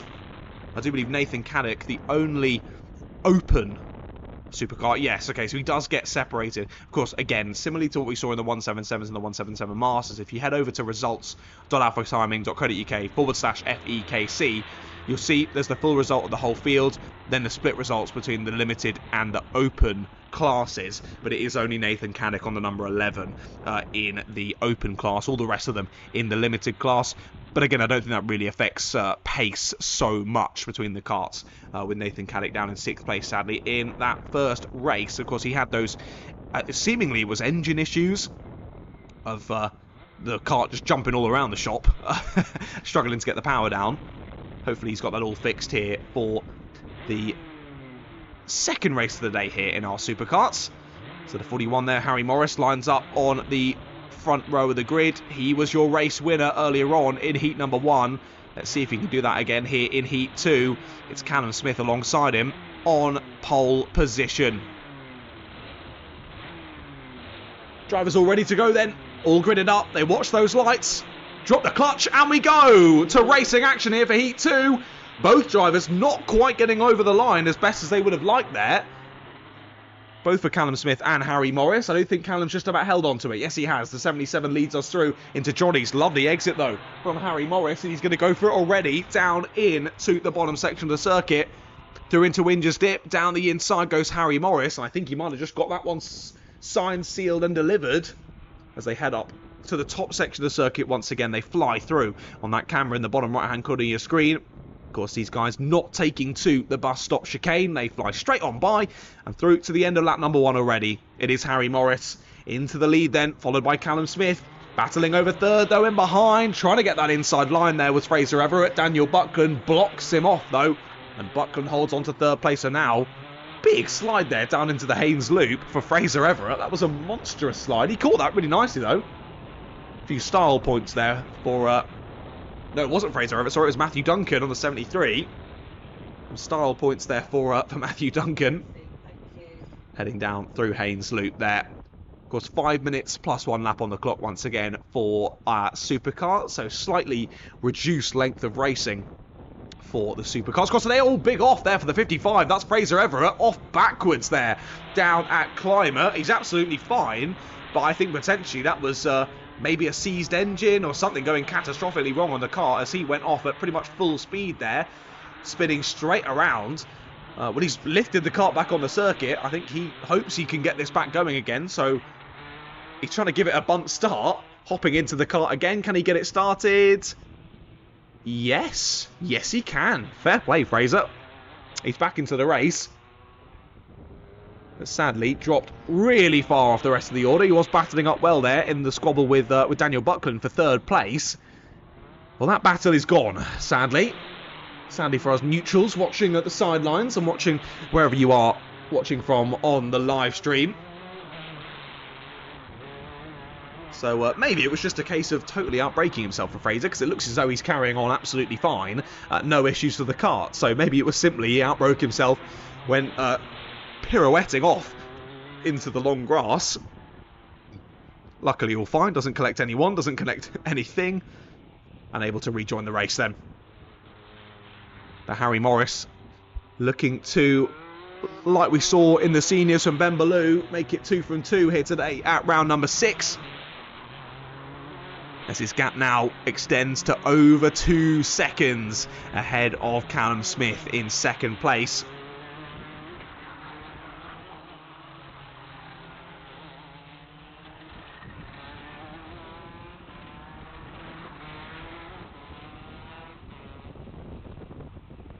Harry Morris still with that fastest lap of the race. 39.16, the fastest lap. And on that last lap, he did a 39.19. So consistently the fastest out there on circuit by a decent margin. 39.34, second fastest. That's from Matthew Duncan on the 73 in 4th place. Then we got the 39.58 for Callum Smith. He just reduces that on that last time around. 39.44, his new personal best. Sadly, it was a new fastest lap though for Harry Morris, the 39 dead, and that now gets stolen by Matthew Duncan. First driver down into the 38s here in heat number 2 of Superkarts. Matthew Duncan on the 73 then, fastest driver out there on circuit. He's got 2 seconds still between himself and Daniel Buckland in 3rd place. But he did gain about 1.3 seconds on the last lap alone on Daniel Buckland. So that battle definitely still not over between Buckland and Duncan for P3. Under the gantry goes your race leader, Harry Morris. I think he'll just about eat this one and then 2 further laps.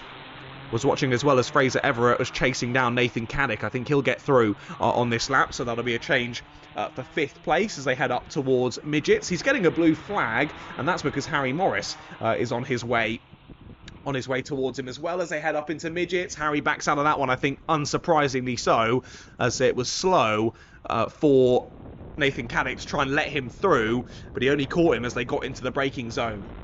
So heads up driving there from the 41 of Harry Morris. Keeps himself out of trouble. Loses a bit of time, but he's got a bit of time to play with that 3.5 second gap still as they head on to lap number 8 of this race.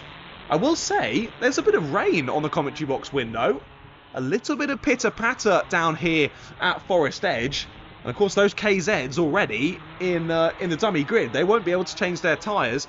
We've only got a couple of seconds left to go on the clock for this one. Timer does now hit 0. So Harry Morris will see the last lap board next time around. I don't think there's quite enough precipitation to make too much of a difference. But of course you've got a heck of a lot of power under your right foot in one of these karts. So you don't want to suddenly put the power down and the rear has a big old snap on you. Or even worse, you get to the end of the big long straight up into midgets and suddenly your brakes don't quite do as good of a job. Your tyres aren't quite as grippy as they were earlier on in this one. But I would believe the drivers would see the rainfall on their visor. I think the number 11, maybe with a few more issues there as he heads through sector number 1. He was waving at someone on the sideline, maybe just doing a bit of a victory lap before they finished this one. Either way, here comes the 41 of Harry Morris. Round the final corner, round Tolly as he goes. And he'll make it 2 from 2 from round 6 here at the Forest Edge Kart Club. Harry Morris wins yet again out there in his supercar. Callum Smith finishes 4.5 seconds behind him in 2nd. A further 3 seconds then back to Matthew Duncan in 3rd. And then Daniel Buckland in 4th place there, a further 3 or 4 seconds behind him as well. So Matthew Duncan did, in the end, chase down Daniel Buckland and get 3rd place and then press on about 4 seconds ahead of him. So great pace from Matthew Duncan. I hope we do see a good scrap in the final between Morris, Smith and Duncan. Those 3, very similar pace throughout that race. Fraser Everett finishes in 5th place with Nathan Cadet in P6 in that one. I think sadly we only ended up having 6 take to the start in that one, not all 7. But only one more race to go before lunch then, ladies and gentlemen. It's the KZs up next.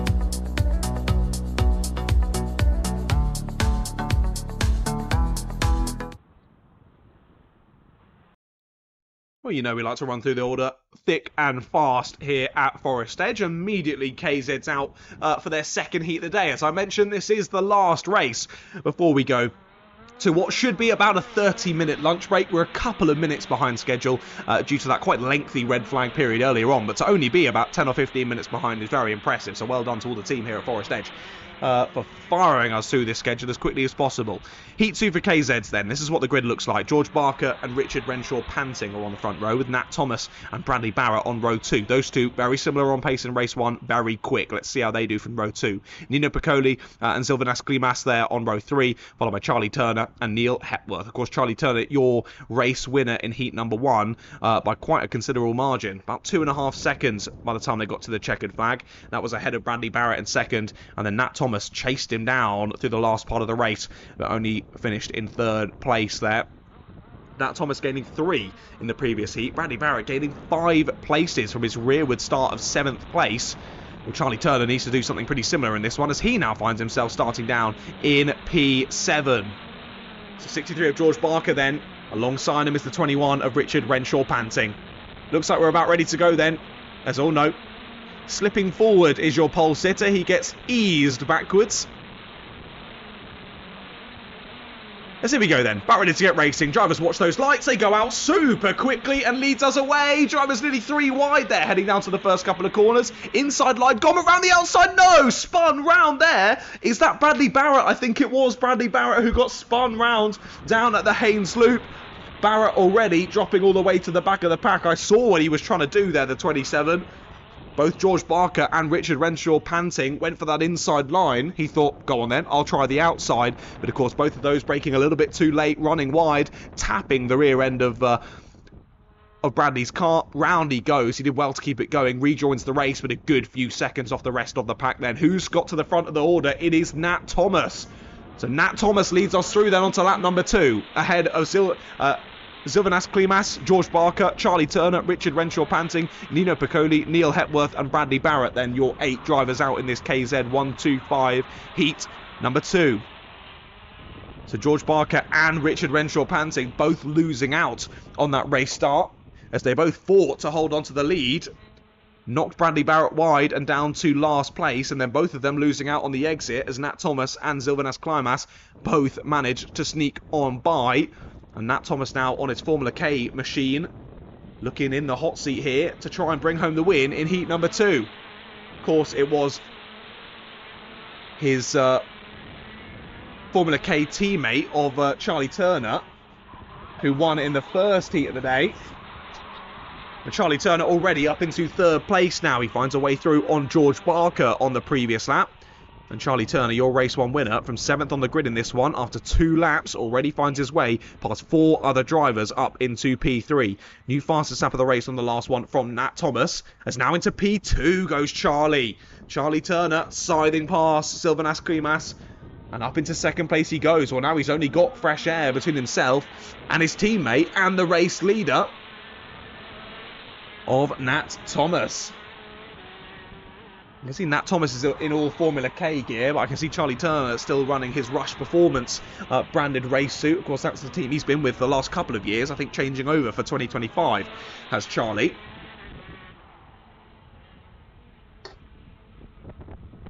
But just awesome to get to commentate on them again. It was an honour when I used to do the British Kart Championships commentary to commentate over these KZs, battling out throughout the country. Fantastic to have them here at Forest Edge and putting on a great show for us. What's that gap looking like now? It was 1.7, it's up to 1.9. So despite Charlie Turner breaking 3 of the drivers around him, despite him breaking 3, still can't match the pace of Nat Thomas ahead of him. Still about a 1/10.5 slower on that last lap around the circuit. And Nat continues to build that gap nearly up to 2 seconds, like we mentioned a second ago. 4 minutes still left to go on the Ganchi. Then we're not even halfway through this second heat for the KZs. And again, visibly, you can see that gap is not changing between Thomas and Turner. Good battle for 3rd, though, is commencing. Klimas ahead of Barker, ahead of Renshaw Panting, but Renshaw Panting down the inside at the final corner.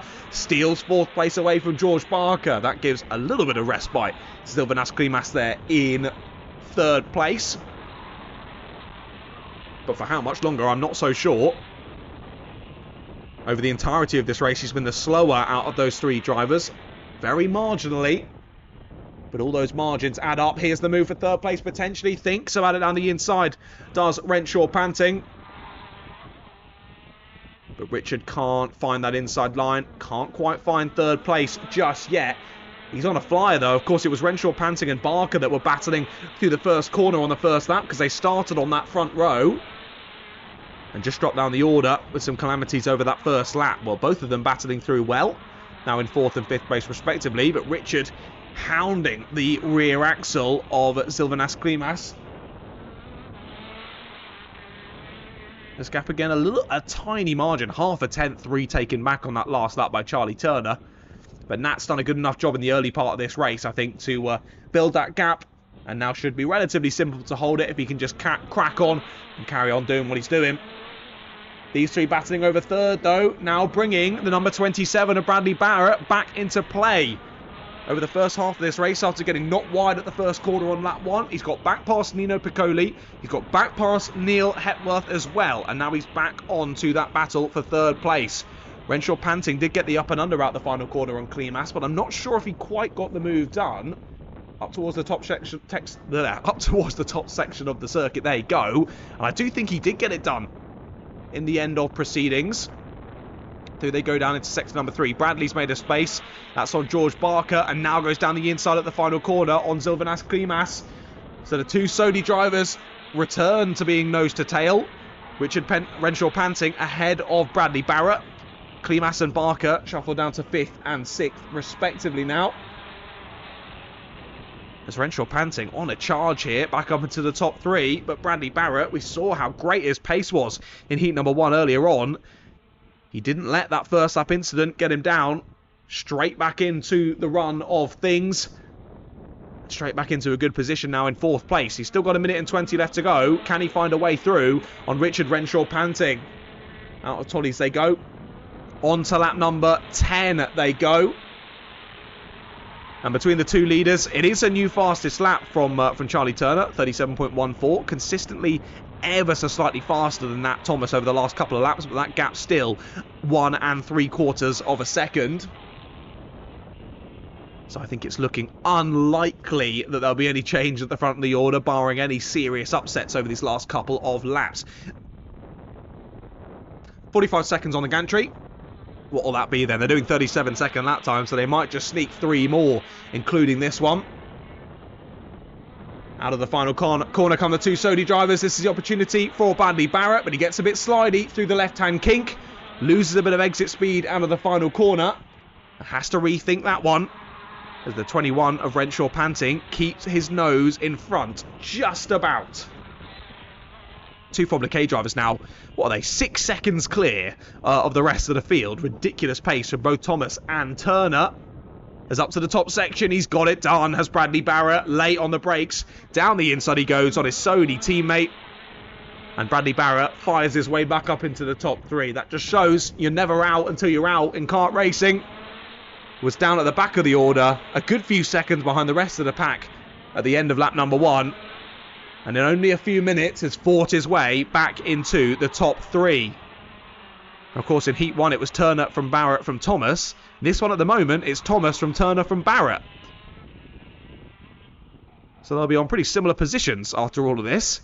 Of course, they'll still have Heat 3 to try and decide the grid positions for the final later on this afternoon. Right, on to the final lap then goes Nat Thomas, and this being our last lap of the second round of heats and our last lap before the all-important lunch break, which we're all very excited for, I am sure. I certainly am. My tummy is rumbling. Two Sodi drivers still line astern. Richard Renshaw Panting still staying very much within the wheel tracks of Bradley Barrett. He's really found some good pace in this second race, has Richard. Hopefully in Heat 3 and of course the all-important final later on, we won't let someone scamper off.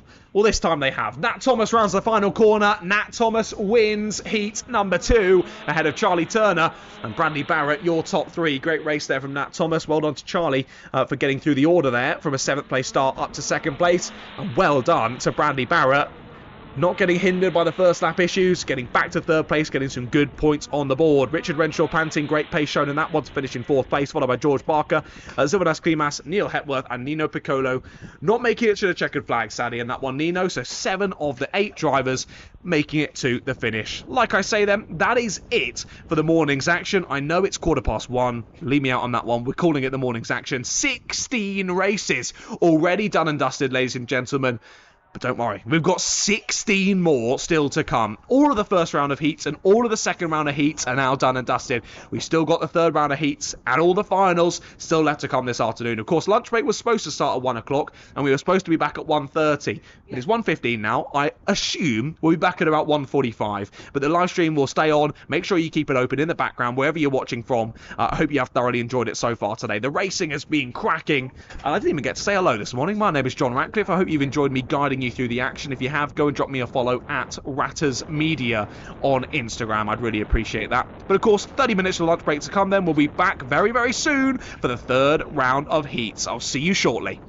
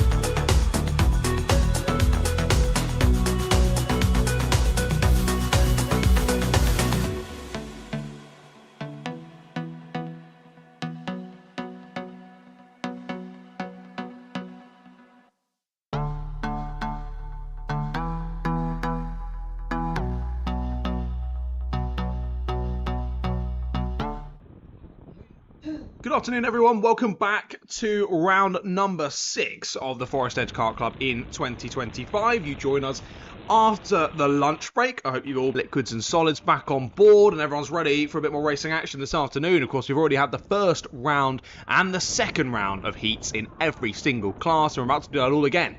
Third round of heats coming your way in only a few moments' time, and then later it's all important finals. Let's have a look then at your grid here for the first race of, I was going to say the afternoon. I know we have had some racing in the afternoon, but I'm going to call it that anyway. The first one after the lunch break then. Heat number 3 for our Honda Cadet GX200s. Harvey Ball and Max Saunders are on the front row of the grid for this one.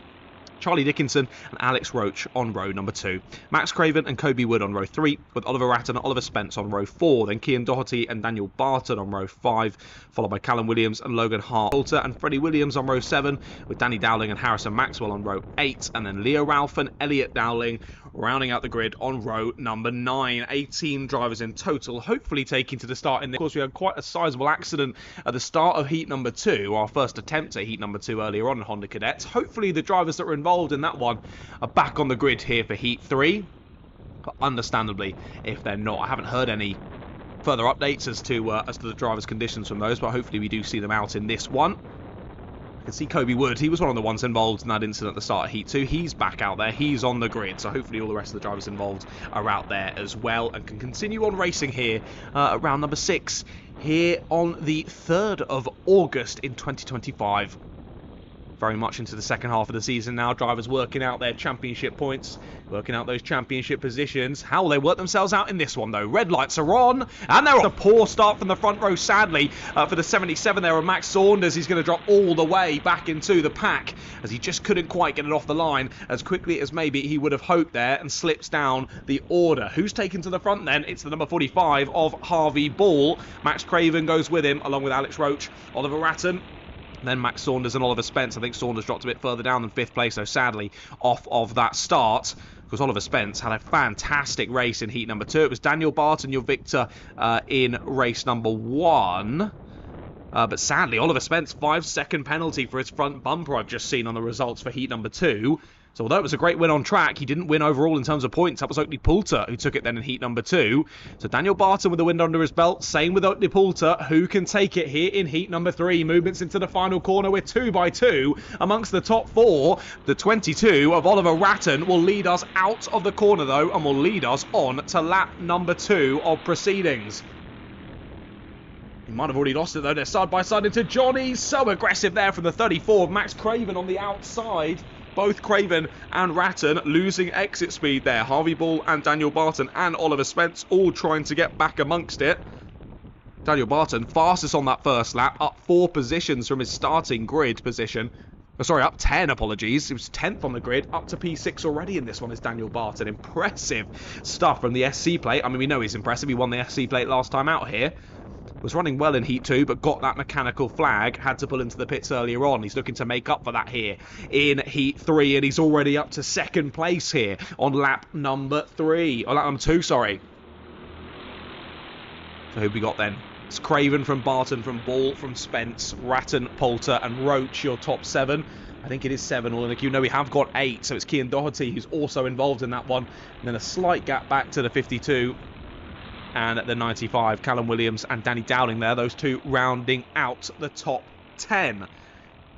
All drivers improving on that last lap. Only your top 2 down into the 49s, though. 49.6 for Craven, 49.7 for Barton. And where's he going to think about the move then? Up towards midgets they go. There is a move in behind for 3rd place. That's Oliver Spence sending it down the inside there of Harvey Ball. And Oliver Spence is up into 3rd place. Barton still doing his best to find a way through. Is this the opportunity down into Tolly's? Not this time. Holds on to it, does Max Craven. Keeps the exit speed and keeps the lead for now anyway, but he knows he's under pressure. Just moves over. Gets those elbows out. And tries to keep them behind. They make contact, the 2 leaders. That was a close one there for Max Craven. Spun across the front of the nose of Daniel Barton. Was lucky to be respun the correct direction. And both of them do stay in front of Oliver Spence and Harvey Ball. Just about. Already 3 minutes into this race. Nearly at half race distance then.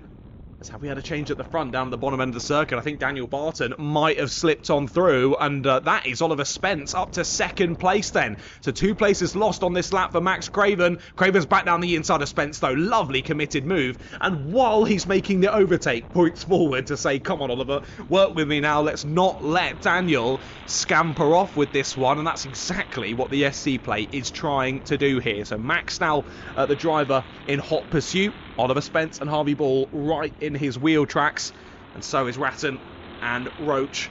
Poulter, Doherty, Williams all closing in now as well. There's now a bit of a gap back from Callum Williams in 9th place to Danny Dowling in 10th. About 4 seconds between those two.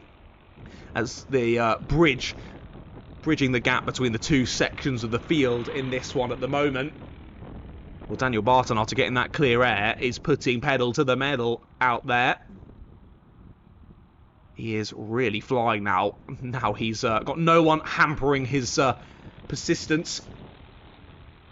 Finding some great lap time. What is this one going to be then? New fastest lap? Of course it is from Daniel Barton. But Oakley Poulter in 7th place is the driver to seal it back by about 0.5 of a second quicker than Daniel Barton. Oakley Poulter, of course, the one on the back of this train.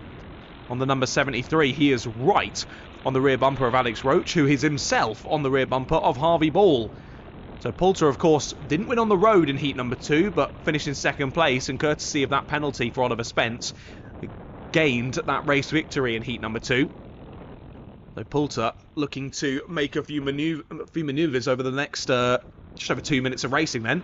Find a few more points and try and get his way up the order for the grid later on. Of course, Daniel Barton will go into the... If it all stays as it is, we'll go into it with 2 race wins, but also a DNF. That's going to hamper him in terms of points on the round. And we'll shuffle up the order. It's going to be an exciting one in the final, that's for sure. But it's exciting enough here in heat number 3, continuing to chop and change at the sharp end. Ratton and Roach swapping places. It is the 36 now ahead of the 22, so Alex Roach got past Harvey Ball on the last lap, now gets past Oliver Ratton at the start of this lap, down through the Haynes Loop. Just over 1.5 minutes left to go in this one. That gap was about 1.6 seconds now between Barton and Craven at the sharp end of the order. Spence has got through on Craven, though. I can see that as they head down towards Climate. So Oliver Spence back into P2. Trying the up and under there was Craven, but it's not going to work. And they're getting so close into the final corner. Through Tollies they go. Absolutely bumper-to-bumper action here at the sharp end of the Honda Cadet GX200s. Back down the inside immediately goes Max Craven. They're side-by-side, trading paint all the way through to Johnny's. Oliver Spence still has an inside line, but gets forced right to the apex there by Max Craven.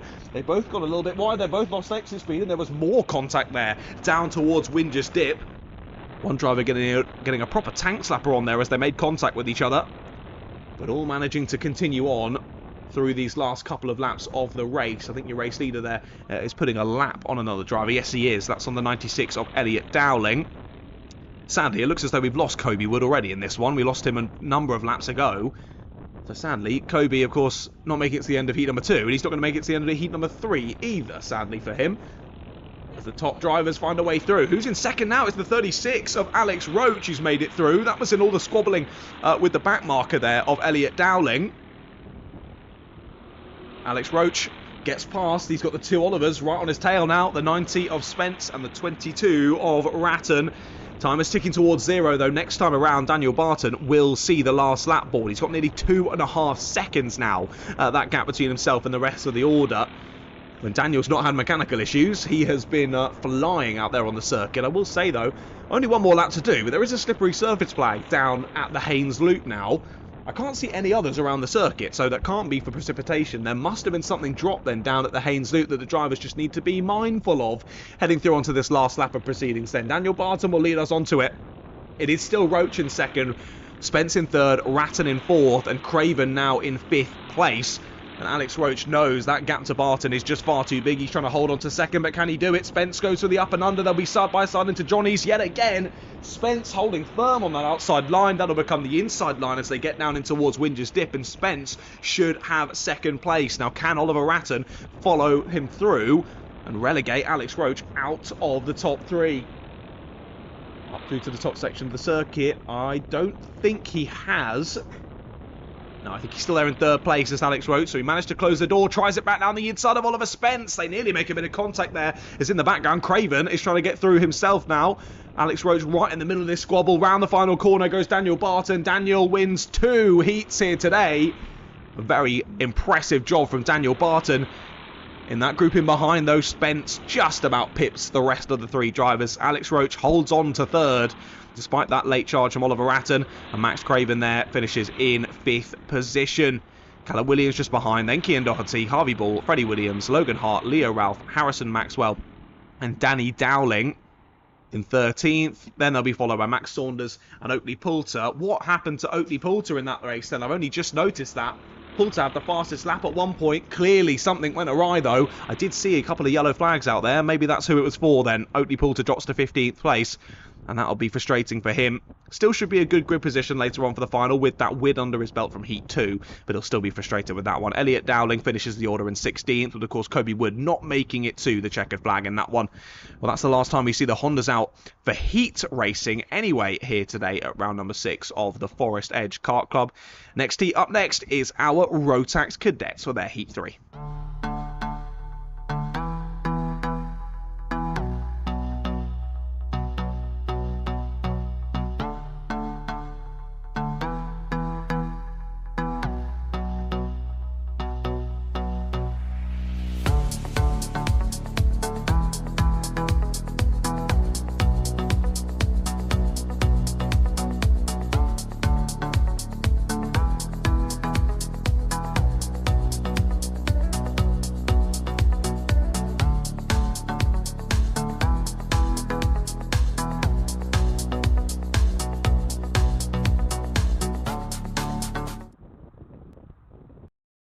Rotax Cadets straight out the dummy grid then, ready for their 3rd heat. Your grid looks something like this. Max Tomsit and Johnny Butterfill are on the front row of the grid for this one. Wilfred Tomlinson and Oakley Riggs on row 2. And Joseph Cox and Oliver Daniels on row number 3. Eli Owen and Jack Daniels are on row number 4 with Rio Pocock and Jack Gillett rounding out the top 10. Rio has been unstoppable so far today. Can he put another win under his belt from 9th place on the grid? Arthur Kaiser and Junior Wright on row number 6. Then Anthony Ray, Otterly Simpson are on row 7 with Aurelia Simpson and Warren Atkins on row number 8. 16 drivers again for this one in Rotax Cadet. It's some good racing in this one, but like I say, Rio Pocock has been so impressive. 2 race wins already from today. Can he make it 3 from 3? Well, let's find out then, ladies and gentlemen. Round the final corner they go, 2 by 2 to the lights, and we're racing again here in Rotax Cadet.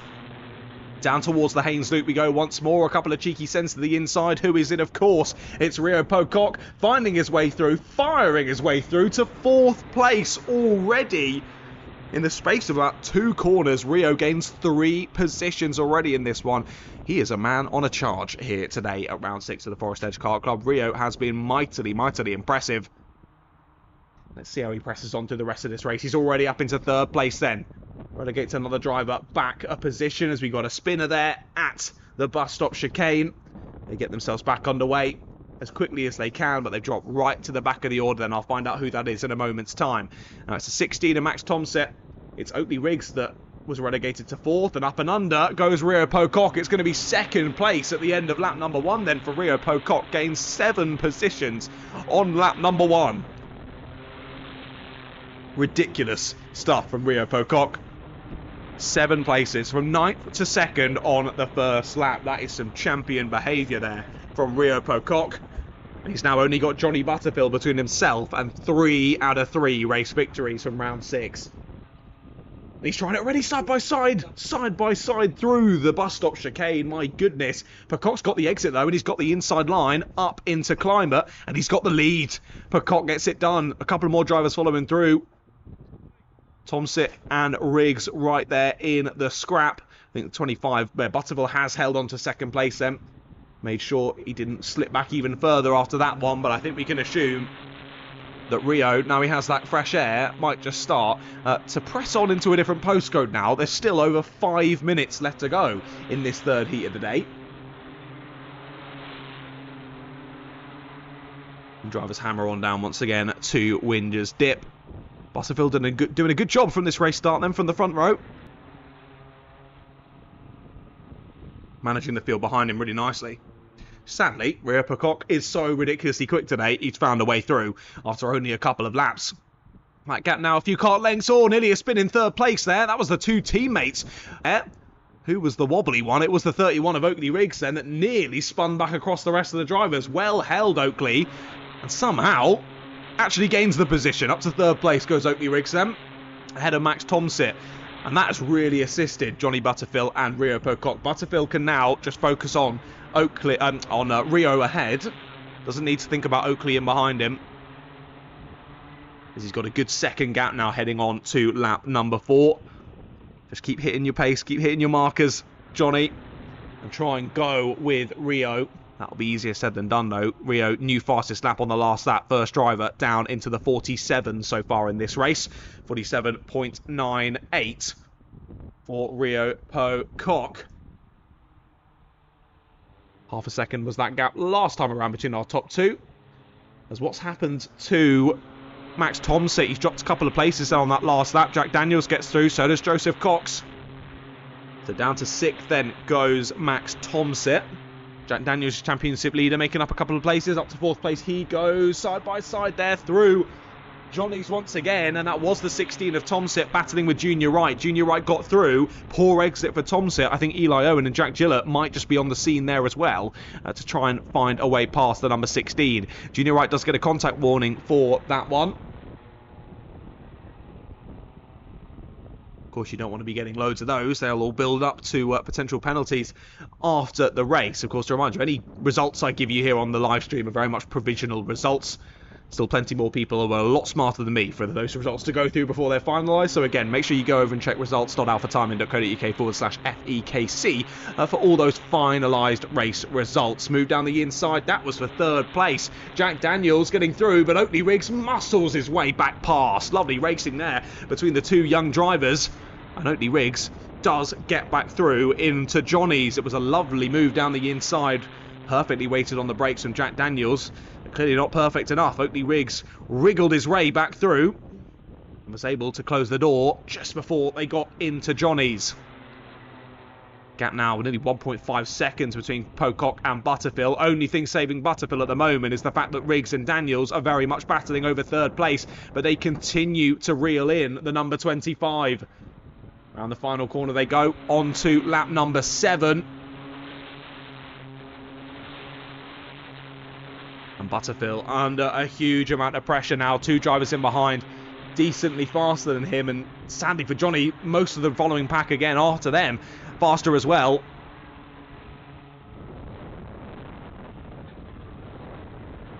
Yeah, the rest of the top 10 able to just find a little bit more lap time at the moment. Not necessarily on overall pace, just on the most recent couple of laps. He's held on to 2nd for the moment, though. Does he know the drivers are in behind trying to attack? Yes, he does. Moves to the inside to defend. Up at Midgets. Can he get the up and under, though? Can Oakley Riggs get that inside line? Tries to, but door closed once again by Johnny Butterfield. And again at the final corner. Johnny doing a great job here of keeping Oakley behind. Oakley an experienced racer around here at Forest Edge. But now he might be the one overtaken. Down into the Haynes Loop. Cheeky move down the inside. Jack Daniels gets it done this time. Oakley can't wriggle his way back through like he did last time. And door is closed by Jack Daniels. Moves up into 3rd place, and now he is the one leading the charge to try and steal away 2nd place from Johnny Butterfield. All this again playing into the hands of Rio Peacock. That gap nearly 3 seconds now. Onto lap number 8 we go. A 3-second lead in Rotax Cadets is pretty monstrous, to say the least, for Rio. He's been dominant here so far today. Let's shift it back round again. Nope, they are still the same. My apologies. Riggs is still behind Daniels. And look at this. The chasing pack of 4 are pretty much closing in now. That's Cox, Wright, Owen and Gillett all on their tail. Thinking about the inside line. They're lovely up and under there from Oakley Riggs. That was beautifully read. Daniels went for a little bit of a dive there to the inside on Butterfield. The door was always going to close. He had to back out of it. Went a bit deep. And Riggs did the up and under beautifully. Back to 3rd place he goes. But again, all this squabbling, all this up and under racing has brought 5th, 6th, 7th and 8th back into the fray. Side by side there for 7th place as they headed through the bus stop chicane. Movements up ahead as well, though. It's rechanged through that top group. As again, look at the amount of pressure that Jack Daniels is putting onto Oakley Riggs. So it was 14 and 56 that were battling hard. Eli Owen and Jack Gillett, who were battling through the bus stop last time around.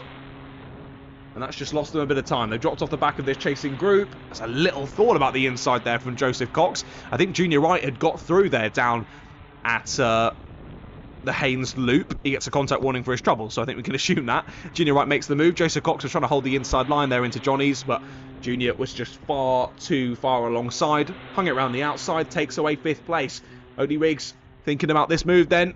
Trying it down the inside. They're going to squeeze each other at the exit. A wobble and they're both round. Both drivers round. Oh, that was a close one there. Another driver taking avoiding action as he then rejoins in front of 2 other drivers. How do they keep it on the black stuff? Well done to those young racers. But Oakley Riggs looks to be out of this race.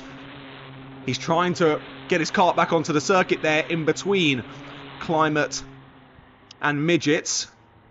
I think he's going to struggle to do that, though. That's gutting for Oakley. He was going for that move for 2nd place. Squeezed. I didn't even realise the checkered flag was out. That's how exciting that final lap was. He squeezed Johnny Butterfield out wide there. And Johnny got on the dust. The kart started wobbling, fired straight back into the side of Rio Pocock. And round he went. Johnny did very well to not spin it on his own, and then another couple of drivers going off in avoidance. What a final lap that was. But the gap by the checkered flag, 5.3 seconds between Rio Pocock and the rest of the field. Absolute domination. And 2 heat wins then for, 3 heat wins, all 3 for Rio Pocock from today. Jack Daniels, good race from him there, up into 2nd place. Got a bit lucky there in the final lap, but hey, you take those in racing. Junior Wright finishes in 3rd place with Johnny Butterfield in 4th, Joseph Cox, Eli Owen, Jack Gillett, Max Thompson, Arthur Kaiser, Oliver Daniels with top 10. Then it was Wilfred Tomlinson, Anthony Ray, Warren Atkins, Audley Simpson, Aurelia Simpson, and Oakley Riggs Sandy there having to settle with a P16. Not what he deserved, not what he would have wanted, but these things happened in racing. Right, then we're about ready to go for the Inters. Let's watch them come out the pits.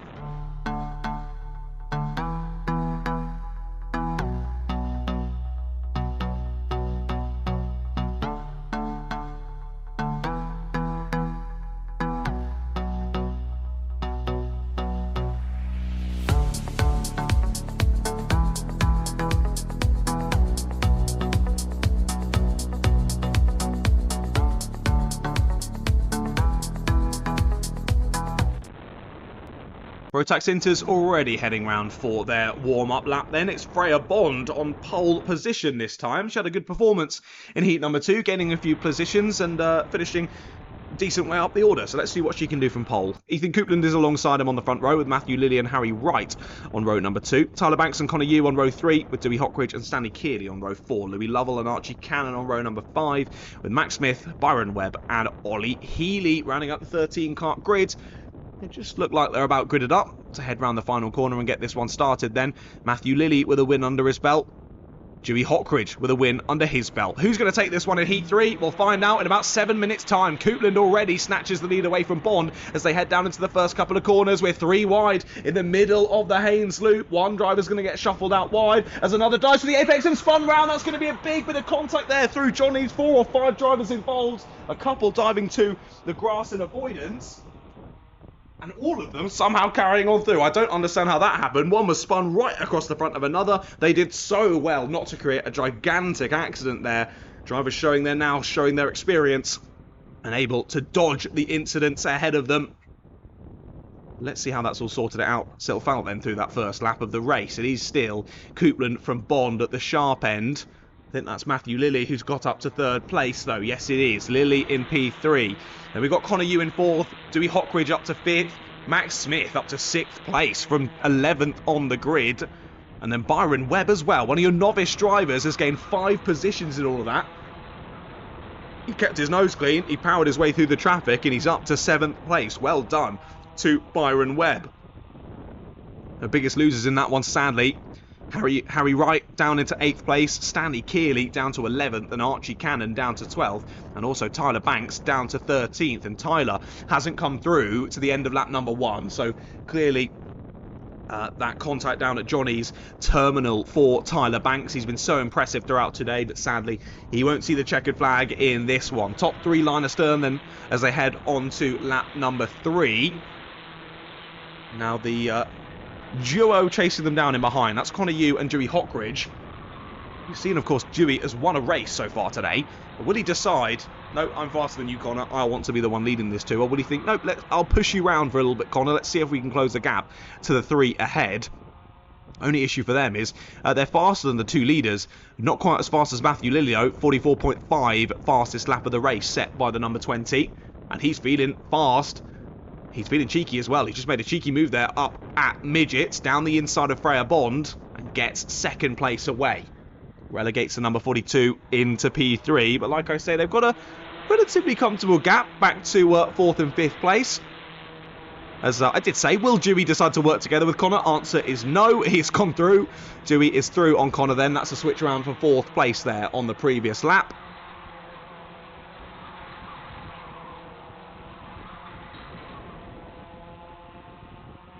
And let's see. Now he's got clear air. One of your race winners from earlier, whether he can find some serious pace to try and chase down the leaders. And they are battling. Ethan Coupland defending up into midgets this time. Felt the attack was coming there from Matthew Lilly, and it certainly was. He's been placing the car every which way to try and find an opening here. But we've seen rinse and repeat here from Matthew Lilly. He loves second place. He always seems to be in second place. We've found him in second place in every single race so far today. But something always just seems to go wrong, and he isn't quite able to get the win. Let's see if that happens again here in Heat 3. I hope for his sake that that's not the case. But obviously Ethan Coupland doing everything he can to make sure that that does happen. Ethan stays very much in his wheel tracks. Tyler Banks is your championship leader in this one. Of course, Tyler not making it through the end of lap number 1 here in Heat 3. But second in the championship is, in fact, Matthew Lilly.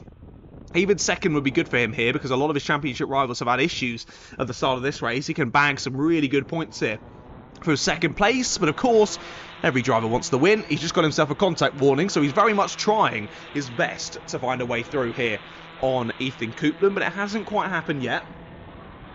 And fair play to Freya Bond. She is completely on pace with these leaders. They're doing almost identical times. Flying out there is Freya, doing a brilliant job. It's Archie Cannon though who's just taken the fastest lap of the race. He's looking to consolidate from those issues earlier on in the race, getting involved in that incident with Stanley Keeley and Tyler Banks. And both Cannon and Keeley have chased down Harry Wright in 9th place, who's along with Byron Webb in 8th and Louis Lovell in 7th. So that should all be switching around and changing over the next couple of laps. This is the move for the lead. He's going to go for it down to Hainslew. Late down the inside from Matthew Lilly. But again, it doesn't work. Coupland hangs it around the outside, but will it? Down into Johnny Zago, still side by side. Coupland aggressive to that inside line. And Freya Bond looked to make up for it on the exit, but sadly was not able to do so. Has to sit back in once again. So top 3 stay as they were. Luckily for them, their gap over Dewey Hockridge, 3.5 seconds as we went on to lap number 7. That's just courtesy of those 3. Even though they're not working together, they're putting in some really good lap times. As again, up at midgets, tried to go for the move down the inside, did Matthew Lilly. And again, he's got good overspeed, but he just gives a little bit too much room, I'd say, to Coupland. Just gives Coupland the opportunity to hang it around the outside, keep himself in with a shout, and muscle his way back through. Lilly unable to find the race lead just yet. Look at how much that gap's gone. Oh, what's happened to Dewey Hockridge? That'll be why. Yellow flag. Is that down near us? I can't see him out the window. Oh, yes, I can. He's blocked by the little pillar in here. He's come to a halt, sadly, just before the final corner has Dewey Hockridge. So one of your race winners from the heats earlier on today is sadly out of heat number 3. He was doing really well there in 4th, had battled his way through, was sort of managing the pace through to the end, but sadly the kart decided it didn't want to reach that checkered flag. And that is race over for Dewey Hockridge. Now that means the gap back to Connor Yu in 4th is 5 seconds. These top 3 don't need to worry about anyone in behind them. This is simply a 3-way battle here for those top 3 positions. Connor Yu in a bit of no man's land. He's got about a second then back to Louis Lovell, who now finds himself in 5th place. He's got a move on Max Smith on the last lap.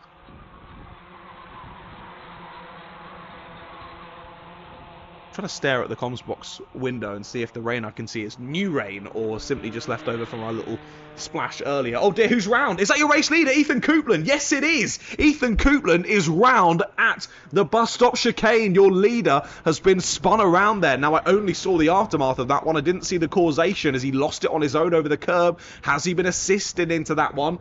I'm not so sure. Either way, Matthew Lilly finally finds himself in the lead of a race here in Rotax Inter. Can he hold on to it, though? He's still got Freya Bond right in his wheel tracks here as they go through the penultimate lap of this race. Gap back to third place. Oh, no, that is Ethan Coupland. So Coupland has managed to get it back underway, to be fair to him. He's still there in third place. About 4 seconds now off of the leaders. So did a good job to get it back underway in third, and that was assisted by that big gap that they had back to the rest of the field. So Ethan can still get some good points, but obviously he's going to feel pretty aggrieved that he definitely would have hoped he could have brought that one home for a race victory. He'd been defending fantastically throughout the race. Sadly, it's not going to happen in this one though, Ethan. Let's go then on to the final lap. Matthew Lilly leads us onto it ahead of Freya Bond. 1,100 metres more for Freya to try and find a way through to a race win here. Second place would still be a fantastic job for Freya. I know she'll be wanting one more. Through this final lap we go then. Drivers continue on up through the bus stop chicane. Freya is super close, but not quite close enough. This is going to be her best ever finish this year at the Forest Edge Kart Club. Matthew Lilly has won 2 races previously. He's going to make it a third in 2026. Heat 3 win goes to Matthew Lilly. Freya Bond finishing in second place. She should be very happy with that. What was her previous best result? A 4th place in heat number 3 at round 3 was her best result. Got a 4th place in heat number 2 early today as well. Now pops in a 2nd place. An 8th, a 4th and a 2nd will be a really positive one for the starting positions in the final later on for Freya. Well done to our top 2. Ethan Coupland has to settle for 3rd place. I think he will feel he could have held that one for the win, but it wasn't meant to be today anyway. As all the 88's had a little spin there across the line, and now has got himself stuck in the weeds. Literally 3 steps from the line. That close to the line. I think you can probably see him on the camera if I check the live stream. Yeah, you can see him right there. Chilling just before the start-finish line, sadly, for the 88. I think Ollie should just get up and push it over the line, in all honesty. But there you go then. Connor Yu in 4th, Archie Cannon in 5th. Louis Lovell in 6th, and Stanley Kearley, Max Smith, Harry Wright and Byron Webb, your top 10. And there you go, getting some assistance back onto the circuit. And should get it, hopefully, pushed over the line for Ollie Healy to finish in 11th place. Of course, we lost Dewey Hockridge and Tyler Banks from that race. And there you go, Ollie Healy crosses the line and finishes off the race then. Well, there we go then, Rotax Inter done and dusted. It will be a little moment until we see the Rotax Inters back out again. Of course, that'll be later on for their finals, but we've still got plenty of heat racing left to go before we do jump into those all-important finals. Up next, it will be heat number 3, the 3rd and final heat for our junior Rotax racers.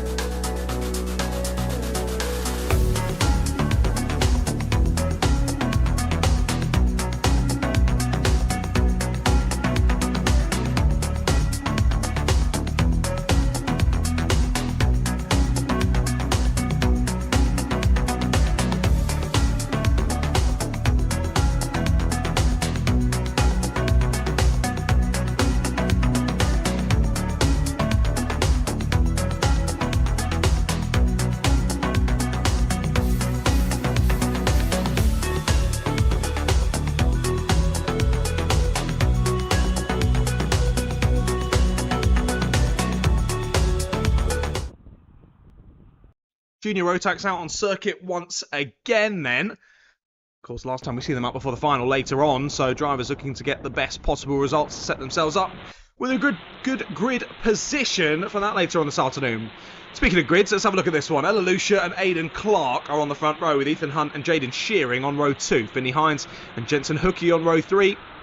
Devin Taylor and Alexander Stefanov on row 4. Leo Seed and Jack Price round out the top 10 on row 5. Then Jamie Rowe and Noah McNicholas on row 6. Ethan Cousins and Luca Cook on row 7. Leo Barsterfield and Jesse Whitmore on row 8. Max Wheatley and Teo Jones on row 9. Then Elliot Dimilov and Joe Stonehouse on row 10. They're followed by Kai Pepperell, Travis Rose, Tyler Rackham, Dylan Morton, Spencer Trehorn, Nathan Ron, Sam Green Gomez, Warwick Milam, Nikolaus Gozalidis, Konstantin Krastev, Elsie Bonning, Max Douthwaite and Cody Longdon. Well, drivers speeding up towards the line to be ready to go for a race start here. Lights go out. We're racing in Junior Rotax once again. Can they all make it down through the first couple of corners? There's a good 30-odd karts out there, and it's impressive when they do all make it through. Will they do it this time, though? There's a bit of argy-bargy in the mid-pack. They do, though. All through into Johnny's, all through down into sector number 2. Fantastic to see in Junior Rotax. But who will be leading the way when they come through to the end of lap number 1, then? Drivers muscling about there into the bus stop chicane. I think that was Max Wheatley straight up and over the curb there at the bus stop. As one driver off. Big cloud of smoke there as they go straight off the circuit. I think they were muscled wide there by a couple of drivers, and as they rejoin, they get muscled around a little bit more. Out of the final corner then, onto lap 2, and it's Jaden Shearing who's leading the way ahead of Aidan Clark, Jensen Hookey, Finney Hines, Ethan Hunt. Couple of drivers getting close to comfort there down through the first couple of corners, but again all making it through, so not much room given, but just enough for everyone to continue racing. Then who was it? I think it was one of the sevens who lost a good place. I know it was Alexander Stefanov who got muscled out wide there on the end of lap number 1, dropping 18 places sadly for Alexander. When they're all so close like this, one little off like that ruins your entire race. Look at them muscling down through into the last couple of corners there at Climate. They're all trying to find a little bit of tarmac, and they're all trying to find that leading position, but Jaden Shearing keeps them all behind him just about. His defence, though, down into the first couple of corners is serious. Trying it around the outside there is Aidan Clark, and it's not going to work. Has to slot back in behind once again. But this defending is keeping pretty much the whole field in with a shout of this one. A big slam I heard behind me there. I thought someone was off, but nope. All just smacking that inside curb there at Johnny, trying to find as much lap time as they can. Again, defending up into midgets there for Jaden Shearing. He's just hoping to back the pack into everyone else and just let them squabble on. He's doing a great job of it for the moment. No one is able to find a way past him. Move for second place. That's Jensen Hookey down the inside at the final corner. The 33 moves on by. Shuffles Aidan Clark down to 4th as Finley Hines follows him through as well. More moves being made down into the Haynes Loop as they're all reshuffling in the background. We're sort of 1st to 7th now in their own train. 8th back have split off a little bit now.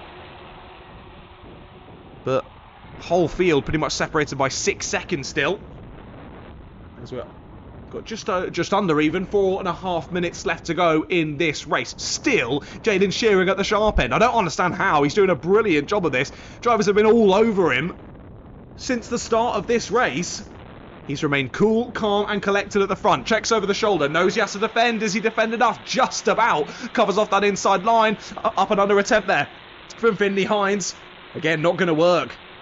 These drivers are just so good. It's a pleasure to watch, a pleasure to shout about this racing. It is just brilliant to see the talent on show, the prowess on offer here at the Forest Edge Kart Club. And they continue on through the bus stop yet again. No one able to find a way past Shearing. He checks over the shoulder. Does he cover that inside line enough? Yes, he does through midgets once more. Jensen Hookey applying the pressure. Can't find an open door, though. And he himself is under so much pressure from the drivers in behind as well. Hines and Clark all checking up on each other there through the final corner. And again, we're back to the top 10, all in a train. As round the outside, trying it there. Is that Finley Hines trying to get the outside line done? He will get the inside line for Johnny's. Finley Hines gets second place. And that was all thanks to Jensen Hookey. That was all thanks to Jensen Hookey getting into the back there of Jaden Shearing out of the first couple of corners.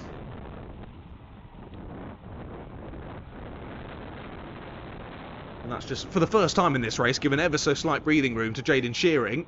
About half a kart length or so, which in this race is actually quite a lot.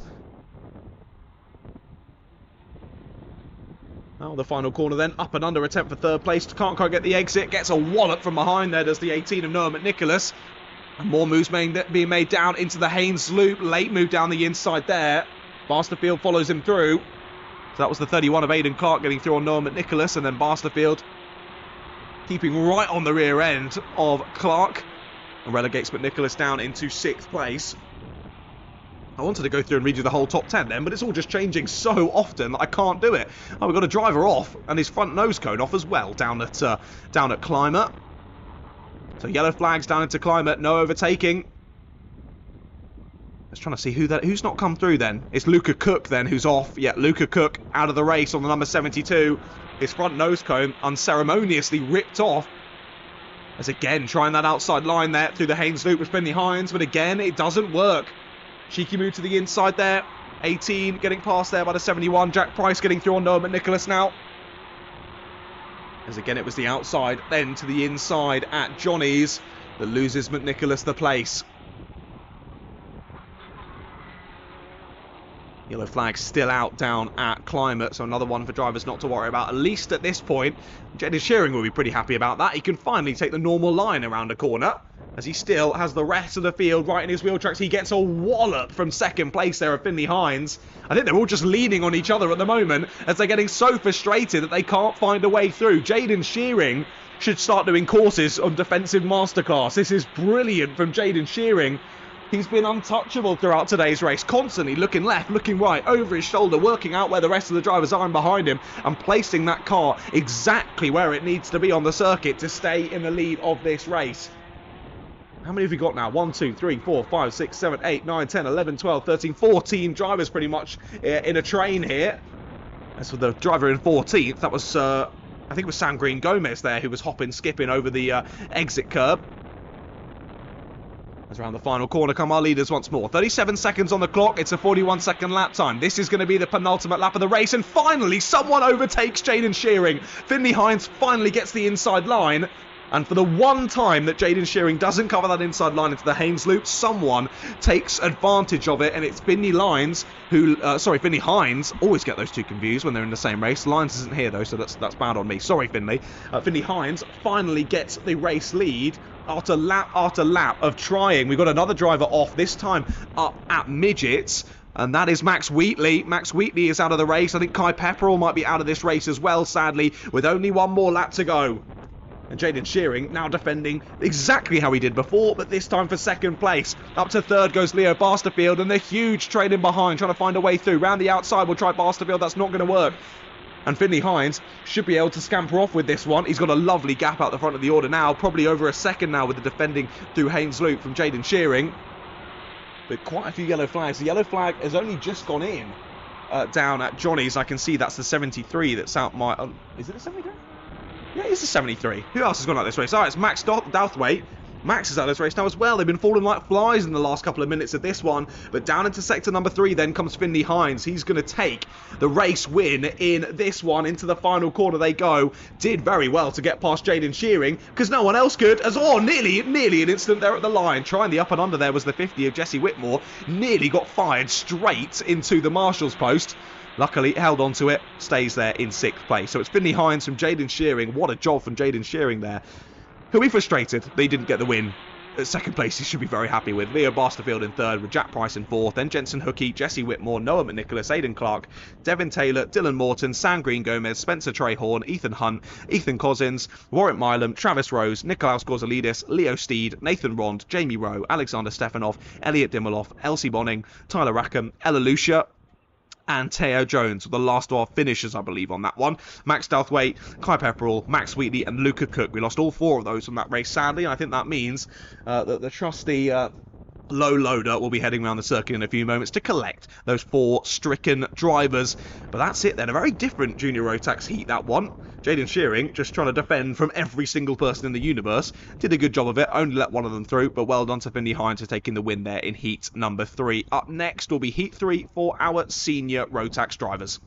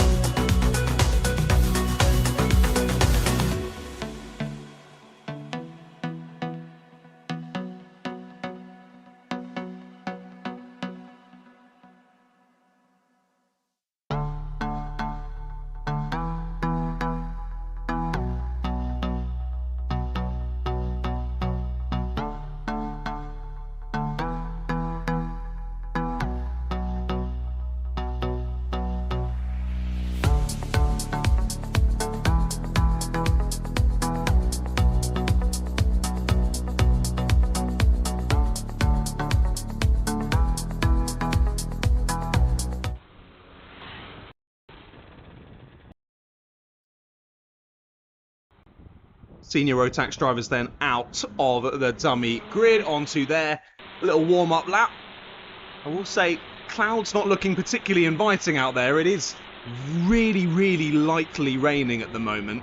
Definitely not a chance anyone's thinking about wet tyres at all, but if it gets any heavier than this, it might get a little bit slippy out there, so we'll wait and see whether that does materialise later on. Let's have a look then at the grid for heat number 3 in Senior Rotax. If mine will load, hopefully. Here we go then. Charlie Hulme on pole with Aaron Full alongside him. Then it's Freddie Baker and Reese Pope, Toby Alvarez, William Ray, Charles Green, Mason Perrin, Ben Ballou, Aidan Blair, Levi Coombs, George Hulme, Ben Hicks, Taylor England, Lucas Reeves, Liam Nate, Zach Burke, Oliver Gossman, Harry Maynard, Ethan Lomax, George Isgrove and James Bailey Sartin. Your 24 drivers on the grid for this one. Can we get it underway first time of asking? Yes, we can. 7 minutes on the clock, and immediately a bit of argy-bargy down into the first couple of corners between our two drivers on the front row of the grid. Somehow, they both hold that big slide, and they both continue on. That's the 28 of Aaron Full, immediately nicking the lead away then, as they head through to the exit of Johnny's. Again, a couple of slidey drivers out there, but all managing to keep it facing in the right direction, which is good. Up through into the bus stop they go then. We've got third, fourth and fifth all in a line. Move down the inside for third place up at Climate. Don't think it quite worked out though. Ended up just losing time. Is that Ben Ballou getting shuffled wide? No, it's the 85. Sorry, one of Ben's teammates there as they head through to the end of lap number 1 then. So it's Aaron Full from Charlie Hulme, Toby Alvarez, Freddie Baker, Charles Green, William Ray, Ben Hicks, Harry Maynard, Levi Coombs and Ben Ballou, your top 10. Ballou making a cheeky move there into Johnny's. Through on Levi Coombs, that would have been. Up into 9th place, he sides his way to then.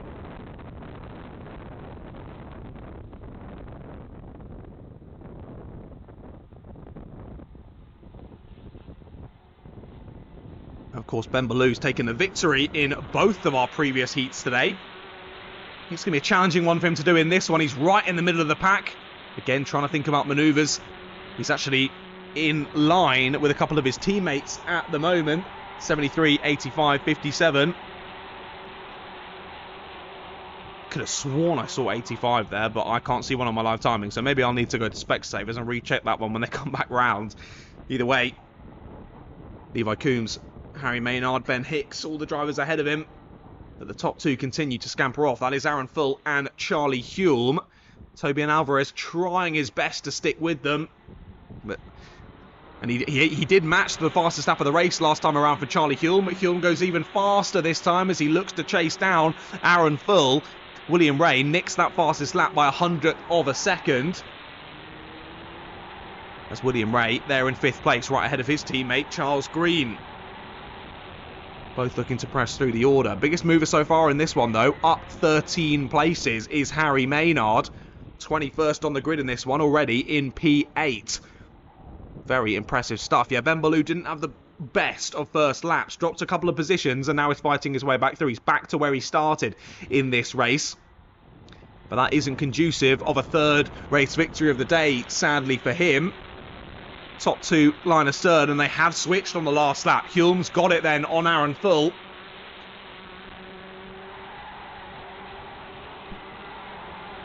He's made that move stick finally. Was following the wheel tracks for a while. Honestly, didn't think he was really close enough to make a move, but he's got it done.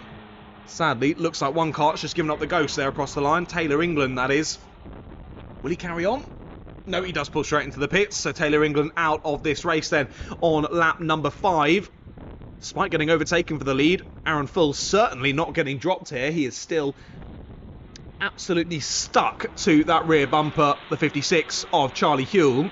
Hulme not feeling the need to defend, which is good. Good for both of their trajectory in this race.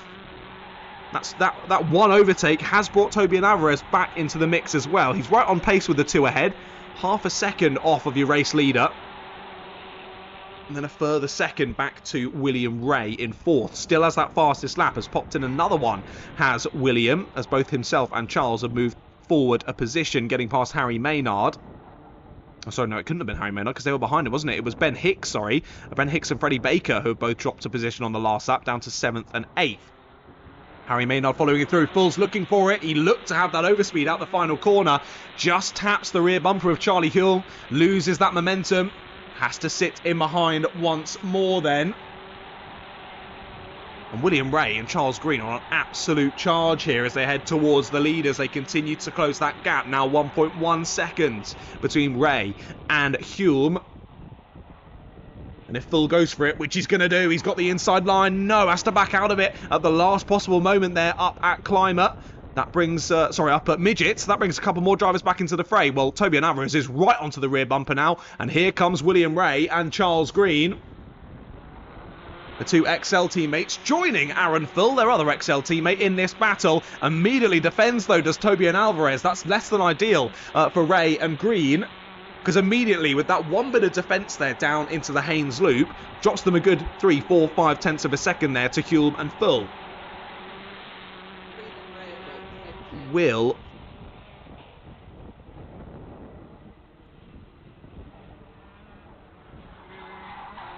Full try and work together here?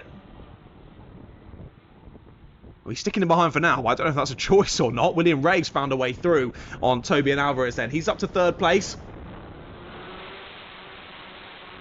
And again, Tobian Alvarez is defending from Charles Green. Charles trying the up and under. Can he get the nose in on the exit? Not quite.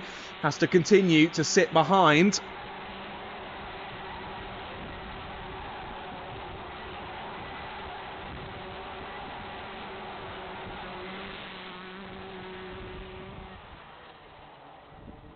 Just over a minute left to go on the clock then. I think next time around they'll be going on to the penultimate lap of the race. I think it's going to be quite close as to whether we get 2 or 3 more laps of this one.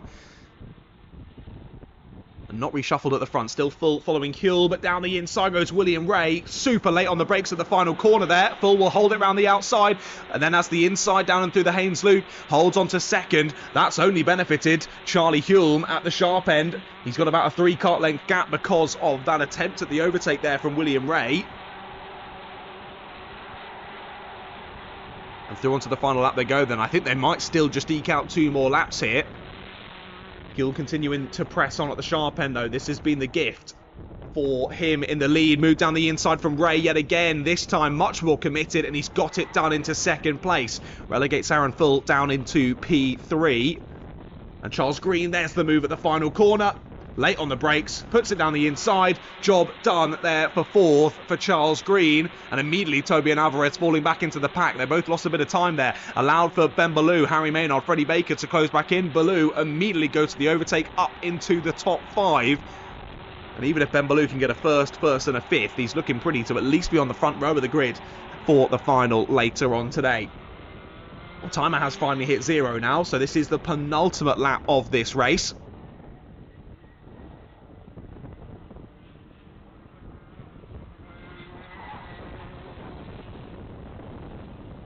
Through the final corner they go then. Well, William Ray has closed the gap now to Charlie Hume. He's got 1 more lap to try and get a move done here. He's not close enough to think about it at the Haynes loop. He's got good pace in that kart underneath him. Ben Ballou's now taken the fastest lap though in 5th.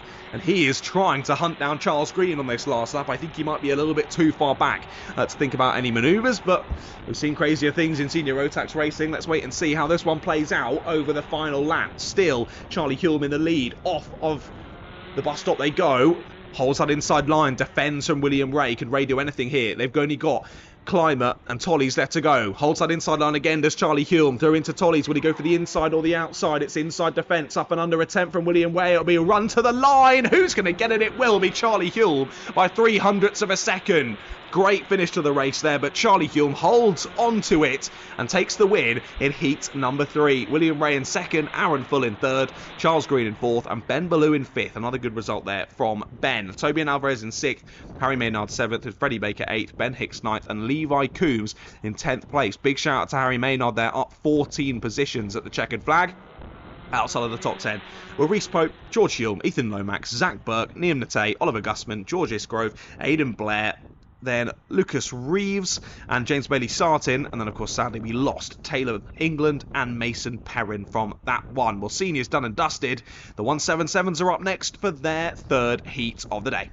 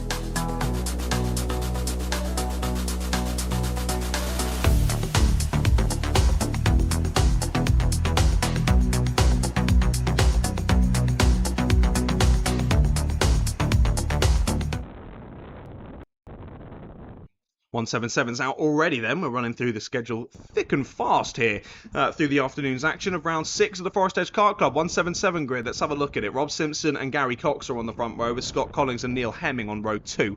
Sophie Jeffrey and Jodie Whitmore on row 3 with Jason Gardner, Colin Davis and Daniel Hammett rounding out the order in this one. 9 drivers in total. Ready for Heat 3 here in the 177s. They're just about rounding the final corner, about to get this one underway for 7 minutes plus 1 lap yet again. Lights go out and we are racing. Good start from Rob Simpson, immediately chops across and takes a lead and spun round there at the first corner. 3, 4, 5 drivers collected and one straight into the barrier. That was a big up and over the top. I think that was Sophie Jeffrey who jumped in the air, sadly not jumping for joy. She found her way to the barrier, or was it? No, it was the 55, sorry, Jodie Whitmore, getting Jodie and Sophie confused. It was Jodie Whitmore there who went into the barrier. But I think Sophie is out as well, sadly. I think that is Sophie who is out of the race. And I think might be clutching her wrist as well, which is, of course, never what you want to see. Of course, the classic injury from karting is a sprained wrist, a broken wrist. She's on straight to the ambulance, so hopefully all okay. I'll just double check that it is Sophie before I 100% call that, but I do think it is. Rob Simpson, Gary Cox, Jason Gardner, Neil Hemming, your top 4. Who's coming through now? Jodie Whitmore, Scott Collins, and Daniel Hammett, your top 7. So yes, Sophie Jeffrey. And who is this? Yeah, that's 71 of Colin Davis. So yeah, it is Sophie Jeffrey who's in the barrier down at the Haynes Loop. Sophie out of this race, hopefully all okay. Hopefully just a bit of an ache there on the wrist and she'll be out for the final later on. But that's all very much changed then over the first couple of laps. Well, first single lap of this race. Up 4 positions then for Jason Gardner. He was the biggest beneficiary of that incident down at the first corner. Sadly for us as the neutral at the sideline though, it has spread out the field quite considerably.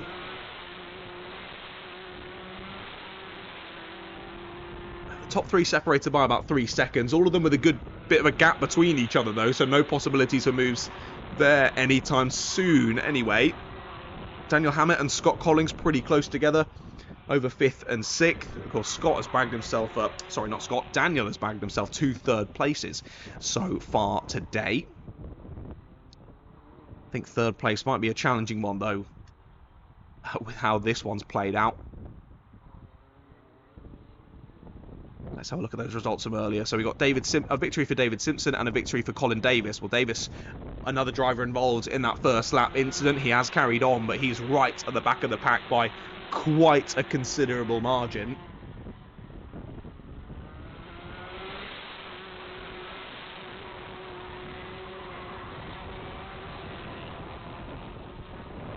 It was Colin Davis and David Simpson. David Simpson not out in this race, sadly, so your race victor from heat number 1 not made it out for heat 3, sadly. The number 25, it's Rob Simpson who leads this one.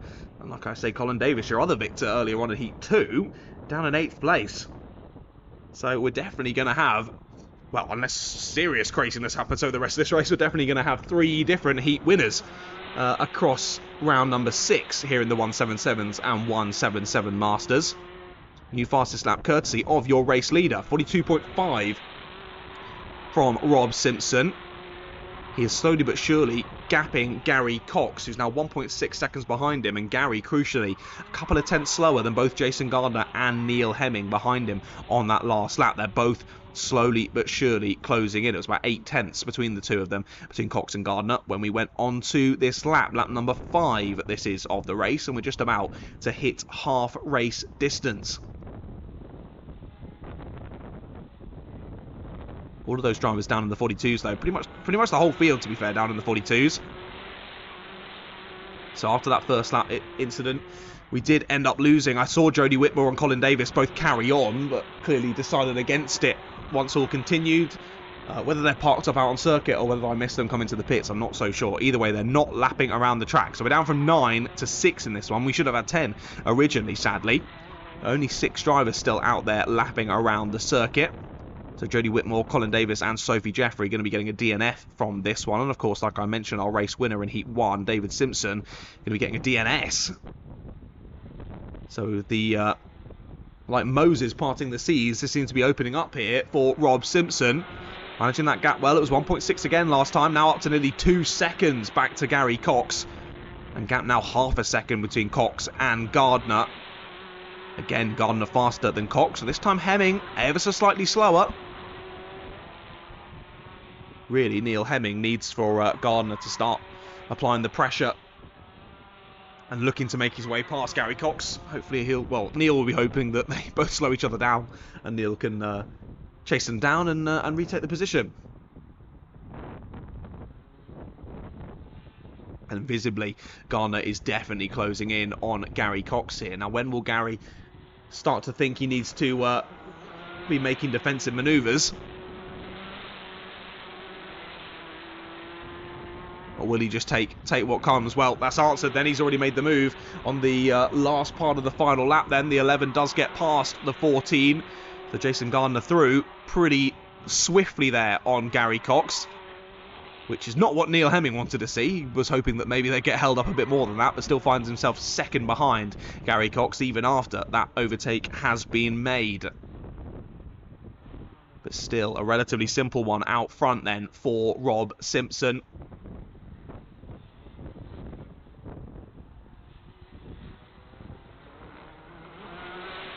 On the KR Sport Kart, using that Cosmic chassis. Pressing on well. Another fastest lap, courtesy of Rob Simpson. 42.35. He's just hot lapping out there, isn't he? Just enjoying himself. Daniel Hammett has put in the fastest second half of the lap, though. The SC plate in 5th place. He's been in no man's land for ages, though. He's over 4 seconds behind Hemming in 4th. He's over 5 seconds ahead of Scott Collins in 6th. So he's just, again, another one that's just hot lapping out there. Putting in some great pace, but not able to really gain or lose any positions, really, unless something goes really wrong. It was a new fastest first half of the lap for Jason Gardner. That now gets stolen by Daniel Hammett. Hammett now has the fastest first and the fastest second half of the laps, but it's a new fastest lap overall for Jason Gardner. 42.2 as he tries to close the gap to the leader, but given it's over 2 seconds, that's going to be a challenging one, to say the least. Neil Hemming couldn't quite match the time. He sets a personal best, 42.5, but still a good 3.5 tenths behind, or 3.5 tenths slower, I should say, than Jason Gardner's fastest lap on the last time around.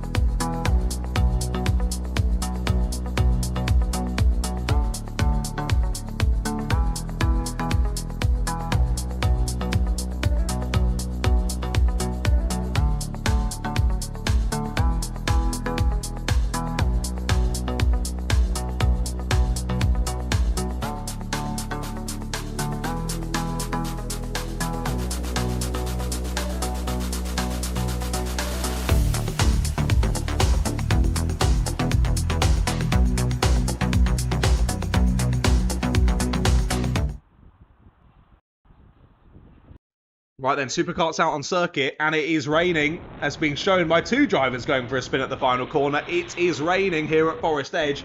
Slippery surface flag is out. We said earlier, hold on, it's not raining, that can't be for precipitation. Well, this time it most certainly is for precipitation. Let's see how this one goes. Slippery surface, slick tyres, and a heck of a lot of power under your right foot. This is a recipe for disaster, but I'm very much looking forward to it. Heat number 3, Matthew Duncan and Daniel Buckland on the front row of the grid. Nathan Cadet and Fraser Everett on row 2. Harry Morris, Callum Smith, and Steve Haskell, your 7 drivers taking to the start in this one. Both races so far today going the way of Harry Morris. Well, he starts down in 5th place in this one, so a little bit more challenging. A few more drivers to overtake to get himself up to the front of the order. Especially with a few drops of rain on the commentary box window, that's going to make it a challenging one to get overtakes done. Yeah, I think sadly so. Commentary box covered now. It looks like it's coming from paddock side, this rain, so it'll be sort of coming on them sidewards as they head down that long straight up towards Midgets. This is going to be an interesting one. Will this be a bit of a race of attrition here to basically... You could do quite well if you make it to the checkered flag. Let's see who is the boldest one of them all. Who dares to go when no one else will go. Let's see. Right, we're ready to go then. Lights go out. We're racing here in the Superkarts. And look at the sliding off the line for the 73. Matthew Duncan couldn't even get the power down off of the line. Slides his way through down to the first couple of corners. And we are pedestrian here in the Superkarts round the Haynes Loop. It is the 42. Daniel Buckland into the lead then. But honestly, slower than the Honda Cadets there through the first sector. It's understandable. They cannot get the power down. They're tickling the throttle and the cart just wants to snap around on them. Let's see how quickly they dare to go down the back straight up towards Midgets. Because it could be a case of chucking on the anchors and suddenly you don't have very much grip trying to get it stopped. Yeah, huge amount of braking for our drivers at the front there. All getting it stopped though, so fair play. I can only see 5 out there on circuit at the moment though, and we should have 7. Out there are the other 2. Up towards Midgets they go. Big wide line there, trying the wet lines there for the 73. Let's see if that works out for Matthew Duncan. So it's Daniel Buckland then after lap number 1, ahead of Fraser Everett. Then Matthew Duncan, Harry Morris in 4th, Callum Smith in 5th, and then Steve Haskell in 6th, and Nathan Cadet in 7th place. We're on around a minute or so. 58-second lap time is the fastest one from that one, and that's probably about 17, 18 seconds slower than what they were doing back in heat number 2 under totally dry conditions, and the rain, sadly for our supercar drivers, seems to only be getting heavier. Now, will this spice things up going into the final? Oh, it is raining now. It is properly raining outside of the commentary box. These are always the days I'm pretty happy I'm sat in here. It's been a change at the front though. Fraser Everett's got the lead of the race. He's got through on Daniel Buckland. They're spinning off. There goes the 73 of Matthew Duncan. And you can see the 41 there, Harry Morris leaning on his outside tyres, trying to get as much grip on them as possible as the 73 hops in his seat, trying to get the kart back onto the black stuff, but I don't think it's going to happen, sadly, for Matthew Duncan. He might just have to get up and push it back onto the track as the rest of the drivers find their way through. But just like that, so easy to make a mistake in these conditions. And as soon as the kart tries to swap ends, 99% of the time, it does so. These karts, a decent amount of weight on board compared to all the other karts out there today. So once it starts to spin, it goes on you so easily. Half race distance then in this one. 2.5 minutes left to go. And I did say it could be a bit of a race of attrition. Keep it on the black stuff and you could get a good result. That's exactly what it seems to be at the moment. Like I mentioned though, Harry Morris has taken both race wins so far today as, oh, this is a bit of a scary one, pushing it back onto the circuit. As, oh, he's pushing it over to the other side. Understandable, there we go. Well, he's threaded it through the traffic well there, as Matthew Duncan. Parking it on the inside of the circuit. I think that's safe to say Matthew very much out of this race then. But what I was going to say is Harry Morris has won every single race so far today. It doesn't look like that's going to happen in this one. He's a good chunk of time behind Everett and Buckland. It's coming across the line they go. Yeah, 10 seconds back is Harry Morris. That's the 55. Honestly, I think I could run faster than these guys are going around some of these slow corners. It must be so frustrating for them because they know they can get around a heck of a lot faster. The tyres just will not let them do it. And Harry Harry Morris there really struggling, hit the throttle too hard there, got a big slide on through Johnny's, and now is under a bit of pressure from Callum Smith for his 3rd place. A spinner for the lead. Fraser Everett is off there, up at midgets. He spun round, and that's going to give the lead back to Daniel Buckland. Can he get it back onto the black stuff quickly enough? Yes, he can. So he's held on to 2nd then, thankfully for that gap back to Harry and Callum. But like we say, just one... Oh, the checkered flag's out. Checkered flag's out. We're going to end this one early, I think. Checkered flag is out. And that's gutting for Fraser Everett, sorry. Because he's dropped it on the last lap. However, whether it'll be dialed back or whatnot, I don't know. Either way, very provisional results from this one. I can see the checkered has come out on my timing, and Fraser Everett has held the win at that. But of course, we did see him spin there up at midgets on the final lap, and Daniel Buckland did get back through. So if you want the final results on this Heat 3, make sure you head over to results.alphatiming.co.uk/FEKC. That's where you'll see the proper results on that one. But a bit of a tricky one, to say the least, for our Superkart drivers. Probably not a very enjoyable one, just trying to guide their kart around the circuit about 18 seconds slower than they should be going. But either way, my results say Fraser Everett from Daniel Buckland, Harry Morris, Callum Smith, Steve Haskell, Nathan Cadet, and of course Matthew Duncan we lost there on the 2nd lap of the race. He's hopping back in his kart now, ready to head back to pit lane. But a slightly subdued heat number 3 there for our Superkarts. Could never really get themselves unleashed, and we finish a minute earlier than we should have in that one. Let's see the KZs then. They're out next. Of course, a similar amount of power on those KZs, and I can see there isn't a single kart in the dummy grid. That can only mean one thing. They're all switching over to wet tyres, and I think that's probably a good idea. Heat number 3 for KZ is coming up next.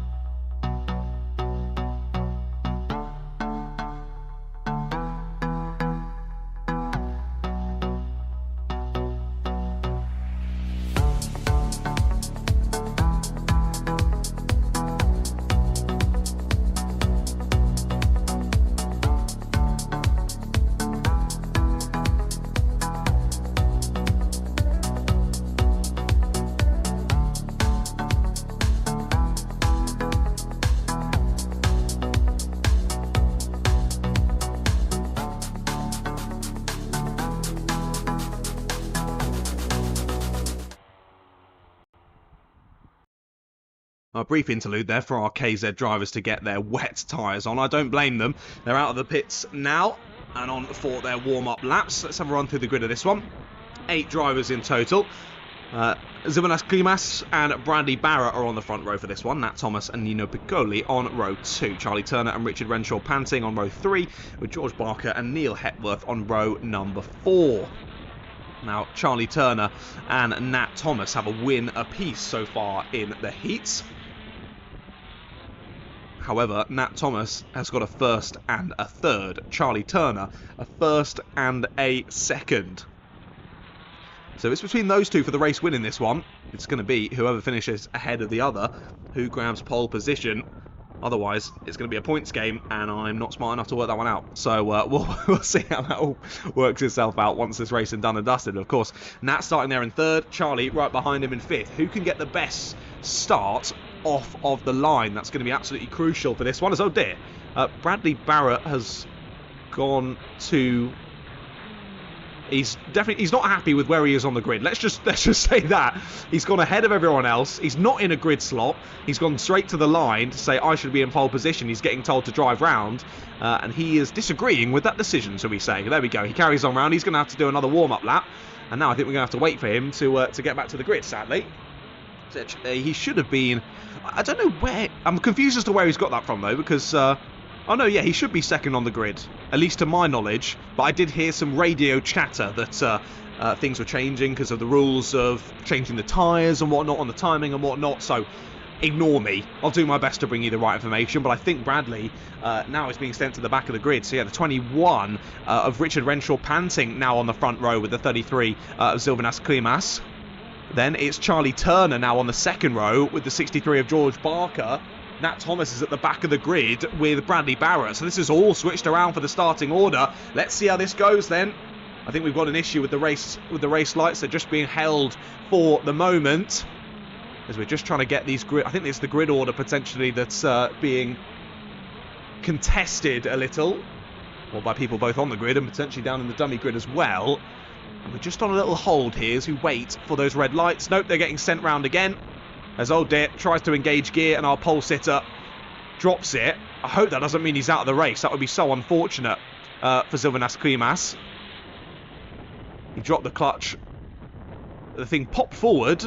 And now he sounds like he's out of the race. He's dropped his head back in frustration and, yeah, pulls it over to the side. So already out of the race then is Silvernas Klimas. I think he's going to be pretty frustrated with how that one has all played out. As oh dear, well, not the start that we were hoping, not the start we were expecting for here in the KZs. Of course, we're bringing this one to a close. This will be the last heat race of the day here for round number 6 of the Forest Edge Kart Club. 7 minutes plus 1 lap on the clock again for this one. I do believe our finals later on will be 11 minutes plus 1 lap. And this time, are the drivers getting put in their grid order? Yet Charlie Turner... oh, Charlie Turner was like, am I supposed to go to pole? Am I supposed to be here? And immediately told him, no, you're not supposed to be here, mate. What are you doing? Go back your grid spot. Our pole sitter is out of the race. So that now effectively gives pole to the 27 of Bradley Barrett, who has been forceful in making his way back to the front of the grid. And this time it's being given the go-ahead. I think we're about ready to go then. Lights should come on, and they go out. We're racing then in KZs. Bit of a difficult start, that one, but we did finally get it underway. I think Bradley Barrett's going to be pretty happy with how that's all played out, though, as he now takes to the lead of the race early on in this one. So Barrett leads from Turner then. Then the 21 and the 63. That's Renshaw panting and Barker. Nat Thomas and Nino Piccoli, they're right with them. Of course, like I mentioned, Silvernas Klimas had that issue off of the roll-around lap and out of the race. Well, here we go then. Through this first lap of racing and already under pressure from Charlie Turner. Charlie Turner's got it on the exit. Lovely exit there from Charlie Turner. Steals the lead away from Bradley Barrett there out of midgets. Barrett tried to respond down into Climate, but not able to get close enough. And Turner already looking to side onto the lead of this race. Thomas is already up to 3rd then. Relegates Renshaw panting to 4th. George Barker to 5th. Nino Piccoli there in 6th place. But all our 6 runners right there. Line astern heading through Johnny's once more. But this is crucial then. Charlie Turner looking to put another race win under his belt. And what happened to Bradley in heat number 2? I'm trying to remember myself. Yes, this has been the top 3 in all of our races. It was Turner, Barrett, Thomas. Then it was Thomas, Turner, Barrett. So this is quite crucial here. Nat Thomas is right onto the rear bumper already of Bradley Barrett, though. But Thomas needs to find a way through on your race leader as well if he wants pole for the final. Round the outside at the final corner. He goes to the up and under, does Nat Thomas, and gets it on the exit. Beautifully worked there from Nat Thomas. Steals away second position, but already finds himself 2.2 seconds behind Charlie Turner. Of course, started much further down the order, did Nat Thomas. And has had a bit more of a struggle to find his way up through into the top 2.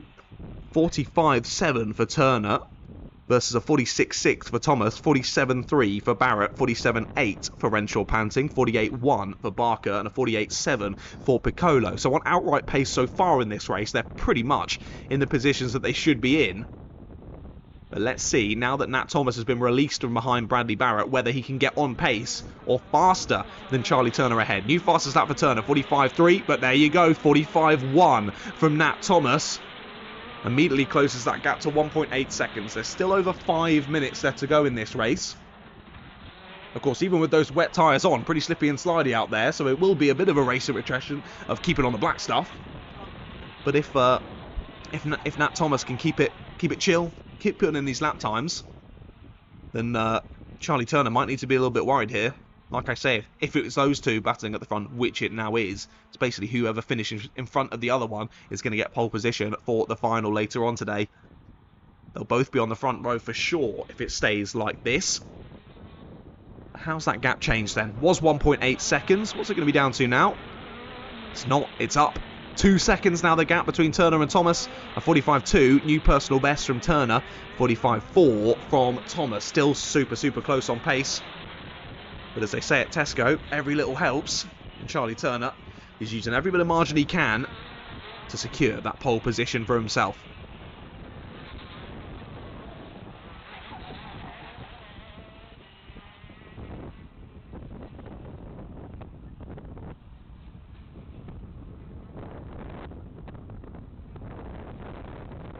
Yeah, gap doesn't seem to be changing much at all really between our top 2. Looks to be pretty stagnant, sadly. Third and fourth pretty close together though. Richard Renshaw Panting showing some good pace as he chases down his Sodi teammate there, the 21 and the 27 line astern. Bradley Barrett just not quite finding the pace he had in the dry here in wet conditions.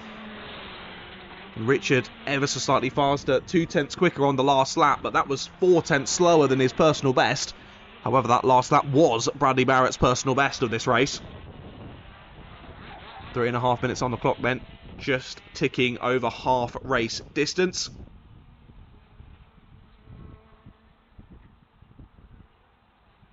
A little check over the shoulder there through climber from Charlie Turner, just working out what he needs to do here to keep himself ahead of Nat Thomas. And again, a little check through Tollies. As the gap goes down once more, ever so slightly, 1.7 seconds. It was a new personal best on the last lap from Nat Thomas, or new fastest lap of the race, I should say. First driver down into the 44s, a 44.91. That last one previous was a monstrous lap. The 45, not quite as quick though. It's a little bit faster than Charlie's last lap, but we're talking less than half a tenth of a second. So really neither here nor there, sadly. Nat's going to have to find a little bit more overall pace here if he wants to close that gap any further. Bradley doing a good job there in third place though. It was a good few laps ago now that Richard closed up to his rear bumper, but he hasn't put a foot wrong. He's kept Richard Renshaw Panting in behind. Can Richard think about a move there? Out of the final corner, gets a much better exit, but can't quite get enough alongside.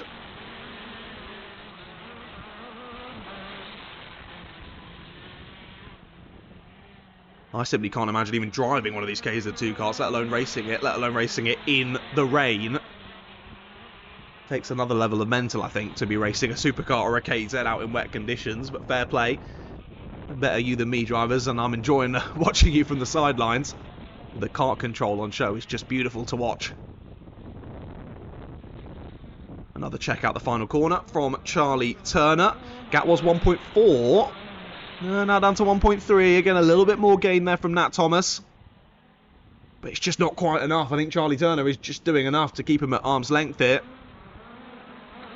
And of course, difference between pole and second on the grid isn't going to be too crazy for the final later on. But of course, it would be nice. It would be nice to grab pole position, as the rain only seems to be getting more intense here at Forest Edge. I'm pretty sure when I checked the weather radar when I left this morning that there wasn't supposed to be any rain, hence I didn't bring a coat. But that's definitely been incorrect. Rain continuing to hammer down here near the south coast of the UK. That gap's definitely visibly closed now between these two at the front. 1.2 seconds now, another couple of tenths gained by Nat Thomas, but we're into the last minute of this one. 45-second lap times should get this one and 2 more, I think. As there's the 21, Richard Renshaw Panting has made it through then, as we've lost. I can see him parked up there at the bus stop chicane. Bradley Barrett is out of the race. Something going awry then for Bradley. He looks to have parked that up, coming down the back straight, so something going wrong in these wet conditions for Bradley. After leading away well, battling well at the sharp end, Bradley sadly not having a race to remember in this one. Going to get a DNF, and that bumps Richard Renshaw Panting up to 3rd, George Barker up to 4th, and Nino Piccoli up into 5th place. Gap stays pretty much identical as Turner and Thomas do a 45.3, a 45.53 and a 45.52 respectively.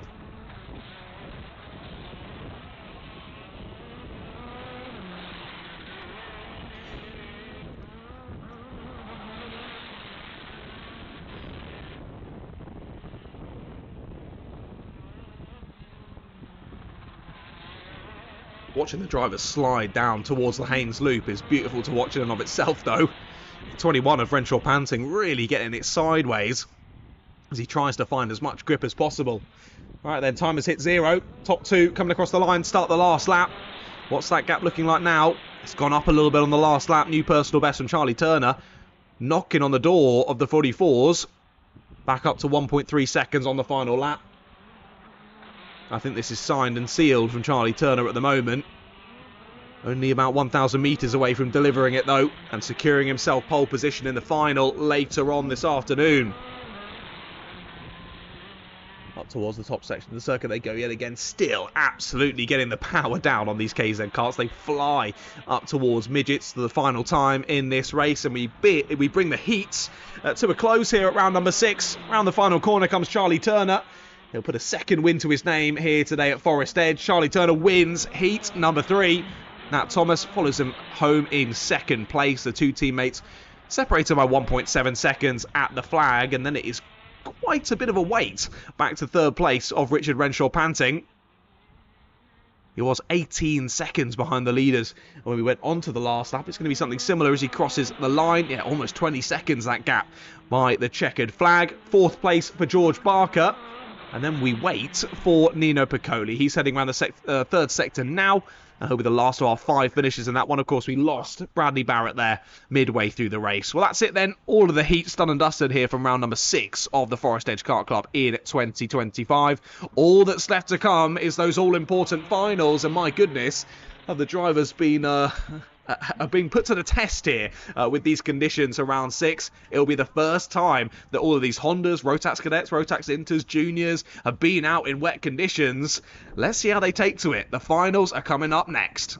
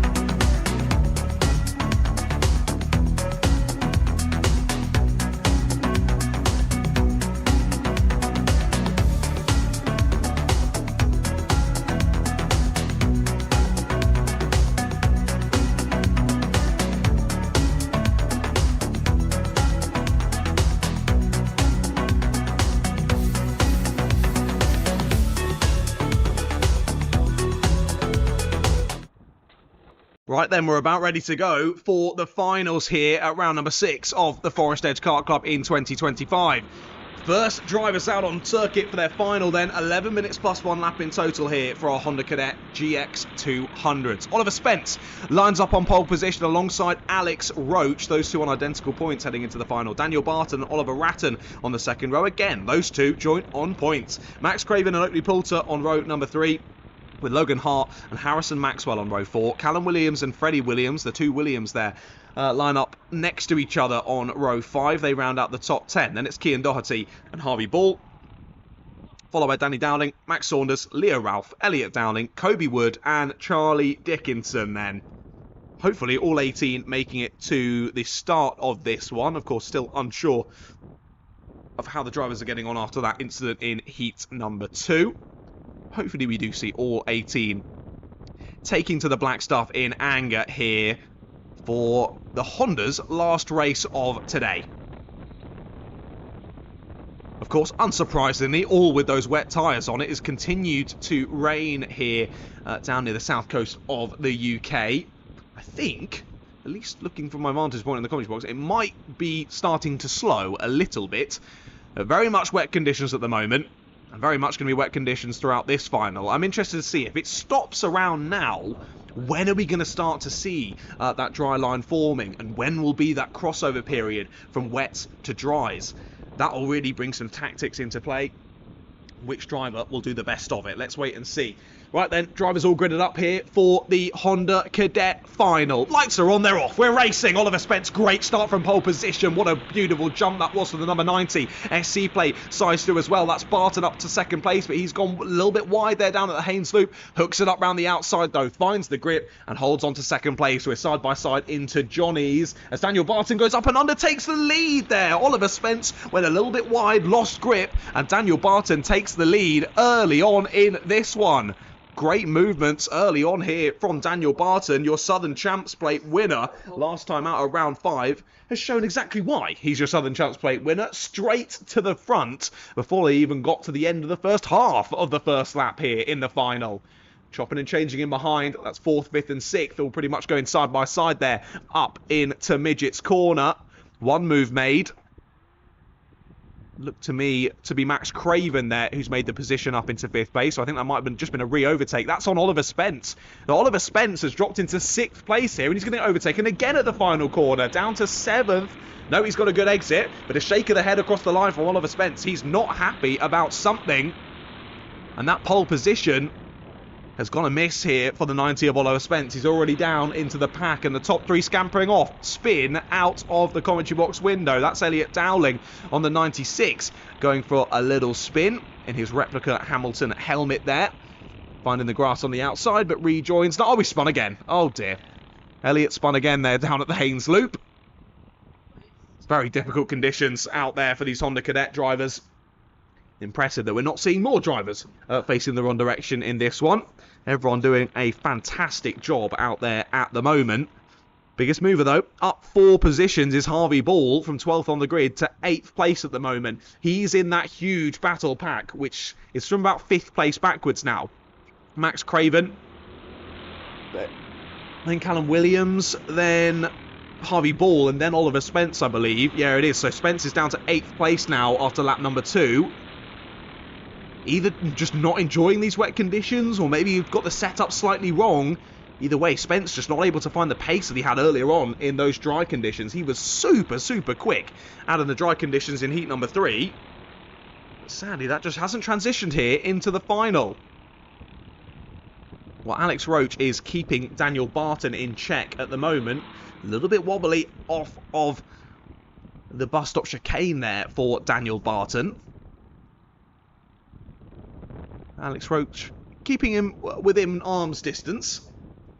The spray getting kicked up by these wet tyres is awesome to watch though. I think Mr. Foxy Red Photography is going to be getting some great pics out here in the finals. What's your order looking like then? It's Barton from Roach from Ratton.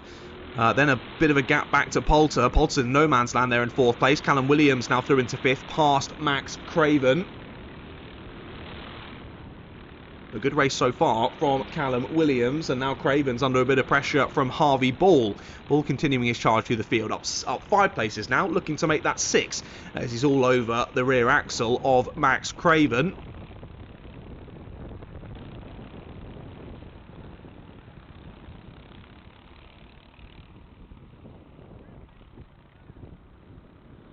Flirting with the exit curb there out of the bus stop chicane. That was Oatley Poulter. Just having a nibble at it, but keeping it on the black stuff, keeping it on the straight and narrow. How's the pace differing? New fastest lap for Daniel Barton, 55.04 versus 55.19 for Alex Roach, but those two only drivers down in the 55s still. We've got 56s, 57s, 58s, and then a couple of drivers down in the 59s and over a minute as well, as they just do their best to tiptoe their way around this now rather sodden Forest Edge circuit. When you're seeing Honda Cadet drivers getting it slidey under power, you know there's not very much grip out there. But yeah, like I said earlier, lap time's now pretty similar to what it was when it started raining, where the Superkarts were out on dry tyres. And of course, these guys have to do an extra hairpin, whereas an extra S's even, that the Superkarts don't have to do. It just shows that a Supercar in damp conditions on dry tyres, pretty much identical lap times to a Honda Cadet on wet tyres.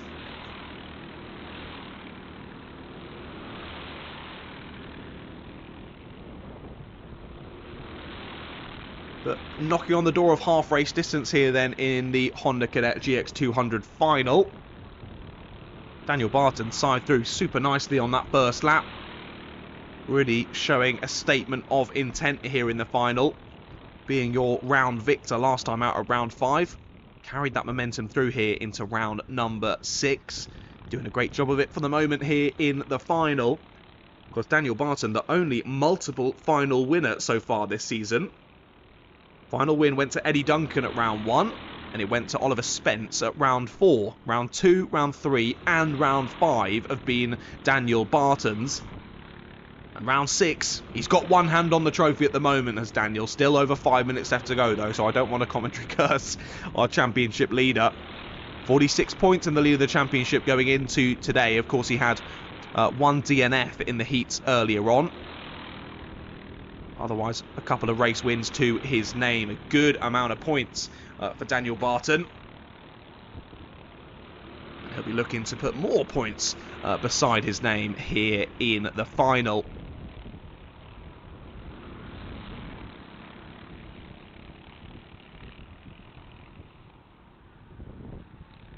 So we got a yellow flag down through the first couple of corners. Who is that that's gone for a spin?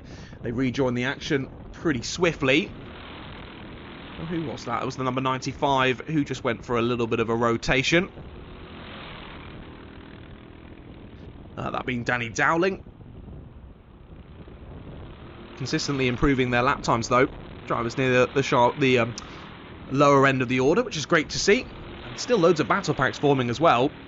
Max Craven and Logan Hart squabbling over 7th place as down the inside at the Haynes Loop. There goes Logan Hart. He's got it done. Lovely move there from Logan.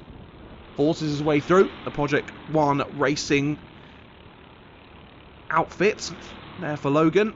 Makes the move into P7.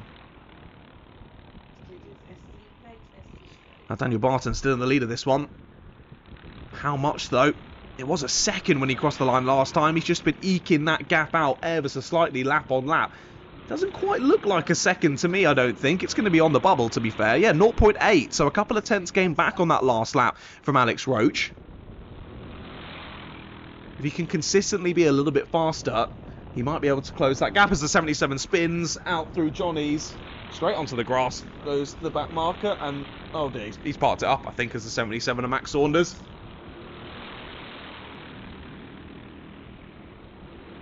He's just sort of staring off into the distance. I don't know whether he's contemplating life, the weather, the current economic climate. Who knows? But anyway, Max has sat there on the exit of Johnny's.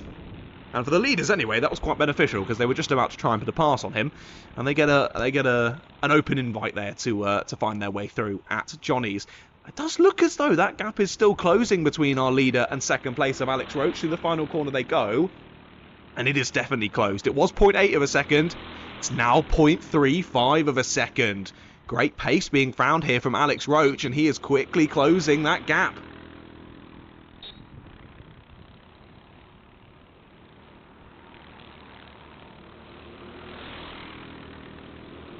Keep an eye on them as they again have to find their way past a couple of back markers.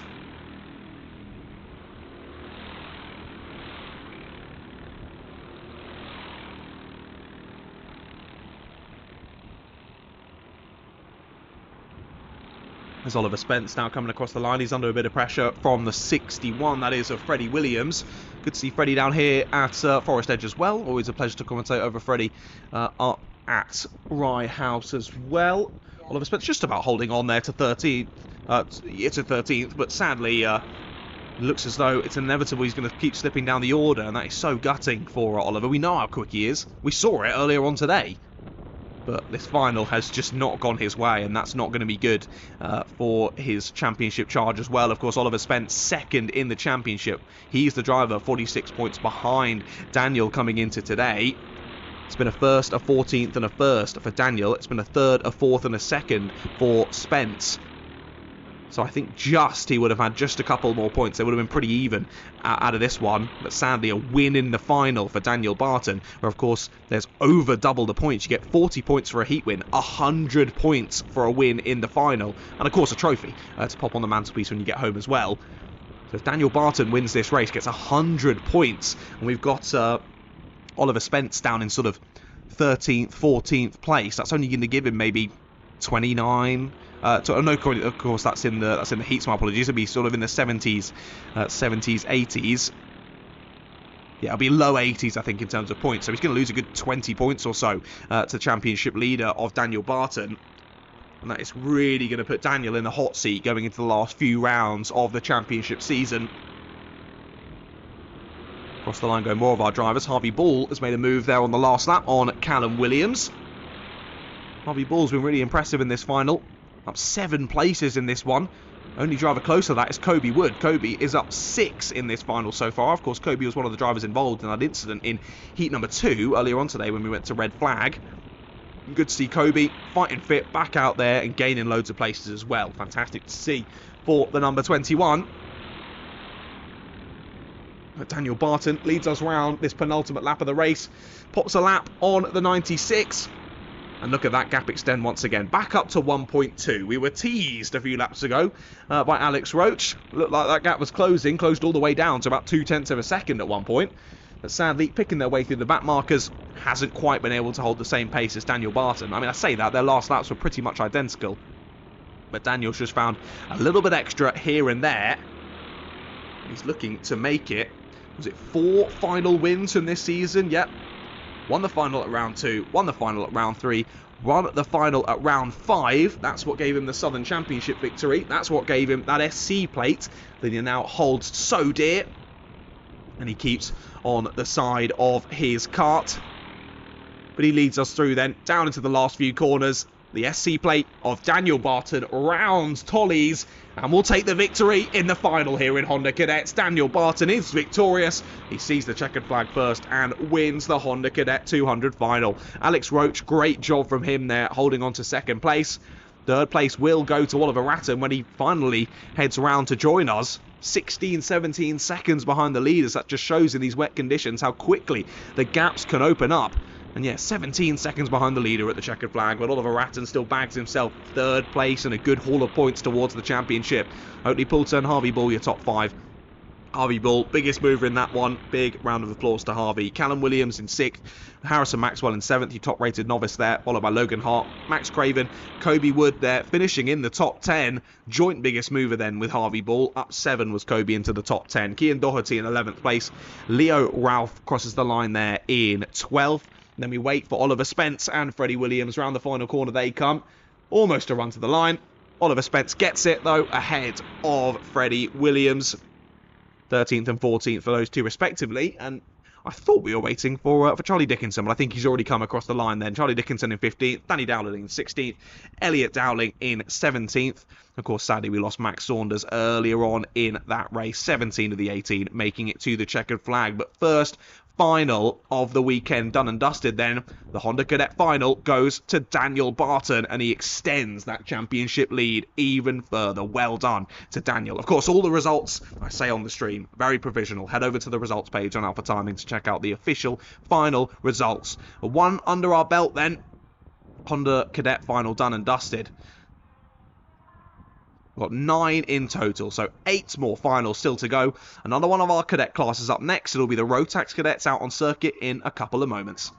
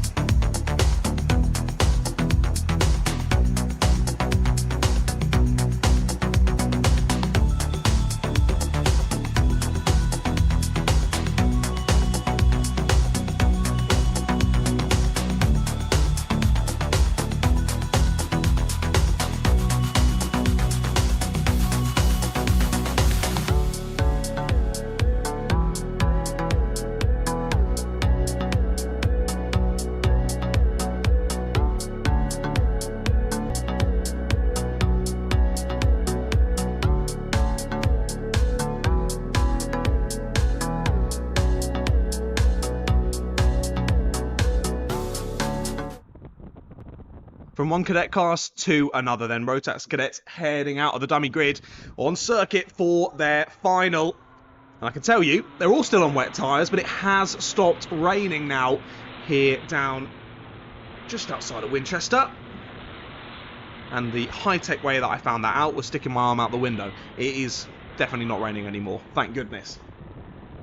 So let's go then. Second final of the day. Rio Pocock has been unstoppable so far this weekend in the Rotax Cadet class. 0 points going into this final, which I know sounds bad, but is actually a good thing. The less points you have going into the finals of how it's worked out on the day is best. But obviously he will have secured 120 points towards his championship tally there, with 3 wins across all of the heats. So it's Rio Pocock, Jack Gillett and Jack Daniels on row 2. Then Joseph Cox and Eli Owen, Oakley Riggs and Johnny Butterfield, Arthur K. Daniels, then Max Thompson and Anthony Ray, Wilson and Aurelia Simpson. Your 16 drivers getting ready to go here for the Rotax Cadet final.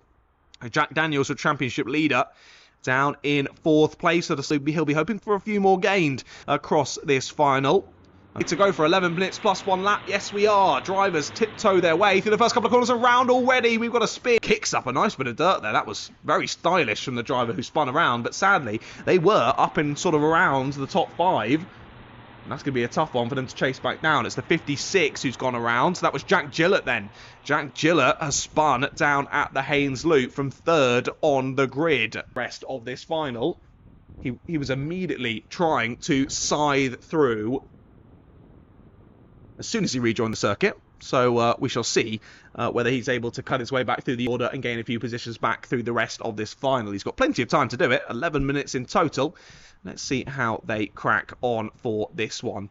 Rio Pocock leads us through to the end of lap number 1 then. And what is that gap already? After 1 lap of racing, it's over a second. 1.5 seconds on the first lap from Rio Pocock. That is ridiculous. We've seen him battle through the order and then scythe through to victories.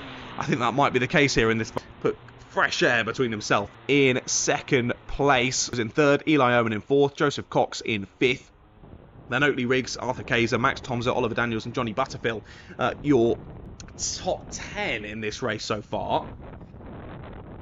We got a yellow flag into the final corner. And that'll be why, because someone spun it heading down into the Haynes Loop there on the second lap of proceedings. Hold on a second, where's Rio Pocock? Is that Rio Pocock who's off? It surely can't be. Where is Rio Pocock? He's down. No, he's down the back. I can see him in the middle of the lead of this race. What has happened on this lap? There's Rio Pocock. Comes across the line in 10th place. So I don't know what has happened during that past lap. I was too busy counting through the order and missed what happened out on circuit. Apologies. A little half spin there down at the Haynes Loop. Manages to keep it going and rejoins the action. Who was that going for the half spin? That was the 23 of Wilfred Tomlinson. He's dropped down behind Warren Atkins and Aurelius Simpson. Now it was Otterly Simpson who had gone for that spin. Otterly Simpson who had spun there down into the Haynes Loop. But what happened to Rio Pocock on that previous lap? I have no idea. Either way, he is no longer in the lead of this race. Just as I was saying, for him to press on and win by a huge number of seconds, him winning at all in this race is going to be a very, very challenging task. I think probably my first proper commentary curse of this day so far. Sorry, Rio. I was just singing your praises, and suddenly you come round in 10th place. What's going on there? Well, he's already up to 9th, past Oliver Daniels. Now he's trying to find a way. He is done there through the Haynes Loop. So Pocock back up to 8th place, seconds behind your race leader.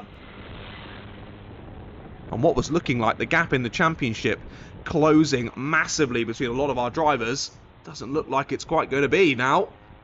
See, 120 has been doing a good job. He's got 105 points from today, so not far off at all with a 9th. Because actually you don't lose that too many points really. It's 37 points for a second, 31 for 9th, so it's not a huge difference there. Of course, much the finals because you're gaining more points overall, but again it only counts down by 1 point, I do believe. Yeah, it only counts down by 1 point.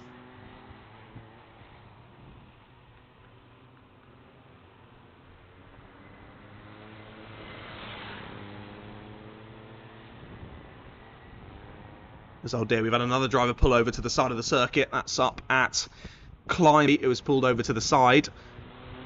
Double check that as they come across the line once again, whether he does drop down to the back of the order, but I think it's a fair hunch, that one, that it is Anthony Ray who is out of this race. New fastest lap of the race from Jack Daniels then, with over 6 minutes left to go in this one, 55.2. Junior right behind, 55.6. Eli Owen, 55 tenths quicker than those two behind him. And they are the only 3 drivers down in the 55s at the moment. 56s for all of the rest of the top 10 pretty much. 58 for Oliver Daniels, 57 for Max Tomset, and of course a 55 for Rio Pocock. His personal best of a 55.6 on the last lap as he cleared Oliver Daniels and Johnny Butterfield a lap or two ago. Now he is looking to hunt down Arthur Kayser at the moment, but there's quite a lot of time between himself and Arthur. When they crossed the timing beam last time, it was just less than 5 seconds.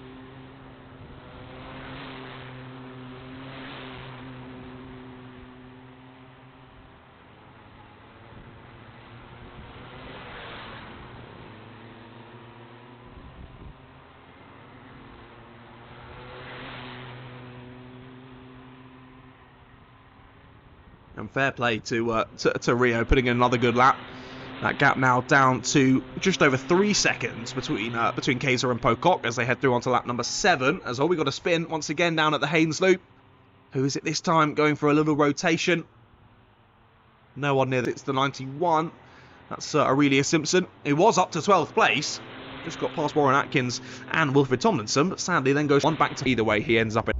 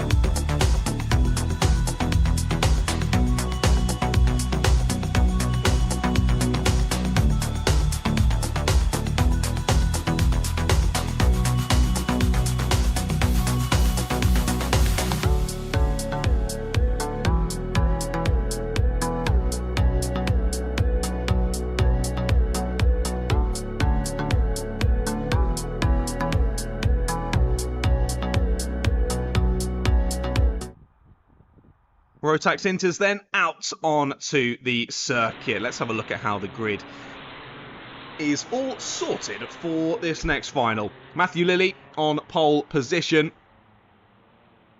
Of course, couldn't quite grab hold of a win in the heats until we got through to heat number 3. Well done to Matthew Lilley, though. He's been super impressive today. Starts on pole.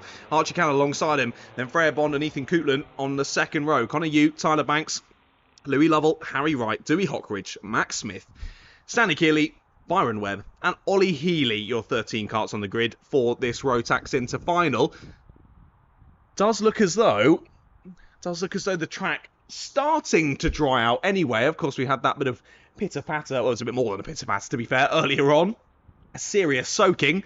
Starting to dry out already, though. I wonder when the crossover will be. Let's go for the Rotax Inter final. Straight through into the first couple of corners. All drivers keeping on the black stuff just about, but who will get through to the lead at the end of the first sector? Bit of argy-bargy there. Down through the corner as they head up into Johnny's once more. Slipping and sliding. Matthew Lilley's lost the lead and round. We got a spinner there at Johnny's. I think they've all managed to avoid him and carry on through, though. Just about all okay. As we head through on this lap number 1. Who is it that's stolen the lead away, then? It is the 74 of Archie Cannon. Brilliant start from Archie. Matthew Lilley in second place. And then it's a huge squabble for third.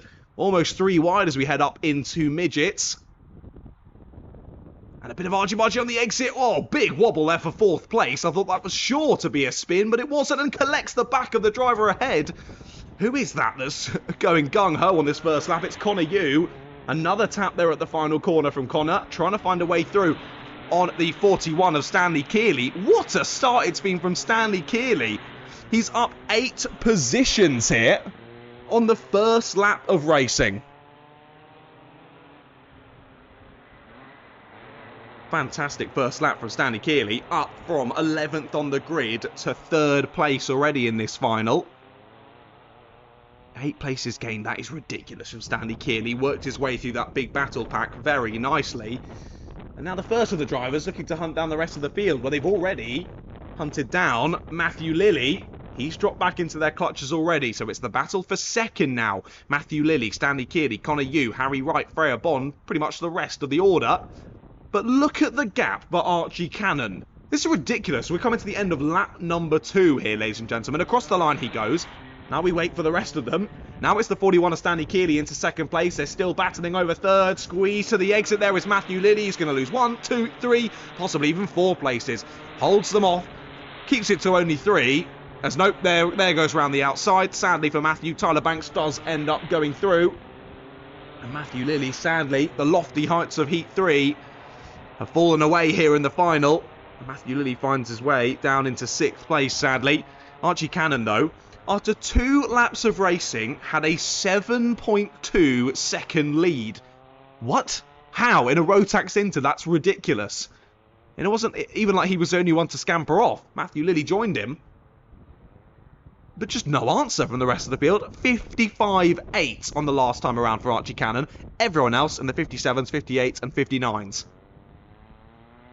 Through goes Archie Cannon yet again on the 74. New fastest lap again in the 55. 55.6 this time. And what can the chasing drivers do? The number 30 of Harry Wright has got through on Stanley Kearley. So has Tyler Banks. So has Connor Yu. So this time, the unlucky second position has struck once more. It was for Matthew Lilley initially. Now it's for Stanley Kearley. Where is Matthew Lilley? Matthew Lilley has not come across the line. Matthew Lilley is out of this race. Now I can't see him outside of my window, so that must be down at Winder's Dip then. Matthew Lilley continuing on with this race. That is gutting. Your pole sitter here in the Rotax Inter final is out. So who else can pick up the spoils then? If we look at the championship standings going into this one, Tyler Banks leads the way ahead of Matthew Lilley. This is going to be a massive blow to Matthew Lilley. A third, a first, and a first so far today for Matthew. 16th or 17th, is it? Sorry, 13th it'll be. We've got 13 drivers out for this final in the end. So a real shame then for Matthew Lilley. Archie Cannon, though, third in the standings. About, yeah, exactly 50 points behind Tyler Banks going into today's proceedings. a fifth, a third and a fourth. Good, consistent points for Archie Cannon, and this first position is really, really going to help towards his charge to the sharp end of the standings, with Tyler getting a second, a fifth, and then a 13th. A few points lost there on that 13th, and Matthew Lilly losing quite a few points in this final. It's going to bring these top three much closer together after the end of today. You got to look for Ethan Coupland as well, 4th, 2nd, and 10th. But Ethan, nowhere to be found in this final. He's just got past Ollie Healy on the last lap, so he gets up into the top 10. But Coupland, well off the back, 22 seconds behind the race leader. And this won't help Coupland's championship either, as 8.2 seconds now the gap between Cannon and Banks. So Tyler Banks has made it back through on Harry Wright on the last lap. Harry was given a couple of laps of opportunity to be in second place there, but it's immediately stolen back by Tyler. And like we were saying then, Archie and Tyler, both championship rivals in this one. Only other ones really on the field today are Ethan Coupland and Matthew Lilly. Ethan's in 10th, Matthew's out of the race. So this is between Archie and Tyler really, for who ends up getting into the sharp end of the standings by the end of today. Still 3 more rounds left to come after this one. Of course, 7, 8 and 9 over the next 3 months, September, October and November.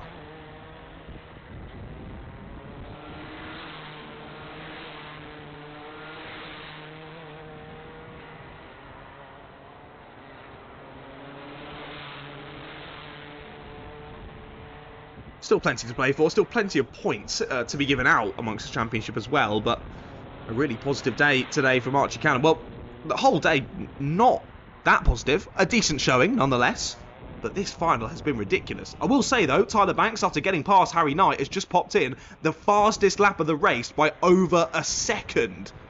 Tyler Banks finding some crazy pace. Now there's 4.5 minutes left to go. We're well over half race distance in this one. He gained a second on the last lap, down from 8.2 to 7.2. Across the line comes our race leader. He's down to the 54s now, a 54.6. A 53.6 from Tyler Banks. It is drying up, and it is drying up fast here, ladies and gentlemen. But isn't enough. Archie gained that massive lead early on in this final. It's going to be a challenge. Going to be a challenge for him to close down that gap. I think a challenge is understatement of the century, really.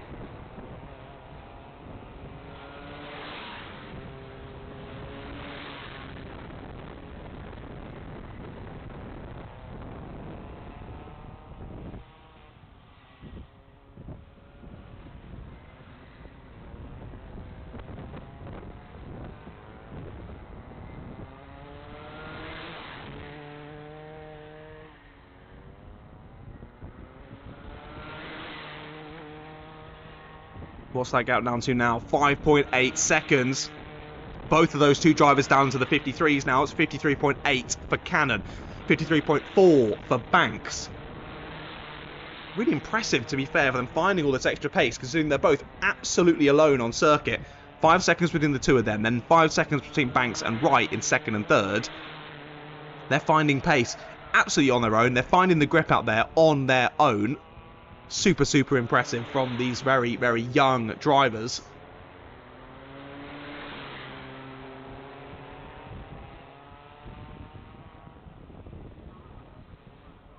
But can anything be done about this race lead? I just don't see it happening. 2.5 minutes still left to go in this one. Cannon crosses the line, starts lap number 10. It was 5.8 seconds. It's still 5.8 seconds, almost identical lap times last time around. It was a personal best of a 53.48 for Cannon, a 53.47 for Banks. Half a tenth off of his personal best and the fastest lap outright in this race so far.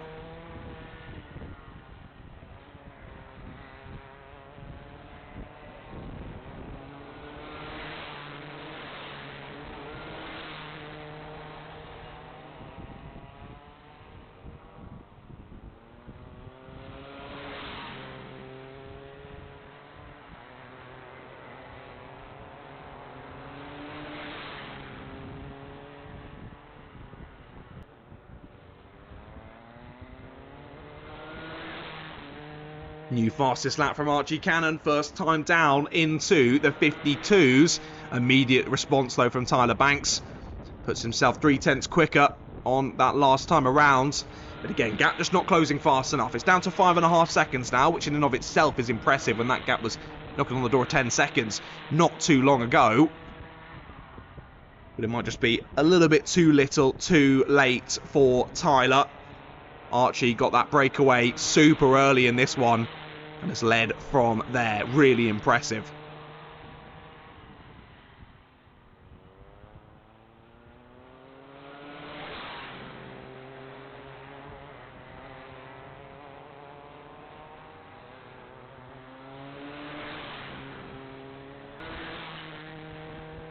Less than a minute left to go now on the clock. Not too many changes of position over the last couple of laps. Gap stays about the same. New fastest lap again from Tyler Banks, 52.1 now the fastest lap. They might even drop down into the 51s during this race. Still definitely wet tyres out there. The damp patches are just a bit too much. But when will that crossover be to dry tyres? I'm very interested to see what class and who in what. Oh, a spin there down the Haynes loop. Just watch that one happen. Driver was hitting the steering wheel on frustration while he was still at Louis Lovell. So I think Coupland's got him courtesy of that spin, and he's just rejoined ahead of Max Smith. There was Tyler Banks under the gantry. He just sneaks onto another lap before we hit 0. So it's going to be 2 more laps now of this Rotax Inter final. Still led by Archie Cannon. Well, that was the biggest chunk taken out of the gap that we've seen so far in this race. New fastest lap of a 51.67 for Tyler Banks. Down to 3.8 seconds now, that gap. But Dewey Hockridge steals back that fastest lap, 51.4. Some great final pace here from second or two faster than any of the drivers around him there. He gained a place on Freya Bond up to 6th place. And like we mentioned, Louis Lovell went for that. Ethan Coupland got past him, but he managed to keep Max Smith in behind him in his wheel tracks, and they still remain like that as they head through onto another lap. Well, final lap begins then, courtesy of Archie Cannon. He takes the fastest lap, immediately stolen back by Tyler Banks, but that's what he needed to do. Only a 1/10 of a second gained. 3.7 seconds the gap here onto the final lap. But it looks unlikely to change, I think is safe to say. Battle for 3rd place hotting up though. Really close between these three. Connor Yu, Harry Wright, and they're still squabbling there through Johnny's. As that's Dewey Hockridge getting involved as well. So we've got Harry Wright, Sandy Keeley and Dewey Hockridge battling over 4th place. It changed on the last lap. Connor Yu got ahead of Harry Wright. So Connor Yu, I think, has just been able to claim it then. But we wait for our race leader and what will be our race winner. Archie Cannon goes round the final corner. Archie Cannon wins the final in commanding fashion. What a job from Tyler Banks. Gets the fastest lap down into the 50s on the final lap, a 50.96 for Tyler Banks.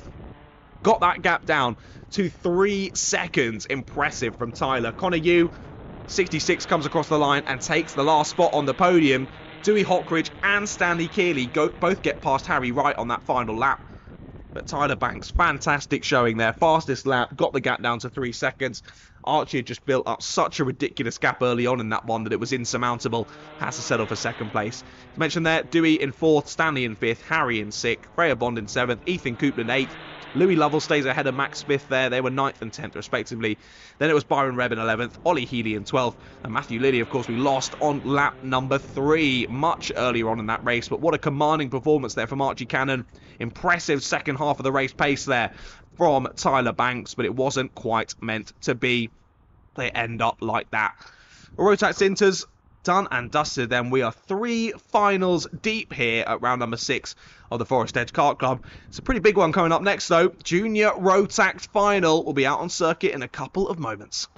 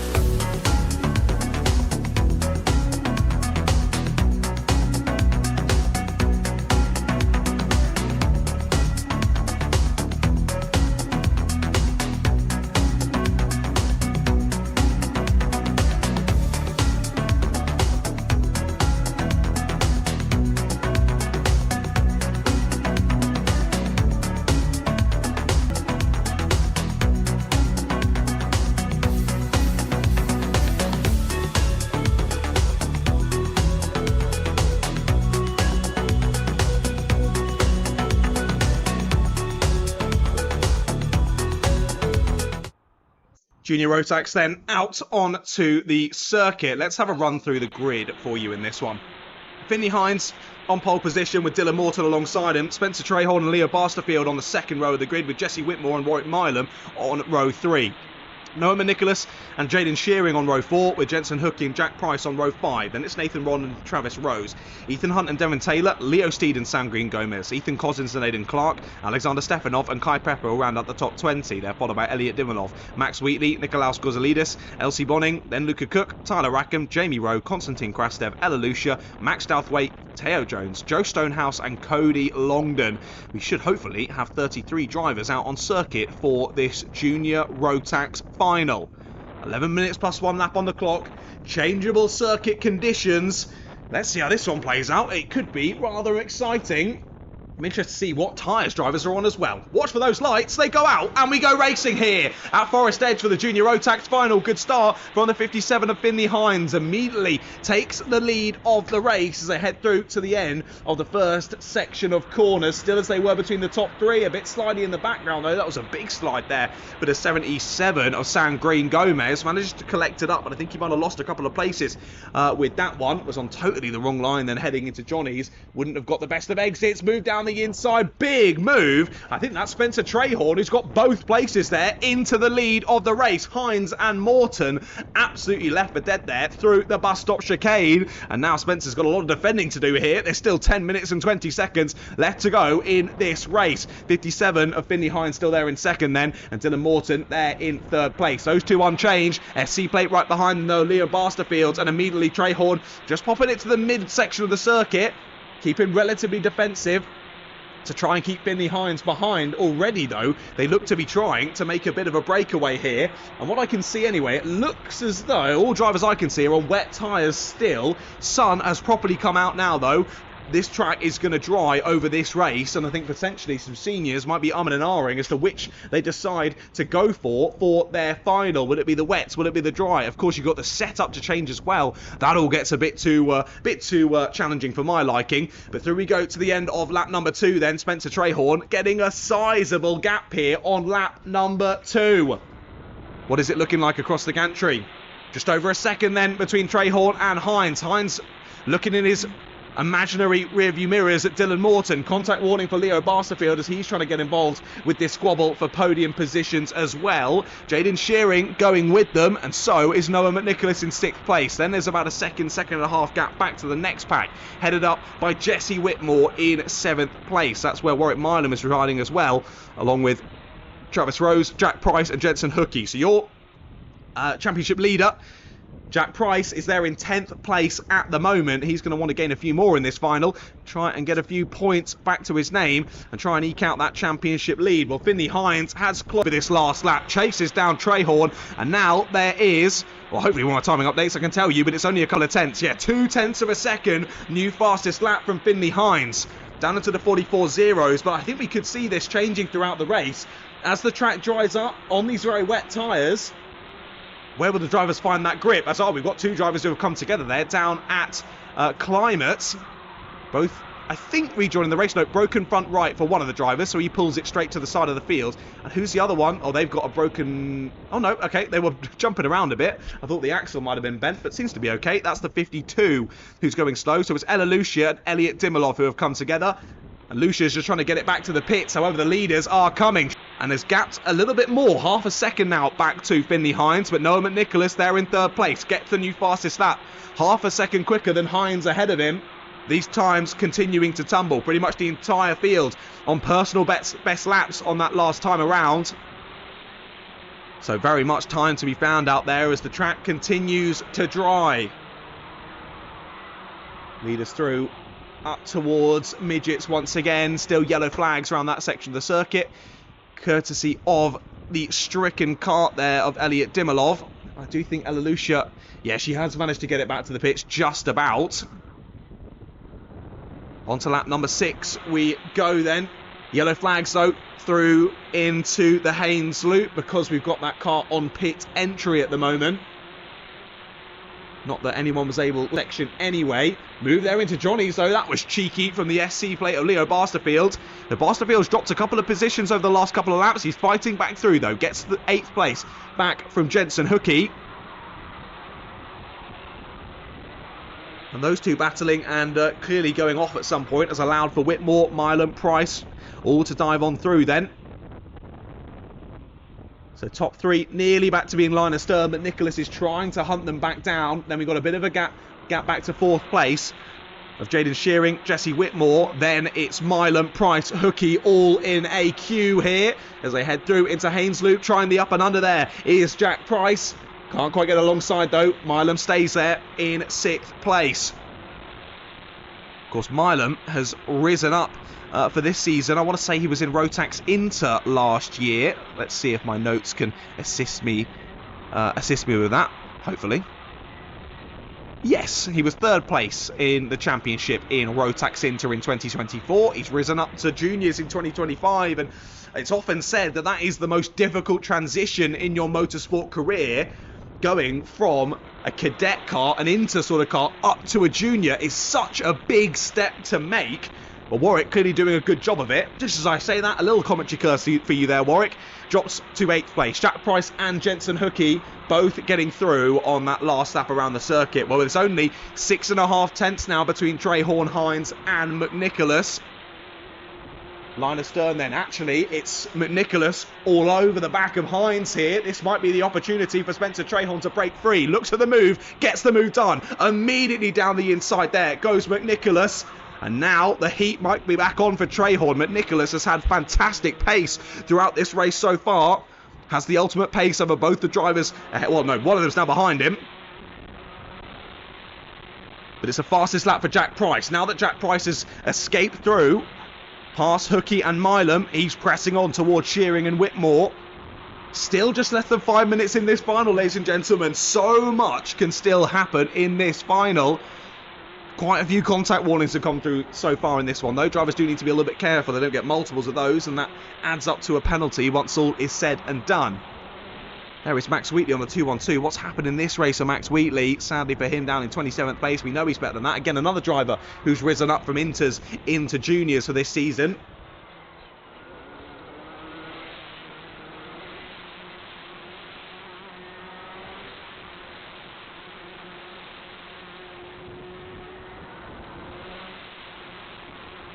There you go. That was good from the 70 of Tio Jones. Pulls off of the circuit to allow the leaders through. He very much gets out of their way. Well, after being passed, Finley Hines has dropped 1.2 seconds off of your race leader. But sadly for Trehorn, McNicholas still right there within half a second. Continuing to shuffle behind. Whitmore's now been passed by Price and Hookie. So Price is going forward. Hookie is following him through.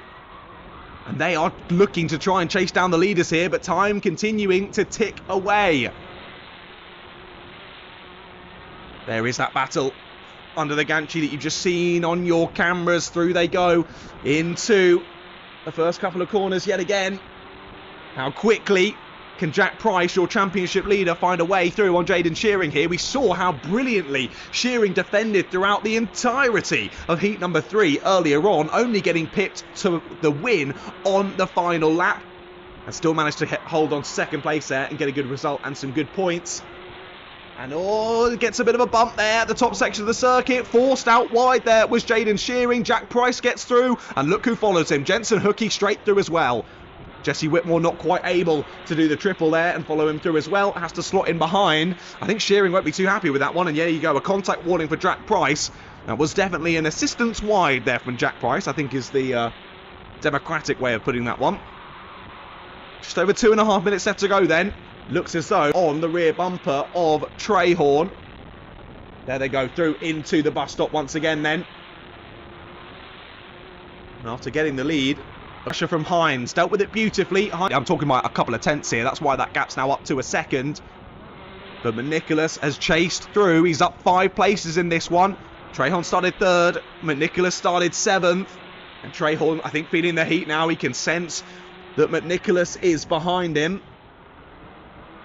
Just holding a mildly defensive line into the Haynes loop, just sticking sort of in the middle of the road.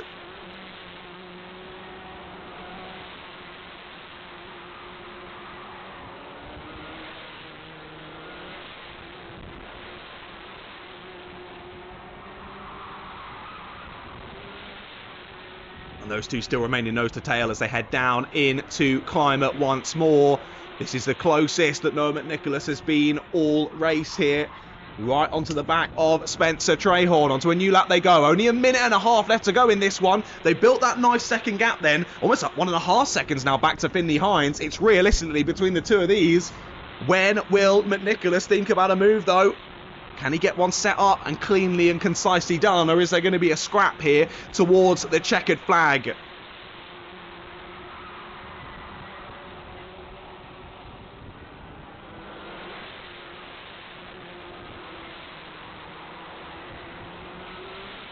Continuing on through then, still just 1 minute left to go in this race. When they come under the gantry, they'll start the third to last lap of this race. And how's that gap? It looks visibly like it might have closed back to third place. I know it hasn't stayed about the same, 1.5 seconds still back to Finley Hines. Hines now being chased down by Jack Price, both Price and Hookie, but are through on Morton and Whitmore now. Couple of drivers just slipping down the order here in these last couple of laps. Milam sadly's fallen outside of the top 10 now. He finds himself in 13th place. And Barsterfield getting himself another contact warning. That's got to be 3 in this race. Yeah, 4 for Barsterfield in this race so far. I think that more than likely is going to be a penalty once all is said and done at the end of this race. We keep our eyes firmly locked on these leaders. They're going to come across under the gantry with about 10 seconds left to go. We'll eke out 2 more laps of this race. Yellow flags briefly out there. They go straight back in through the first section of corners. And like you've been saying, I mean, McNicholas has been within touching distance for the last 3, 4, 5 laps, but hasn't felt he has the overspeed to go for it just yet. Will the opportunity arise from him? These last 2 kilometres of racing. They've got a nice second gap still over Finley Hines. That's remained pretty consistent though, to be fair. Through they continue on. Oh, they're getting held up by some back markers here. This could be a bit closer comfort. Thankfully, the door opens there from the back marker, but so much pressure here for Trahorn. Not only is he having to keep the driver behind him, he's also having to pick his way through back markers. Onto the final lap we go then. And here is the showdown for the win in Junior Rotax. Jack Price is through on Finley Hines. That's crucial for him for some more championship points as he looks to extend his gap at the sharp end. Down towards Winger's Dip go Trahorn and McNicholas. And who will emerge in front as they head through up into the bus stop chicane. Still as they were. Trahorn leading. Opportunities dwindling here for McNicholas. He's got a good run off the corner. He's going to go for it. McNicholas goes down the inside, steals the lead on the final lap here. Can Spencer Trahorn respond? He's back down the inside. Through goes Spencer Trahorn. Down into the last couple of corners. Will there be a last lap dive? Holds the inside line. Up and under attempt. Spencer Trahorn's got the win. Spencer Trahorn wins the Junior Rotax Final. What a battle on the final lap there between Trahorn and McNicholas, but Trahorn steals it back. You saw the move there up at midgets. Late down the inside from McNicholas, went a tiny bit wide. Trahorn was able to get the exit speed, retake the place, and then bullish through the final corner to hold on to the place and hold on to the win. Finley Hines rounds out the podium then, followed by Jensen Hookie and Dylan Morton. What happened to Jack Price on that last lap? He was in third going into that last lap. Slips back to 6th on the final lap. Your championship leader losing a couple of points there, sadly for him. Behind him though, Leo Barsterfield, Jesse Whitmore, Jaden Shearing and Aidan Clark, your top 10, followed by Sam Green Gomez, Devin Taylor, Warwick Milam, Leo Steed, Nicolas Gorzalidis, Kai Pepperell, Ethan Hunt, Luca Cook, Jamie Rowe, Ethan Cousins, Max Douthwaite, Nathan Ron, Tyler Rackham, Elsie Bonning, Travis Rose, then Alexander Stefanov and Teo Jones, and then our non-finishers, Max Wheatley, Ella Lucia and Elliot Dimilov, sadly for them. So 30 drivers taking part, 27 making it to the checkered flag. Junior Rotax Final done and dusted then, ladies and gentlemen. Only a few more left to go. 4 to be precise, and up next, it's Senior Rotax for their final.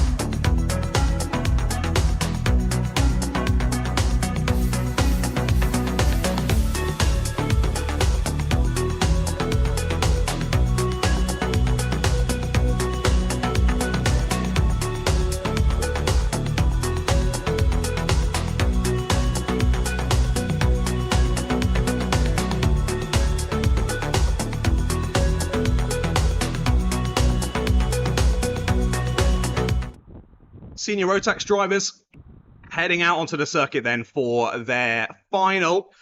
Let's have a look at the grid for this one. William Ray on pole position with Harry Maynard alongside him on the front row. Charles Green and Aaron Full on row 2. With George Hill and Levi Coombs on row number 3. Ben Hicks and Ben Ballou on row number 4. With Ethan Lomax and Zach Burke on row 5. Then it's Charlie Hulme and Brody Skinner, Reece Pope and Toby Alvarez, Mason Perrin, Oliver Gusman, Liam Natey, Taylor England, George Isgrove. Then Freddie Baker, Aidan Bear, Lucas Reeves, James Bailey-Sartin, Matt Jones and Michael Pugh. Should be, hopefully, the 25 drivers taking to the start in this one. Let's see who can get to the front. We've had some good races so far today in seniors. Let's see how we go for this one. And it looks to be dry tyres back on, I think, here for the seniors. Big off already, just about gets back on the black stuff. That was just a bit of a hip check there, out wide for one of our drivers at the sharp end of the field. They managed to slot back in, but whereabouts? Honestly, don't ask me, mate. I haven't got a Scooby. I don't know how that one all ended up. They all make it through to the end of the first couple of corners, though, which is great to see. William Ray hangs on to the lead. William Ray already looking to build a bit of a gap out front. Charles Green, I think that is, moved for second place. Down the inside, gets it late on the brakes. Nice move there. Up to second. Oh, off onto the grass there on the exit. Bit of a hop, skip and a jump, and a few more drivers joining him as well. So a couple of drivers falling by the wayside on that one. More contact at the final corner. Out between the 73 and the 14. William Ray went down the inside of Levi Coombs. But no, that's where I was getting confused. I saw the colours. I thought it was still Ray in the lead. It's not. It's Aaron Full who's got through to the front from the second row of the grid. Well done to Aaron Full. That's a great start from him. So it's Full, from Green, from Ballou, from Hicks, Ray, Maynard, Coombs, Lomax, Hulme, Burke. That's your top 10. A lot of those being championship contenders in this one as well.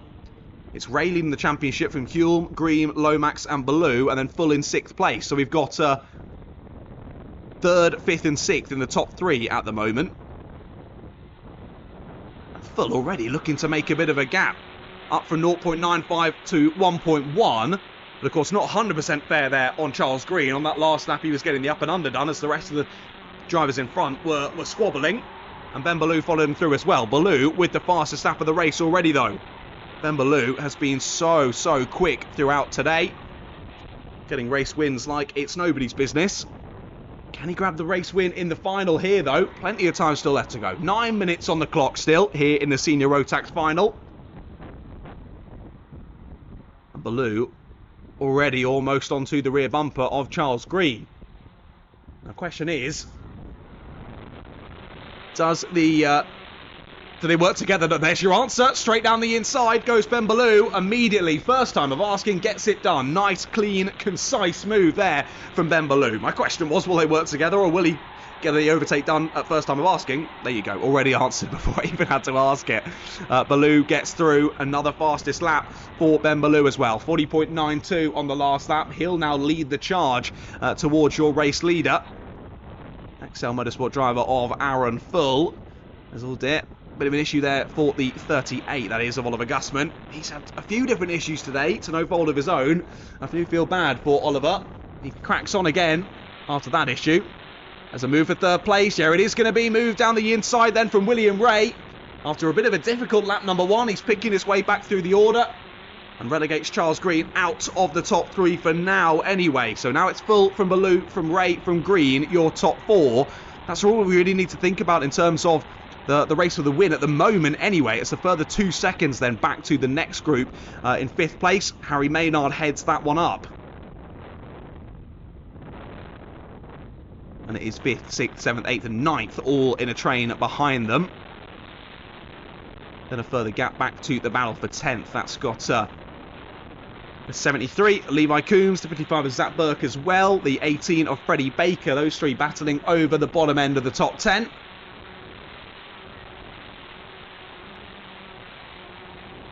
As time's continuing to fall amongst our drivers at the sharp end.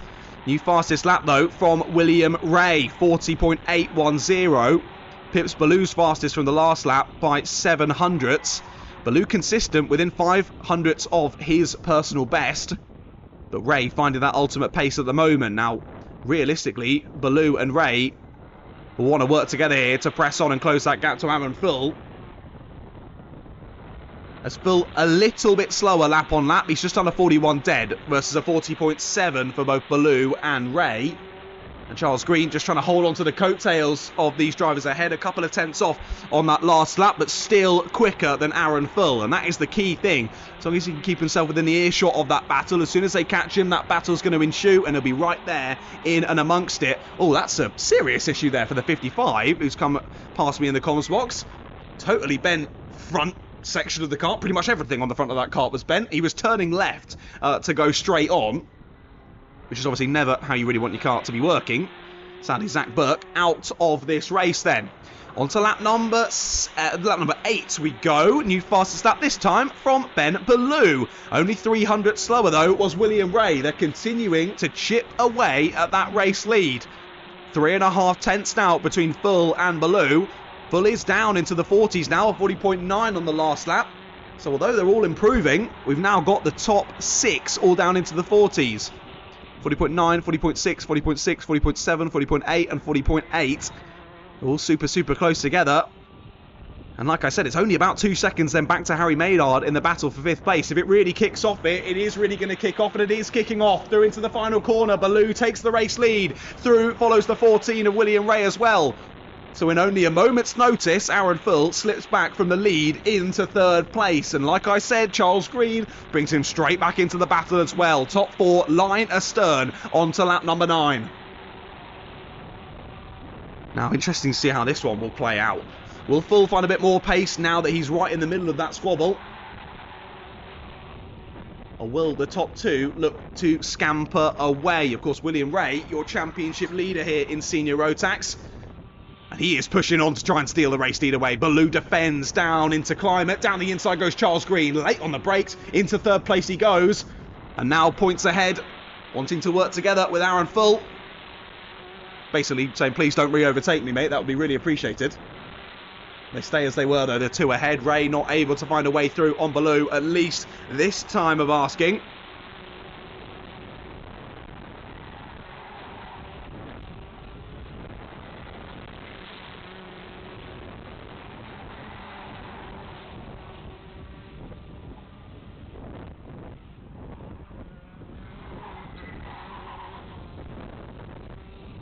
And now we'll just see if those 3 are able to scamper off. Can Full keep on the pace of the 3 drivers ahead of him now? What's that gap back to 5th? Certainly reduced a little bit. About 1.5 seconds now. So about half a second gain there during all of that battling in and amongst the top 4 that Harry Maynard and Ethan Lomax have closed back in. And then we've got the 56 in... we can't have the 56. There is 56 in 9th place. I don't know how I managed to think that he was in 7th. My apologies. It's Ben Hicks in 7th place, and he is a further 2nd then behind that battle for P5. In a bit of no man's land is Ben. Then it's George Hulme and Charlie Hulme. 2 Hulmes in 8th and 9th respectively. George Hulme, your Southern Champs victor last time out at round number 5. Oh, thinking of the move there was Charles Green. Set it up beautifully, but covered off just as beautifully by William Ray. It's all a bit of a game of chess now. Especially if you're 2nd or 3rd in that train, you've got to think about the driver ahead of you as well as the driver in behind. Basically thinking on 200% brain capacity for Ray and Green. As Ray is clearly feeling under pressure there, checks over the shoulder. There's both Green and Full right on his tail there, up through midgets and down through into Climber. Ballou with about a kart length. The best gap anyone's had in the lead of the race so far in this one. Let's look at that. 5th and 6th have now properly closed in. That gap now down to less than half a second between Maynard and Lomax and the top 4 ahead. What was a 4-kart scrap for the lead is quickly becoming a 6-kart scrap, and we've got 2.5 minutes left to go in this session.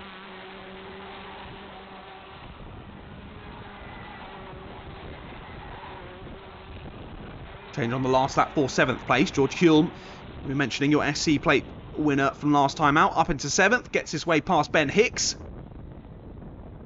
Looks as though they battled over 5th though. I think Ethan Lomax might have got through. Yeah, he has. Ethan Lomax is through into 5th place then, but that's again given a couple of kart lengths between themselves and the top 4 battle. Just as we thought it was becoming 6, it goes back to being 4 once again. But it only takes one move between those top 4 and it will become 6 once again.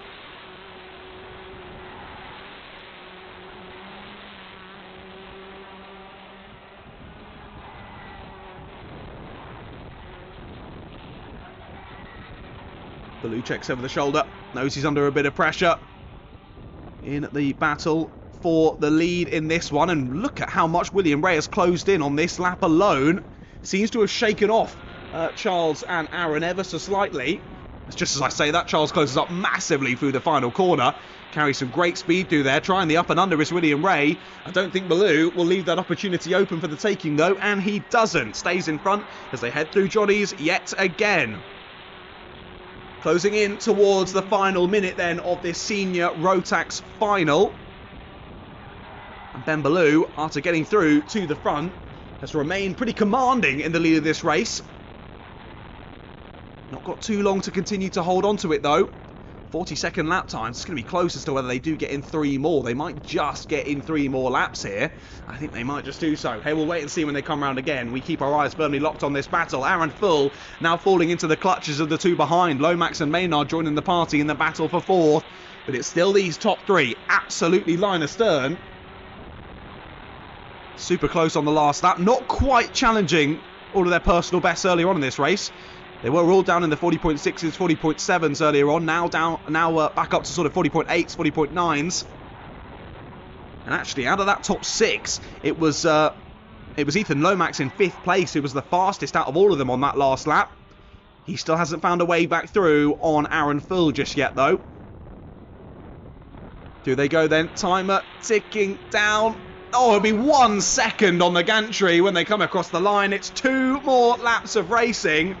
Exactly what Ben Baloo didn't want to see there. He was hoping that last lap board would come up, but it didn't. 2 more laps of racing for the number 57 to try and hold on to it. Here they go up into the bus stop once more then. And actually this time Ray has fallen off of the back of Baloo ever so slightly. Move from Charles Green down the inside, super late. He loves that move and again perfectly executes it. Up to 2nd place he goes. Now is that the golden ticket that Ben Baloo needed? There's 3 or 4 kart lengths now between your race leader and the battle for 2nd. This time headed up by Charles Green, and they're battling over 4th in behind as well. That was Full sending Lomax the long way round there at the Haynes Loop. And Full tries to hold on to it, will just about. Exit speed lost there for Lomax, and Harry Maynard tries to steal the place. Starts. Harry Maynard gets both of them down at Winger's Dip. What a fantastic bit of opportunistic moving there for Harry Maynard. I think he's up from 6th to 4th here on this final lap. No, he's been re-relegated down, I think, to the back of the train. It's all shuffled up in that train. We'll see when they come across the line. Here come the leaders, though. Down in towards Climate for the final time. It's going to be enough for Ben Baloo. He ekes out the gap late on in this race, and Ben Baloo wins the Senior Rotax Final. What a victory that was for Ben Baloo. Charles Green ends up in 2nd place with a brilliant manoeuvre there on the penultimate lap to get past William Ray, your championship leader, having to settle for 3rd place. Ethan Lomax in 4th, Aaron Full in 5th, and Harry Maynard in 6th. That was your big top group there in the finishing order.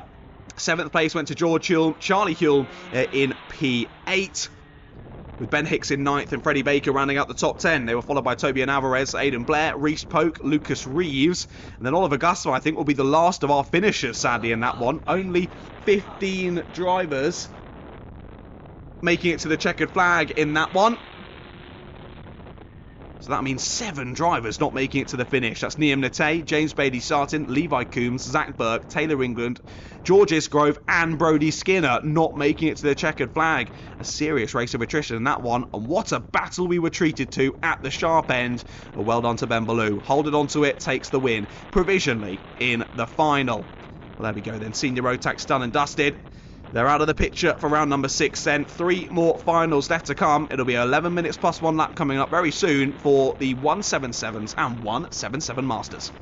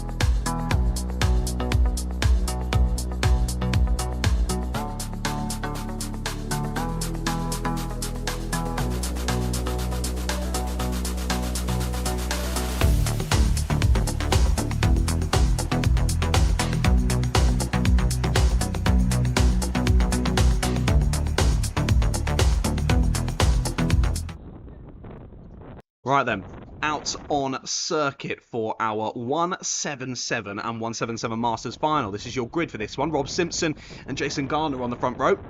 Daniel Hammett and Colin Davies on row 2. Sorry, Colin Davis. My apologies, Colin. Jodie Whitmore, Gary Cox, then Neil Hemming and Sophie Jeffrey, then David Simpson and Scott Collins. 10 drivers hopefully out in this session. 11 minutes plus 1 lap on the clock yet again here for the 177s. Are we good for racing? Yes, we are. Straight through into the first couple of corners we go then. And it's Jason Gardner, I think, that snuck through into the lead there, down into the Haynes Loop. Trying that outside line to get the inside there at Johnny's. That was a bold one for the 71. I think he's just about held onto the cart through there, Colin Davis. I don't think he actually gained a place from it, sadly, for Colin. But either way, he's still facing in the right direction. Plenty more time to make some more moves in this one. But yeah, it was Jason Gardner with a good start to steal the lead away, but immediately he's going to lose it up at midgets.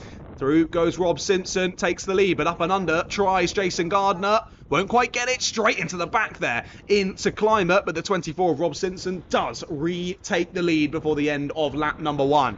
Under the gantry they go then through into the Haynes Loop for the second time so far in this race. Big move round the outside. That could be perfect for Daniel Hammett. Can he hold it there to the inside at Johnny's? Yes, he can. Beautiful move from Daniel Hammett.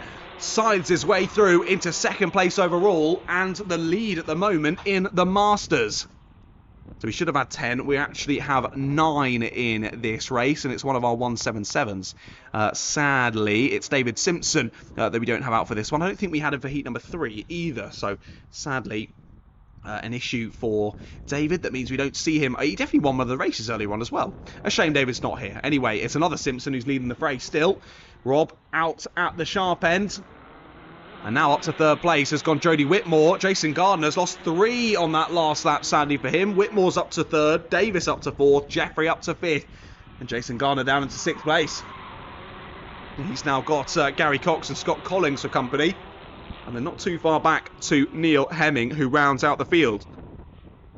Top 8 still separated by 1.8 seconds at the moment. Really close field here in the 177s. As just to give you a little update, track is completely bone dry now, as if it never rained. So very much slick tyre running, or barring any further rainfall, for the rest of today's action. I don't think there's going to be any more, but I didn't think there was going to be any at all today, so don't trust me, I'm not a weatherman. Right, on to the next lap of the race then, on to lap 4, and it's Colin Davis in 4th place who takes the fastest lap. Down into the 42s.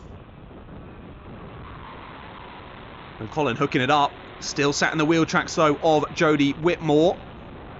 42.91 for Davis. 42.93 for Hammett. 42.99 for your race leader of Simpson. A little bit slow off of the bus stop chicane there for Simpson. Doesn't quite open up an opportunity this time, though, for Daniel Hammett. And he'll sit behind once again. He has been the owner of 3rd place, basically, today, has Daniel Hammett. Really battled well to hold on to those 3rd positions, but he's up in the lofty heights of 2nd at the moment, and very much on pace with your race leader. Jodie Whitmore is defending, though, over 3rd place. Not ideal for the drivers chasing him behind, Davis, Jeffrey and Gardner. But Jodie just looking to hold on to this 3rd position at the moment. Still very much on pace with the 2 ahead, but understandably not wanting to get in the squabble. But either way, whether you're in a squabble or whether you're defending, both are losing time to the 2 ahead. Wide moment there. That was 4th place, I think, of Colin Davis. After he got that fastest lap earlier on, that's now been beaten by Sophie Jeffrey. But now he's lost a couple of places as well. Slips down into 6th, does Colin. So Sophie Jeffrey and Jason Gardner finding a way back through. He was shuffled wide on the exit of the bus stop chicane. Now, whether that was assisted by another driver or whether that was all on his own, I didn't quite spot. Either way, he's lost 2 places. At least that now means Jodie doesn't need to think about defending quite so much. She's still there within 3/4 of a second of the leader. All still very much in a queue out there in this 177 final.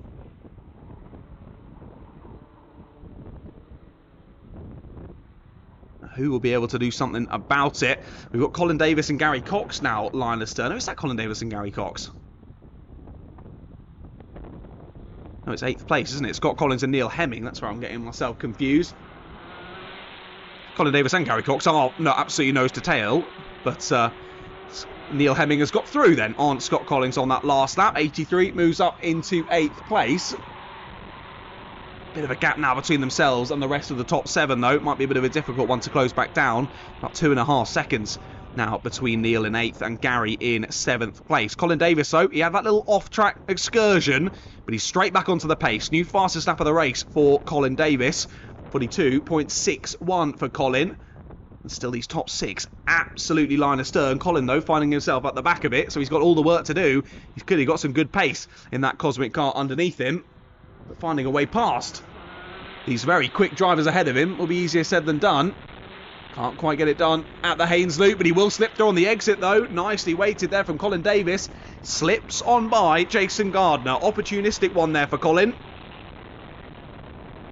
As Jason just shuffled himself wide there. Colin weighted it beautifully. Up and under he goes into the top 5 once again.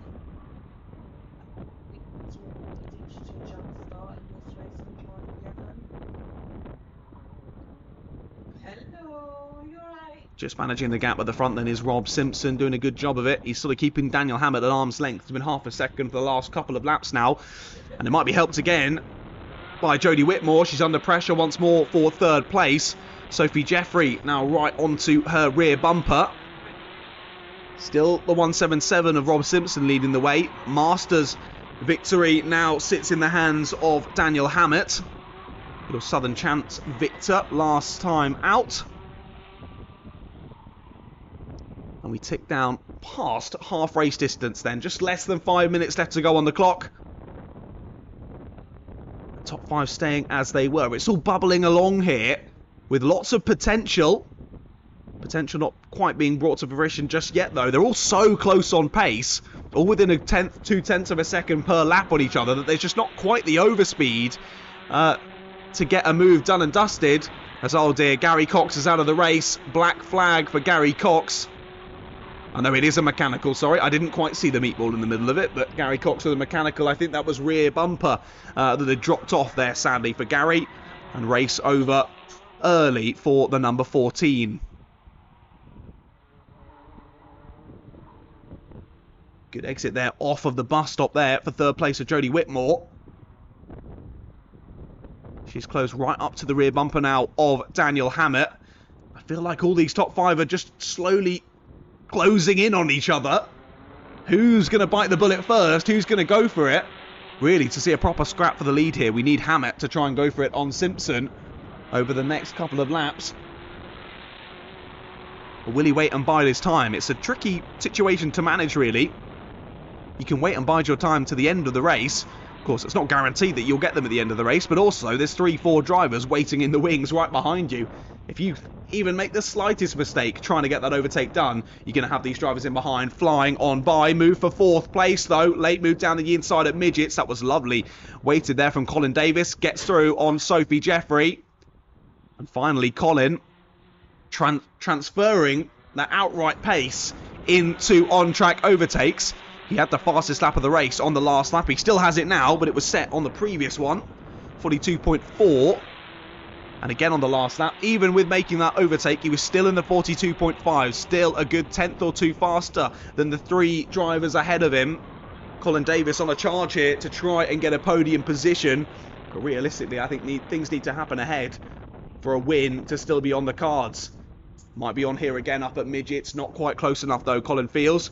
It was just a bit wobbly off of the bus stop for Jodie. I thought that might have opened the opportunity for Colin, but not quite close enough. Here's the move for the lead. Down the inside of the final corner goes Daniel Hammett. This is what I wanted to see from a neutral perspective. Slow off the corner for Jodie as well. Colin slips on by. And again, tries that inside line. Then there's Rob Simpson through into the Haynes loop. Can't quite get it done. So for the first time in this race, Daniel Hammett leads the way. We'll come back into my picture up at the bus stop chicane. What all are they going to be in? Still just about as they were, I think. Sophie Jeffrey, the leader of the championship in 177s. Colin Davis, the leader of the championship in the 177 Masters. Of course, all racing out on circuit there together. But at the end of the day, in championship-wise, split into separate championships. But Daniel Hammett at the moment leading the race and leading in the Masters. And look at that, big defensive manoeuvres there from Jodie Whitmore, trying to keep Jason Gardner and Sophie Jeffrey behind. Jeffrey's lost the place now to Jason Gardner, and it was Gardner applying the pressure down into Haynes Loop that time. Not able to find an open door though, and Jodie holds on to 4th place. Well, Hammett made the move on Simpson, still as they were, and now Davis is all over the back of Simpson. He goes for it down the inside. He loves that move off at midgets, but this time doesn't quite work out. And Simpson slips back through, but there's a late move down into Climber. Fantastic, cheeky move down the inside there from Colin Davis. Up and under attempt though from Simpson. They're side by side. Oh, close right to the apex curb there was Simpson. He did well to back out of that one, and Colin Davis does nick 2nd place. But in all of that, it's given about 5-6 kart lengths to Daniel Hammett. It was 3/4 of a second as they came across the line then. 40 seconds left to go on the gantry. And I think that will mean we're going to get 2 more laps of racing once this one is complete. Colin Davis has had that speed throughout the race. Can he find that same pace here over the last couple of laps to close the gap on Daniel Hammett and set himself up with at least the opportunity to steal away the race win? Through Tollies they go then, 15 seconds on the clock. This will be on to the penultimate lap of proceedings here in the 177 and 177 Masters Final. Jodie Whitmore still defending like her life depends on it. Up and under attempt from Gardner, side by side on the exit. Whitmore has the inside line though, they make contact, they both go wide. That's going to be Sophie Jeffrey up and under, takes 1, tries to take 2, but on the outside line into Winger's Dip, it will be Jodie Whitmore who holds on to 4th. So only change there is Gardner down to 6th, Jeffrey up into 5th. Still absolutely hammering for that 4th place there. A bit of front to rear contact between Whitmore and Gardner. Sorry, it's not Gardner, is it? It's Jeffrey, because Jeffrey got through early on in this lap. Come on, John. Remember these things right round the final corner. On to the final lap we go then. Gap has definitely closed. It was 0.69. It's now 0.27. On to the final lap here. So we got Hammett versus Davis at the front of the order. 0.27 as we head on to the final lap, and it was a new fastest lap on the penultimate lap from Colin Davis. Can he convert that into a winning manoeuvre though? Up towards the bus stop they go. It's still Hammett from Davis. He loves the move up into midgets. He's got a good exit, but Hammett's wise to it. Holds the inside line, sends Davis the long way round, but can he get the up and under down towards Climber? Not quite. Hammett looking left, looking right, trying to make that car as wide as physically possible. Down into Tollies they go for the final time. Will there be an up and under attempt? Not quite. And it'll be Daniel Hammett who wins the 177 and 177 Masters Final. A great bit of defensive driving there on the final lap of proceedings. Really had the fire lit underneath him as Colin Davis scythed back through the field. I feel like Colin might feel like he deserved that race win, but what a performance from Daniel to hold him off and steal it away. SC plate holder from round 5 won the final at round 5. Well, he's won it again here at round number 6 is Daniel, and Rob Simpson rounds out the podium, followed by Jodie Whitmore, Jason Gardner, Sophie Jeffrey, Neil Hemming, Scott Collins and Gary Cox. Of course, sadly Gary not making it to the end of that one, getting a mechanical flag. Well, they're coming thick and fast, ladies and gentlemen. Up next, it's our Superkart Final.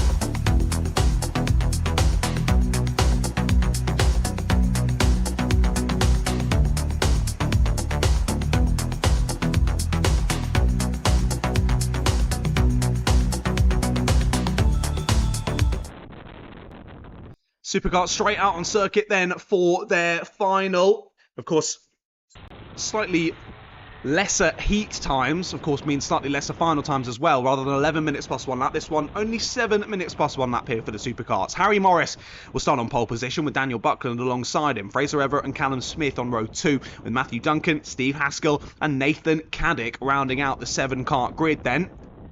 let's see how this one plays out. Of course, Heat 3 was a bit of a weird one. Started raining really heavily while they were already out there on slick tyres.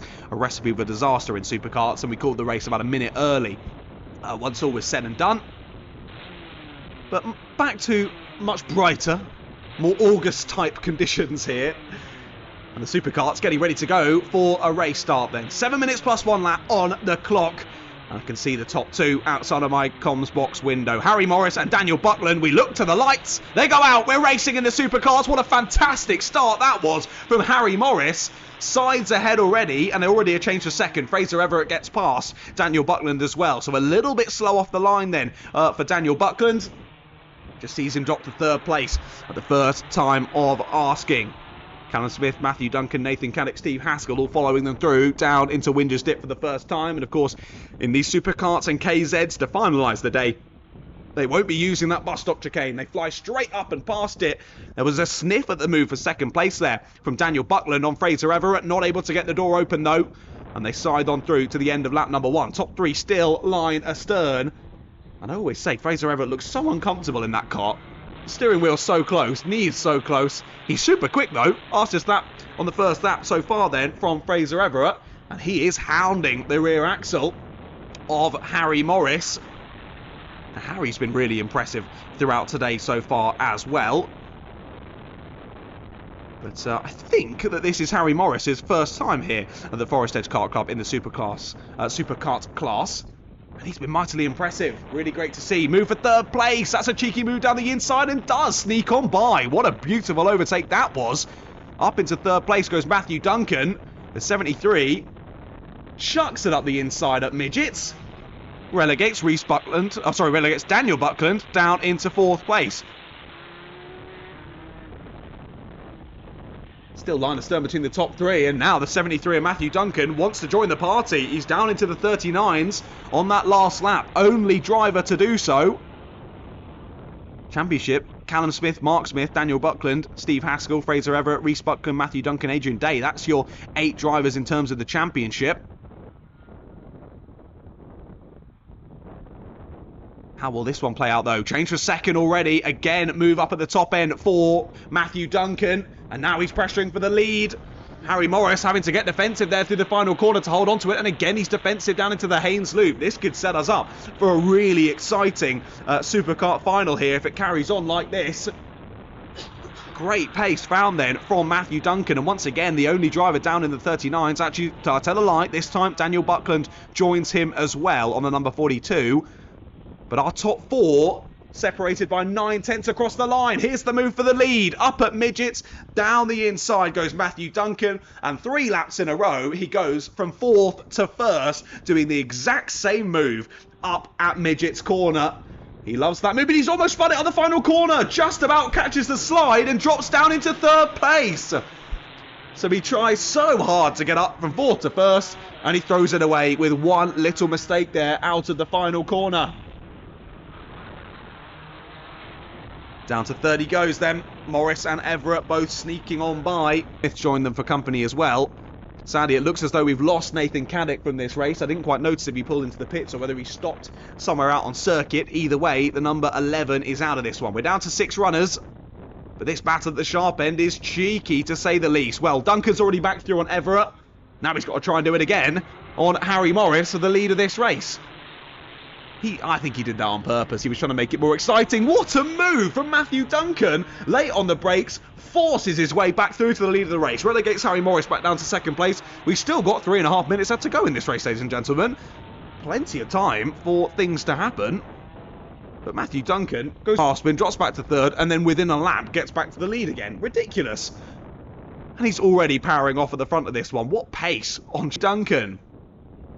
Well, Fraser Everett's up to 2nd place. Harry Morris and all of that has dropped down into 3rd. Change for 4th as well. Callum Smith is through on Daniel Buckland. I think this is the most changes for position I've seen in a Superkart race since I started commentating here at Forest Edge. This is quality stuff. And all top 5 still super close together, separated by 2.5 seconds. But I think it's safe to say Matthew Duncan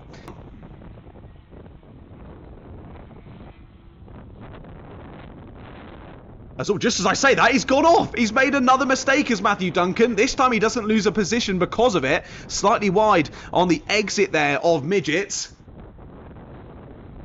He'll be thanking his lucky stars, though, that it was only a brief flirt with the dirt and gravel on the edge of the circuit. Gets back on all four wheels, back on the black stuff, presses on in the lead of the race once more.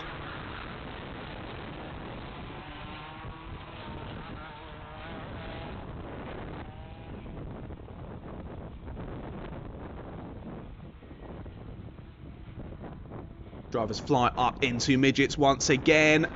Shuffling about for second place, trying to at least. As that is now, no, it is still Morris. Trying to get through on Everett. 77 very much still with them as well, that being Callum Smith.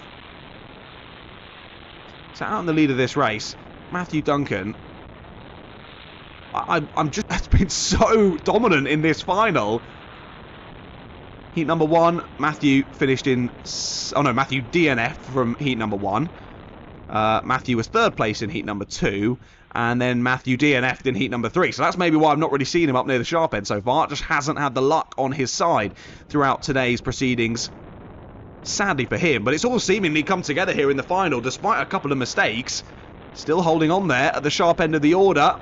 As we tick down, just below 1 minute left to go.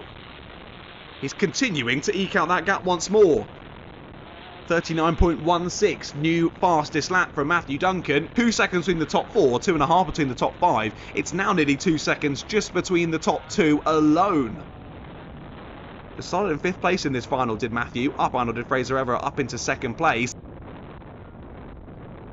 Harry Morris started obviously in pole position down to P3. He might be a bit frustrated with this one. He's been so great on his, what I believe is his first outing here at the Forest Edge Kart Club in our Superkart category. About 15 seconds left to go then. This will be the penultimate lap of our Superkart Final. The last time we see these geared karts. Anyway, of course, we've got one more final left to go after this one, and that's going to be our KZ125s, another form of shifter karts. And I'm sure they'll treat us to some great action out there on circuit. It's been the fastest so far today, but they've always been slightly separated out in the field. They'll be starting pretty close together in the final. Let's wait for that one. Well, we've still got a lap left to go here of the Superkarts. It'll be the 73 of Matthew Duncan who leads us onto it, 300ths off of his personal best lap time, and extends the gap to 3.7 seconds. Lay down the inside their attempt into the first couple of corners there for Callum Smith. Thought about the move on Harry Morris. I think that's the most likely overtake here on the final lap. Might be a change for the last of the podium places. Flying up through the bus stop, up into the heavy braking zone of Midgets for the last time. Doesn't look like it's going to change. It definitely isn't going to change for the victory. Matthew Duncan rounds the final corner. What a victory for Matthew Duncan. He pumps his fist in the air and he should be mightily proud of that one. What a performance there. What a dominant showing from Matthew Duncan. Takes the win in the final by almost 5 seconds once all was said and done. You remember about 3 minutes ago when I was saying this is the most overtakes I've seen in the Superkart Final. The gaps are so close. And then suddenly Matthew turned up in the scene and drove away with it. Harry Morris does fend off Callum Smith there. Callum tried an up and under there at Tolly's on the final time of asking. Couldn't quite get it done. Has to settle for 4th. Morris gets himself on the podium. They were followed by Daniel Butland in 5th and Steve Haskell in 6th. Of course, Nathan Cadet not making it to the checkered flag, sadly, in your Superkart Final. But like I was mentioning then, only one more race to go here at round number 6 of the Forest Edge Kart Clubs. It's the KZs out on circuit in a couple of moments.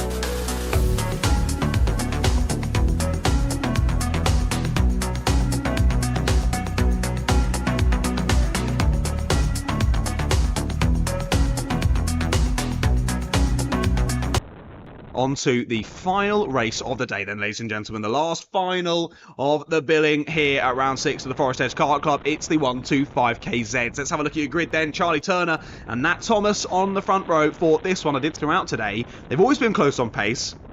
They've never quite had a battle. I, for one, am very excited for this one. Bradley Barrett and George Barker on row 2. And Nino Piccoli, on row 3. Then Silvanas Klimas and Neil Hepworth rounding out the 8-kart grid for this one. It does look as though all 8 drivers are out on the circuit as well, which is fantastic. Let's see how we go then to...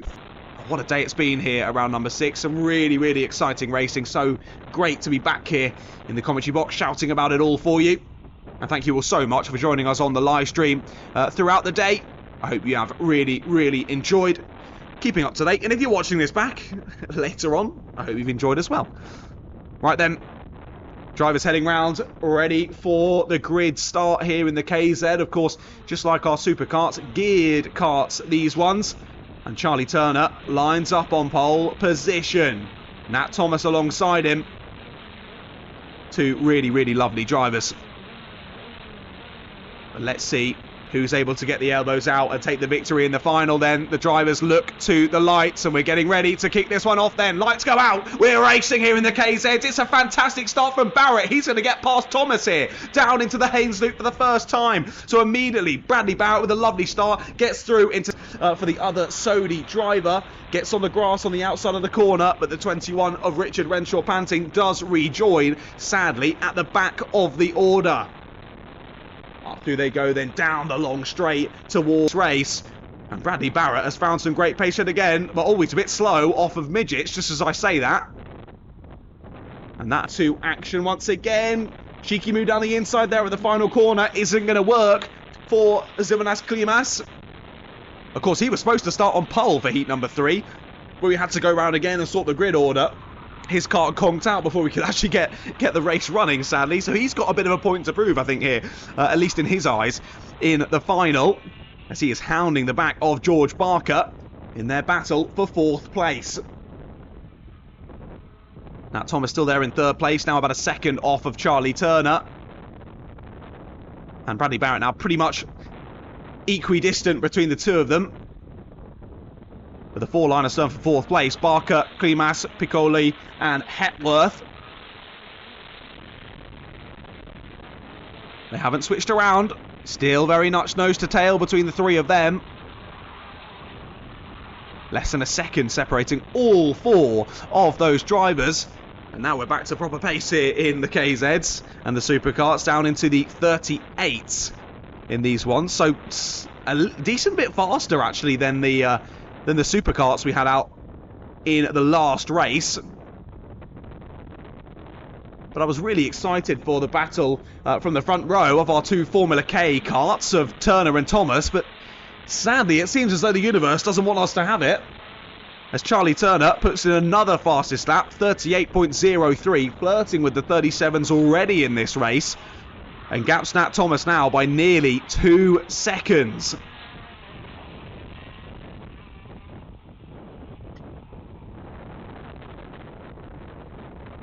Question is really, can Nat Thomas find a way past on Bradley Barrett? Bradley with some issues in that heat number 3. But back to true form here in the final, although a bit squirrely there through the final corner, and a bit of a slide on as Nat Thomas closes the gap once more. That gap between those 2 down to 0.2 of a second. Gap to the leader up to 2 seconds now, though, as Charlie Turner continues to put in fastest laps of the session. He does now get into the 37s, 37.89 for Mr. Charlie Turner. He's looking pretty relaxed out front, I can't lie. Well, he's been British champion at least once, if not, I think I'm right in saying he's been British champion twice in the KZs as Charlie. Now running that number 2, of course finishing 2nd place in last year's British Kart Championships. So if you can get close to Charlie Turner, you're doing pretty well in a KZ, to say the least. So with those, with the drivers around him all being within about half a second in terms of lap time is blimmin' impressive. But sadly, Charlie just off in a bit of a world of his own there. Still only driver in the 37s. He improved again on the last lap, down to a 37.80. Little by little, that gap continues to increase. And Nat Thomas still not able to find a way through on Bradley Barrett. Right up to the rear bumper now is Nat Thomas. But like we've said so many times, not only on this stream, across loads of different streams, it's one thing catching a driver, it's a whole another thing getting past them. Big bit of sliding there through the left-hander of Johnny's. Can hear it out of my comms box window as those tyres trying to hold on to the grip around this lap as the drivers absolutely hammer their rather speedy, to say the least, KZ karts around this Forest Edge kart circuit. On to lap number 8 we go then, and again Charlie Turner, new fastest lap. All the drivers around him, to be fair, continuing to improve. We now find Bradley Barrett and Nat Thomas down into the 37s, but still a good couple of tenths off of that pace set by Charlie Turner. 37.5 for Turner, 37.7 for Barrett, 37.9 for Thomas.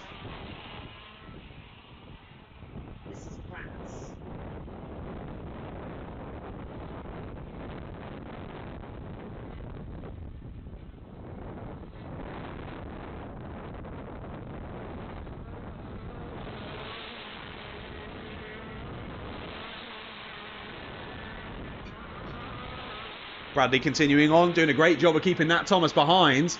I mean, like you said in the live chat earlier, Emma, first time back in the kart from 2 years ago. I've just been reliably informed his home track here at Forest Edge as well. So clearly enjoys this circuit, does Bradley, and clearly nothing been lost in his 2 years out of a KZ kart. Hammering on round within a couple of tenths of 2 fantastic races in British Kart Championships, but what a move round the outside that was from Nat Thomas. That's the first time I might have ever seen a move round the outside through Climate, and Nat Thomas has only gone and done it. Take a bow, son. What a move round the outside of Bradley Barrett. Like I say, Bradley doing a great job being within the same pace of these drivers around him who race at top British level. But Nat Thomas just showing the finesse off there as he headed round the outside at Climber on Bradley Barrett. Change to second place then. And Nat Thomas looking to scamper away now from Bradley.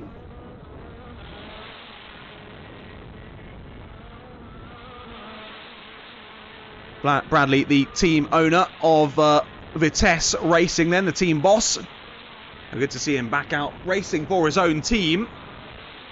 And teammates of his have done really well throughout today. Tyler Banks, Warwick Milan, both doing some really good jobs. Nathan Rond as well. So clearly the Vitesse team doing a stellar job out here at the Forest Edge Kart Club for round number 6. Looks as though Bradley might have to settle for third place though in this one. Ever so slightly lap on lap. Nat Thomas just extending that gap. It was 2 tenths on the last time around. And this time, only 1 tenth. Bradley keeping himself within touching distance of Nat Thomas, but not enough to think about a re-overtake, sadly, I don't think.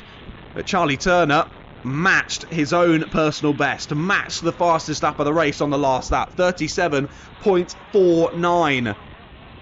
Did that lap on lap 10, did it again on lap 11. Impressive stuff from Charlie Turner. And again, just an absolute chasm has formed between Turner and the rest of the field. I thought we'd gotten used to it throughout today, but turns out I haven't. Gap now extends a little bit more on that one. 3 tenths gain from Nat Thomas. And now we find Nat is 4.2 behind Charlie. And Bradley is 5.1 behind Charlie. Change for 6th place out there. The other Sodi branded driver, Richard Renshaw Panting. Sorry, Richard, I keep getting your name wrong. Back up to 6th place. Of course, we saw him have that half spin on the first lap down at the Haynes Loop. Just touched the grass on the outside. Rear snapped around on him, but he did well to keep it going. He's pressed back through the order. He'd already got past Neil Hepworth. Now he's through on Nino Piccoli for 6th place. George Barker was under a lot of pressure early on in this one from Zilvanas Klimas. Now in a bit of no man's land, sadly, for George. He's got 3.5 seconds ahead to Bradley Barrett. And then about about the same, yeah, about 3.5 seconds, then back to Silvernas Klimas in 5th place. And Silvernas actually the one finding himself under a bit of pressure now. Richard Renshaw panting after getting Nino Piccolo. It is all over his rear bumper, thinking about the move up into midgets. Has he got the good exit speed to get it done this time into climate? Nope. Close, but no cigar this time for the 21 of Renshaw panting. He's looking for it down into the first corner, but covers off the move. Does Silvernas Klimas. Very much driving in those imaginary mirrors. Looking behind him, keeping the 21 in his tow. He'll be hoping all the way through to the end of this race. Just over a minute and a half still left to go on the clock. And again, it was another fastest lap, 37.45 from Turner. Doesn't quite go faster on this time, about a 1/10.5 slower. But still, even that last lap would have got him the fastest lap if he hadn't already have set multiple laps quicker. 5 seconds now the gap between Turner and Thomas, as it all changes around in that battle for 5th place. Nino Piccoli gets both Richard Renshaw panting and Silvernas Klimas. Renshaw panting still in the middle of the trio, but the front and the rear end of the trio have switched around. 53 goes to 5th, 33 goes to 7th. Said Silvernas would be hoping he can hold on to 5th place until the checkered flag. Sadly, that hasn't happened, but at least he's still got a bit of time to try and find a way back through as they continue to press on. It's now Nino Piccoli's time to chuck the anchors on and look to keep those drivers behind him, but he won't be able to. Gets the move down the inside. There's going to be contact between the two of them. That was aggressive from Richard Renshaw panting there, but he gets the move done. Aggressive move to the inside there at the Haynes loop. Maybe leaned on Nino a little bit there in the mid-corner, but either way, gets the move done. And good overtake there from the number 21. Over the line they go. And Charlie Turner starts the penultimate lap of this race. About 15 seconds on the clock when he comes under the gantry. They're doing 37-second lap times. So 2 more left to go then in this one. As it's all changed again. Silvernas Klimas has somehow got past both of them. Klimas back into 5th place. Piccoli down to 6th. And Renshaw panting down into 7th place. What a battle this is proving out to be in for 5th place here. Sadly, our closest battle to end the day here. As Charlie Turner comes around the final corner, starts the last lap of the day here for round number 6 of the Forest Edge Kart Club in 2025. What's the gap now back to Nat Thomas? 5.5 seconds now it is. Thomas and Barrett both keeping within close enough times, within a couple of tenths of Turner. But that gap slowly but surely extending lap on lap on lap. And Charlie Turner showing why he rocks that number 2 on his kart. That battle for 5th rages on. Nino Piccoli now back to the front of it. Richard Renshaw panting up to 6th. And Silvernas Klimas back down to 7th. They keep swapping around. But here's the driver we've been waiting for. Charlie Turner rounds the final corner and wins the KZ Final. Dominant fashion for Charlie Turner. It'll be his Formula K teammate Nat Thomas that brings it home in 2nd place. And then Bradley Barrett, first time back in a kart in 2 years. Take a bow, Bradley. That was a fantastic performance there to be within tenths of a second lap on lap of top British level racers in KZ and to bring home 3rd place on the podium. 4th place goes to George Barker. Nino Piccoli holds on to 5th ahead of Richard Renshaw panting and Silvernas Klimas. And then Neil Hepworth rounds out the 8 finishers in that last race of the day. Well, there you go then, ladies and gentlemen. That's been it for us here at round number 6 of the Forest Edge Kart Club in 2025. What a day of racing it has been. And thank you all for joining us on the live stream, whether you're here at the circuit, watching on for the sidelines, whether you're at home, wherever you are in the world. Thank you so much for tuning in to another exciting round of racing here for the Forest Edge Kart Club. Again, a massive thank you to everyone behind the scenes. One, for inviting me down yet again to be the shouty man on the microphone, but also a massive well done to everyone behind the scenes putting on yet another brilliant event of racing here. And that's why so many drivers come back to Forest Edge month on month, because it's run super well. and drivers all having a good time, going home with a smile on their face, I do hope. And a big shout out, of course, to everyone behind the scenes who does make it possible, all the marshals, all the scrutineers, everyone here in timing, everyone in the clerk of the course office as well. So much goes into this to make such an event possible, and a massive shout out to all of them for making it possible here down at Forest Edge for round number 6. Like I say, it is just round number 6, still 3 more rounds left to go in the championship, 7, 8 and 9 through September, October and November. Make sure you join us for all of those here trackside. It's going to be just as exciting as it was today. Well, my name's John Ratcliff. I've been guiding you through the action. I hope you have enjoyed my dulcet tones throughout today's proceedings. If you did, go and drop me a follow at Ratters Media on Instagram. I'd really appreciate you joining me on my commentary journey. But that's about it here from the south of the UK. We'll wrap it up and say goodbye. Thank you again for joining us here for round number 6 of the Forest Edge Kart Club in 2025. My name is John Ratcliffe. It's a goodbye from me. It's a goodbye from everyone here at Forest Edge.